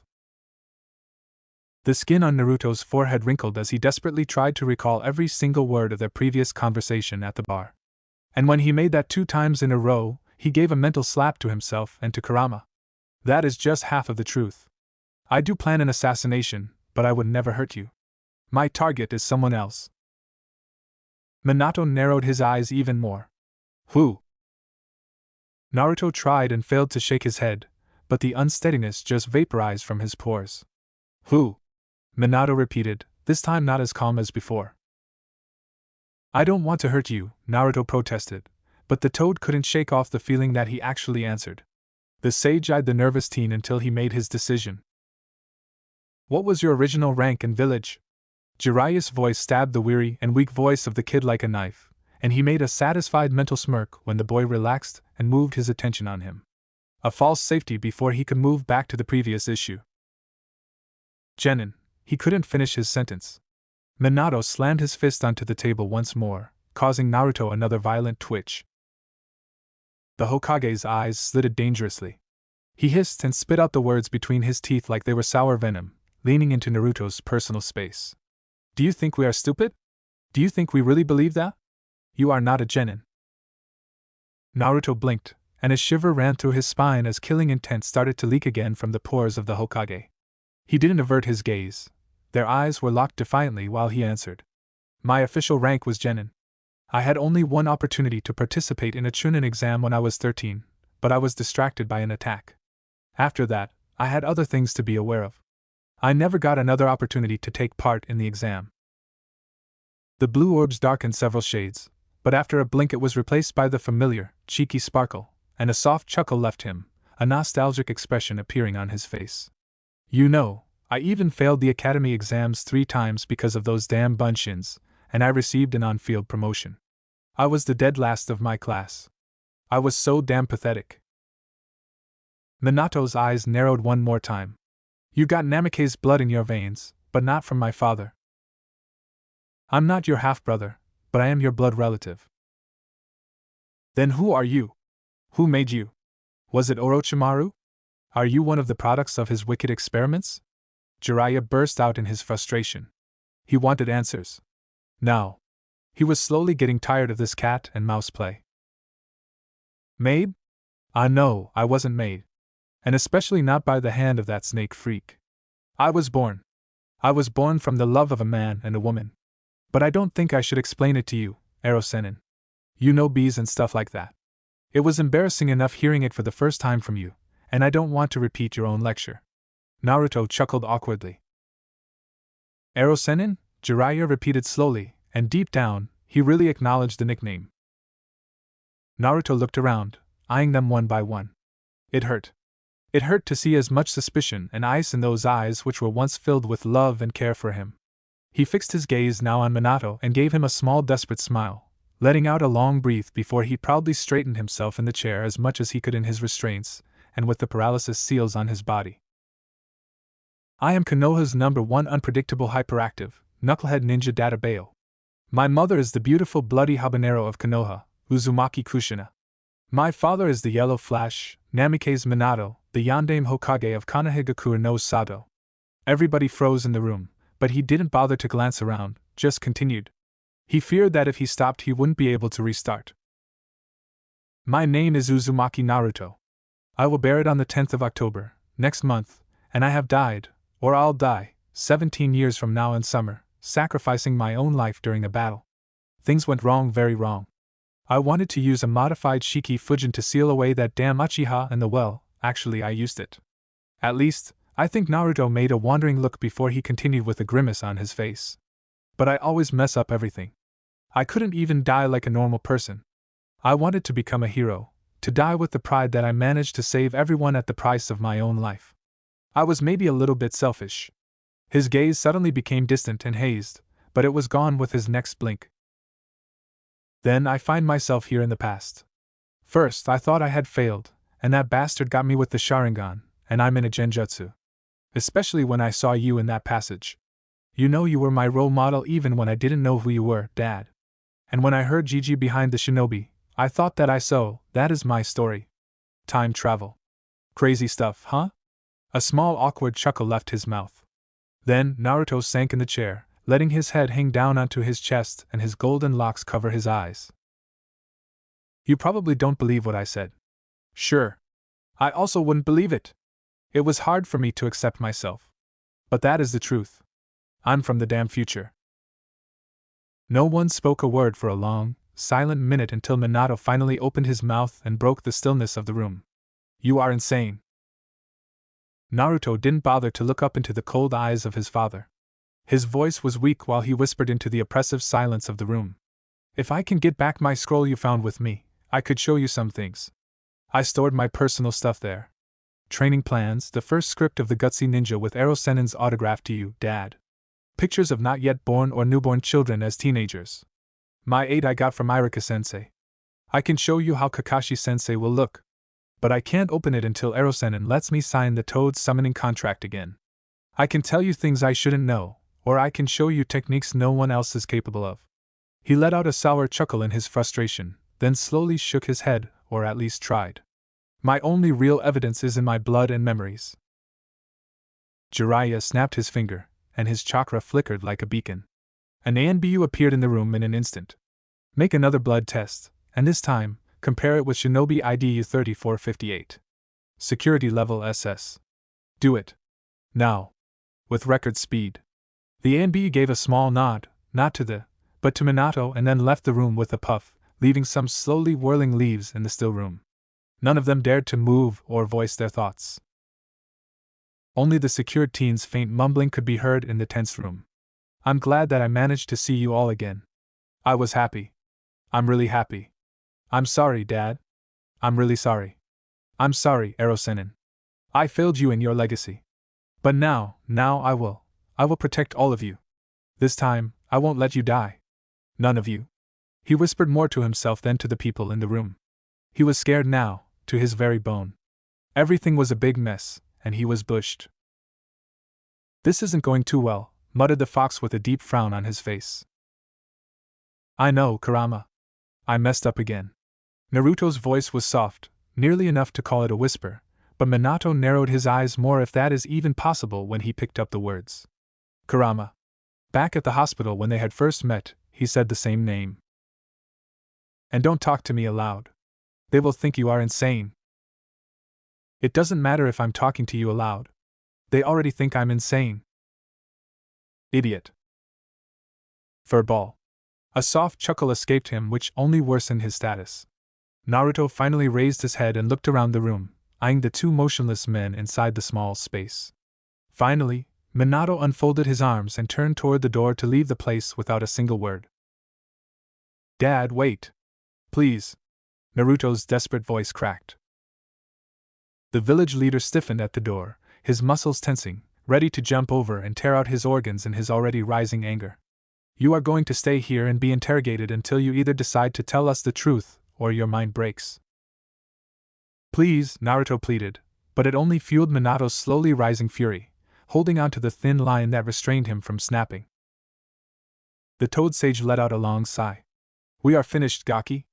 Jiraiya also turned around to follow Minato, but only after shooting a puzzled look toward the young boy. His eyebrows furrowed to a thick line. What if it's possible? The sage shook his head. It can't be. But so many things would make sense then.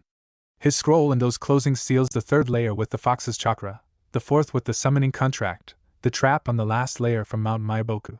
His actions, his seemingly irresponsible knowledge about things. He stopped in his snail pace and glanced back at the slumped form of the boy. He was on the verge of opening his mouth, but a faint whisper from the boy stopped him. I'll do it. The faint sound also stopped Minato, his hand hovering above the door handle for a long moment before the blonde's determined voice reached his ears again. I'll do it.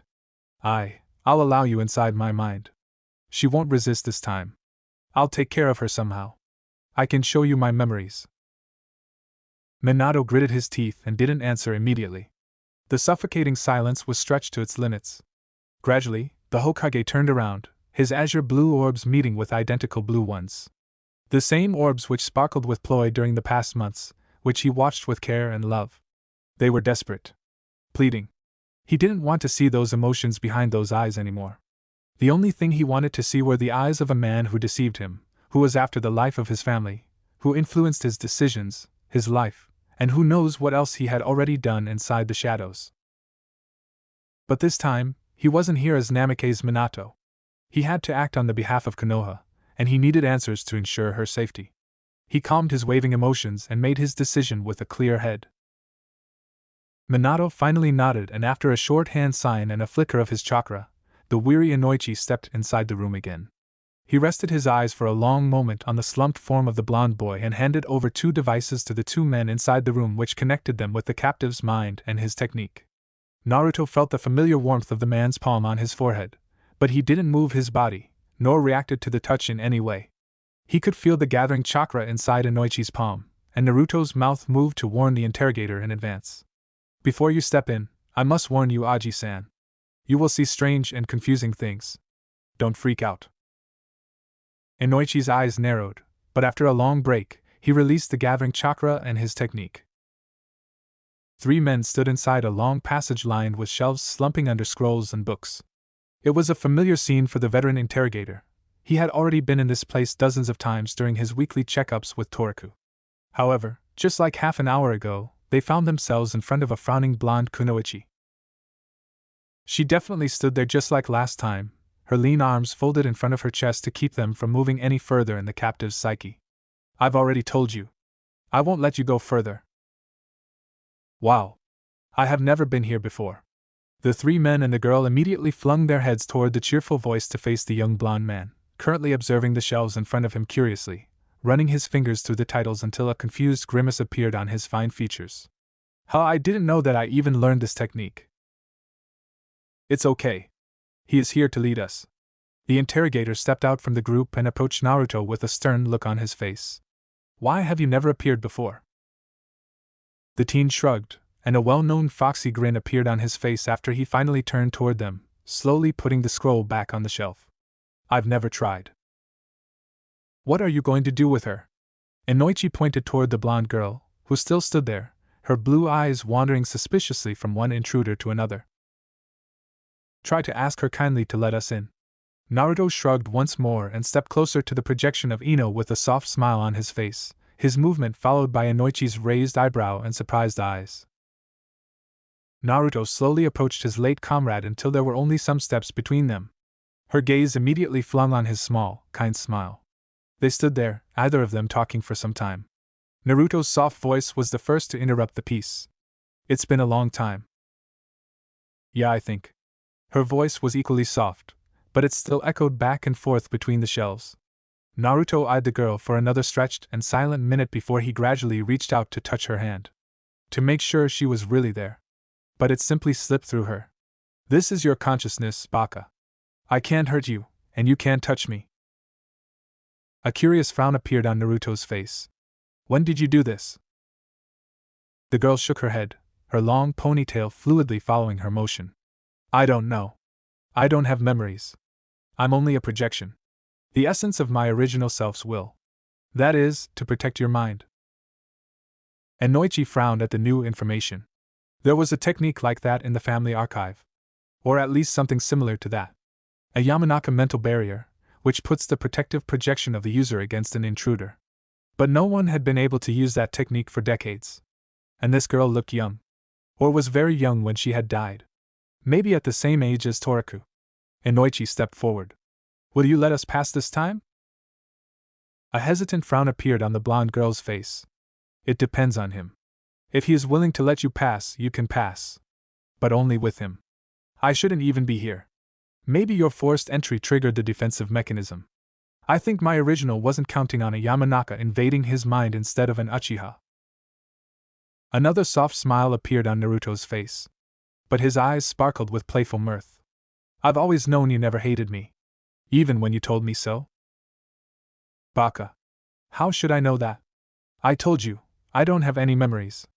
A small, embarrassed smile appeared on the young girl's face, but she obediently stepped aside with a small pink shade on each of her cheeks, letting the small group pass, but she could still hear Naruto's soft, almost unnoticeable murmur. Thank you, Ino. Minato let his eyes wander on the enormous quantity of knowledge, his eyes drifting from title to title, while Inoichi and Naruto led the small group toward the end of the passage to a wooden door, toward the memories of their captive. The small group stepped through the door, and they found themselves inside a meadow with soft and sweet grass under their feet, an unnatural, azure blue sky overhead, and endless colorful spots of wildflowers laid all over the landscape. The sweet scent of lilies immediately reached their noses, and to Minato's biggest surprise, his aching nerves immediately settled down. It was pure and peaceful. Only the shelves broke the illusion and reminded him that he was in someone else's mind and not outside. Inoichi's voice kicked him out of his musings. Where are your old memories? The blond boy looked around with a confused face while he scratched the crown of his head in an all-so-familiar manner they had seen thousands of times when he was puzzled. Well, I don't know exactly. Sorry. Kurama! Help me out, please! An irritated ch echoed in the meadow, but almost instantly, a point of the scene started to wave and wobble, and after a long moment, a vigorous orange door appeared in the middle of a place filled with moonflowers and crocuses. A breeze ruffled the delphiniums in the background, and Inoichi noted them with a side glance. Levity, fun, big-hearted, ardent attachment and joy. The cheekiness of Toriku. Inoichi frowned. That was definitely not the boy's voice. Maybe a split personality? And to be able to place a genjutsu in your mind, he'd never heard of anything like that before. He glanced to the side to spot a huge weeping willow surrounded by countless dark crimson roses, which weren't there during his last visit. It was definitely a memorial. A place to mourn. His eyes widened when he spotted a small, black-framed picture of a smiling girl gently placed against the base of the tree. It was Rin. Minato traced the interrogator's gaze, and he had to restrain a flinch when he also spotted the picture of his late student. He didn't know how he should feel. He struggled between anger and his own mourning when he spotted the picture of the kindly smiling girl. Naruto, not concerned by their sightseeing, slowly took the lead after an amused look, and opened the orange door and stepped through it. A muffled splash could be heard from the other side of the door, and the three men shared a confused and suspicious glance before they also stepped inside, following the curious Inoichi. To their biggest shock, the meadow was gone, their feet sinking into ankle-deep water. The azure blue sky and the meadow were replaced with rough, concrete walls. The scent of lilies disappeared, and the only thing the interrogator could smell was rust.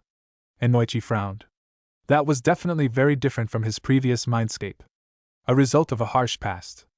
A childhood trauma, maybe? Then, the previous mindscape was the result of the last 1 year with him. But that would mean he was happy here. It made absolutely no sense. If he was a threat, if he wanted to harm Konoha, why would his mindscape look like that?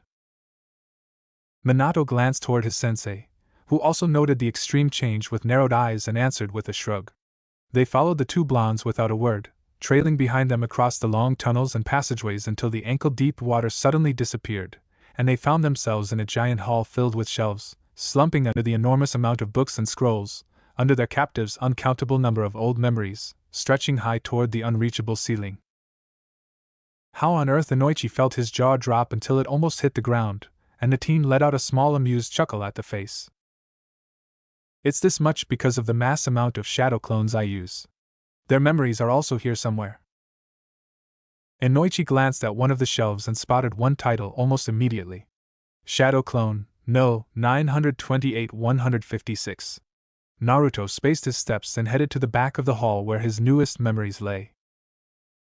Jiraiya couldn't restrain himself. He suddenly reached out and grabbed one of the smaller scrolls, without reading the title written on the side with obviously childish hands.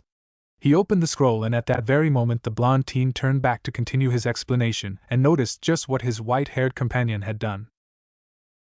The scrolls, the books, and the shelves faded away, and the scene was replaced with a stand full of masks. A very young version of the blonde glanced at the variety with wide eyes, sparkling with childish interest. He couldn't be more than 8. The man behind the counter turned toward him with a smile, but when he spotted the whiskered cheeks, his face suddenly moved into the perfect image of anger, hatred, and disgust. He grabbed the nearest mask, and with a harsh movement, he simply thrust it to the child with enough force to hit him. The child's emotions hit them hard as soon as he landed on the hard soil. The confusion. The disbelief. The anger. The irritation. The despair. And finally, his loneliness. The people around them stopped to watch what was happening, but none of them moved to help the boy. They just stared at the boy's trembling form. The child looked around, his anger rising inside them again. Don't look at me like that. Don't look at me with those eyes. Why are you doing this? A shiver ran down Inoichi's spine by the stairs, but before he could observe the scene, it disappeared in an instant. Jiraiya felt a hand on his joint, and the scene faded away the same way it came into existence. Their eyes met for a moment, but the boy's eyes this time mirrored no emotion. They were staring at him blankly, so uncharacteristically different from his normal cheerful sparkle. He obviously secluded himself from the previous scene. Naruto snapped the scroll from Jiraiya to roll it up and carefully placed it back where he got it, his face still cautiously blank. I let you in by my own will, but there are some things you don't have to know about me. Inoichi made a mental nod. Definitely hard childhood. A deep frown appeared on Sennin's face, and he glanced to the side to note the emotionless and cold facade of his student. If there was a slight chance that Torika had told the truth, then the previous scene made no sense. The villagers' stare, their hatred and their disgust. If he was really Minato's son, why would anyone treat him like that? The Toad Sage narrowed his eyes when the puzzle slowly started to come together. His eyes moved to the blonde teen, measuring up from head to toe. The third closing seal on his scroll with the mixed chakra. That one reminded him of the chakra of the glares. His planned assassination at the childbirth. Then Kurama is. Oh, damn it! Jiraiya visibly flinched when Naruto opened his mouth.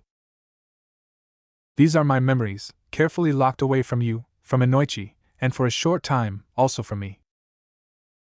Minato folded his arms in front of his chest, and he turned toward his once-known brother with ice-cold eyes.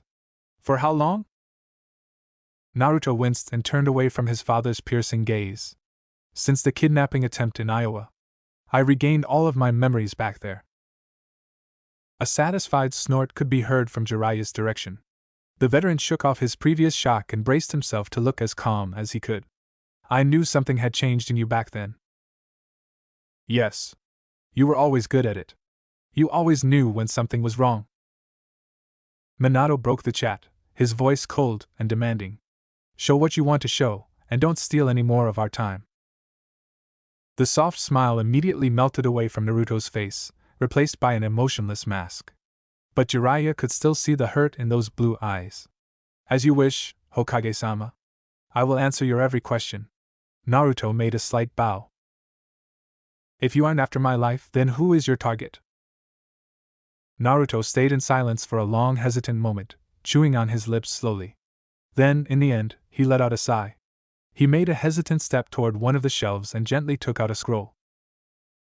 The air waved around them, and they found themselves in the middle of a room next to a slightly younger version of their captive, defiantly staring up to a hole in the roof, his teeth clenched together in his anger. Minato's eyes trailed back and observed the man in front of them, a man in a bright orange mask with a swirling symbol and one eye hole. The same mask he spotted during the carnival after the Chunin exam. His body was shrouded by an ebony black cloak with blood-red clouds. Minato's eyes narrowed when he spotted the shining crimson Sharingan through the only eye hole and the wooden restraints around his body. The man's laughter filled the room. Then, he slowly vanished inside a vortex while the blonde boy next to him dropped onto his knees and slammed his fist into the ground. The Hokage narrowed his eyes even more when he finally noticed the wooden cage as the boy wasn't focused only on the masked man. The memory was slowly replaced by the place with the shelves again. Who was he? Minato asked bluntly. Naruto locked his eyes with the ground under his feet while he answered. He called himself by a lot of names. But let's just stick with Toby.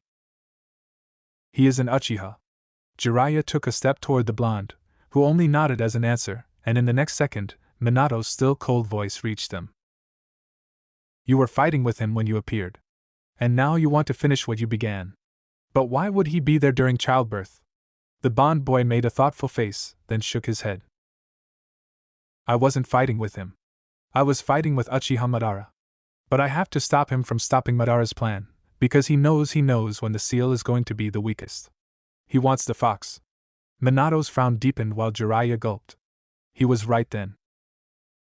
The Toad Summoner made a sly glance and restrained a wince when he noted the cold denial on Minato's features. He could understand it. Really. Minato still couldn't shake off his betrayal and suspicion. He was still too shaken up to put one and one together and think rationally. But still there was still a slight chance that all of this was just a part of a well-composed attack on Minato's heart. But Jiraiya was sure that they would have their answers with time. However, this fact only unnerved him more. He wasn't sure he could endure the truth. The tiny part of Jiraiya's mind prayed for the second option. That the boy was just an enemy. Because if what he told was true, if he was really Minato's son from the future, then the next years will hold a lot of pain. A snort echoed suddenly, and Yandame's face scrunched up into an annoyed grimace. Uchiha Madara is dead. The time traveler shook his head with a confused frown plastered on his face. He must be dead now. At least, he should be dead now. After Rin's death, he stopped as the words stuck in his throat. His confused face suddenly twisted into a frustrated grimace. Naruto raised his hands and tore into his blonde locks to channel down some of his waving emotions. It's complicated. But I have to stop Toby before he gets the fox.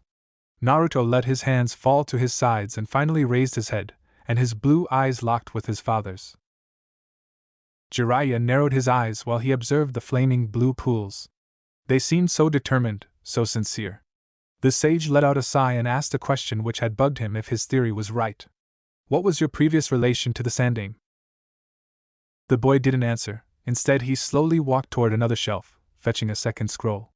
The world around them faded away once more, and they found themselves inside the familiar office of the Hokage Tower. A slightly older version of Hiruzen was observing a small blonde child in front of him, around 6 or 5, his aging eyes shining with concern. Jiraiya could spot the white streaks in his teacher's once brown hair. The currently faint lines on his face were now deep, and he could also see a few faint liver spots over his face which he was sure he hadn't gotten yet. The projection of the third let out a long breath and put his pipe to the side. Why did you do that? Why did you dye the Inuzuka dogs pink? The child's face hardened and folded his arms in front of his chest, turning away from the Hokage. He stubbornly refused to answer, evidently sulking for a long minute. However, he couldn't get rid of the demanding wise eyes, and with time, he lost his composure under the heavy gaze. The boy finally turned back with a pout, his features the perfect mirror of indifference, but Jiraiya could already see the first tears unsteadily equilibrating on his eyelids. Because one of them called me bad names. He cracked through the lump of his throat, and the first tear lost its balance. Sarutobi let out another weary sigh and rubbed the bridge of his nose, watching as a second tear escaped Naruto's eyelids.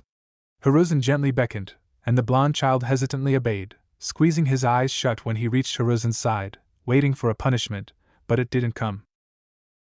The Hokage instead wrapped an arm around him and put him onto his lap soothingly. Naruto.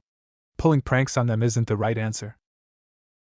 The tears gradually stopped, and the child gathered himself. His hurt was gone, replaced by a defiant pout. But after a long silent minute, it was slowly gone, and the small child nodded in acceptance, wiping his tears and raising his head to look up at the aging leader. Gigi?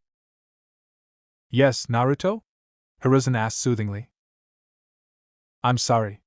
The Hokage slowly shook his head, and a warm, caring smile spread across his wrinkled face, when the small child leaned closer to the Hokage's chest, desperately seeking comfort. Gigi? The small child's faint mumble filled the office again. Yes, Naruto? He repeated patiently. They never talk like that with you. It's because you're the Hokage. It wasn't a question. It was a sour fact slipping from the lips of a 5-year-old child. I'm going to be the next Hokage.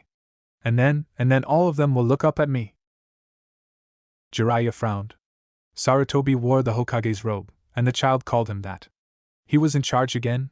He made a side glance to Minato, and almost immediately a painful grimace spread across his face and paled, when he realized why the Sandaime was in charge. The named old man opened his mouth, but before he answered the scene faded away, and they were back next to the shelves. Minato slitted his eyes while sheer confusion spread across Inoichi's face. The mind reader made a side glance at their captive, who locked his gaze on the ground. He desperately tried to figure out what the hell was going on, but for now, it was a failure. He could only hope that with time, all of this mess would make sense to him. Naruto was lost, utterly lost in his consuming and empty mind. The sudden fear overwhelmed his thoughts and fogged his brain. He didn't have the courage to look up at the others. He was afraid of what he would find in their eyes. Disbelief? Most likely. Suspicion? For sure. Gradually, he finished his battle with his inner demons and glanced at his father. Defiance. He immediately winced and trailed his eyes toward Inoichi. Utter confusion. Finally, he moved his attention to his once sensei, and at first, he couldn't really comprehend the expression on his face. With time, he finally realized that his gaze was locked on the almost invisible sad smile on his face. Naruto's tensed muscles instantly relaxed as a wave of hope rushed through him. "Show us the rest, please." Jiraiya's baritone cut the silence like a knife, but it wasn't offensive. It stroked his shoulders in a soothing manner, reassuring his soul and giving him the power he needed. Naruto didn't answer, only a small, almost invisible smile tugging his lips upward as he nodded. Thanks for watching, Shinobi Squad. If you enjoyed this what if, hit that like button, subscribe, and ring the bell so you never miss the next twist. Drop your theories in the comments, I'm always reading. Want more Naruto heat? Check out the other videos on the channel. Stay sharp, stay awesome, and remember even shadow clones need love. Peace out, Shinobi!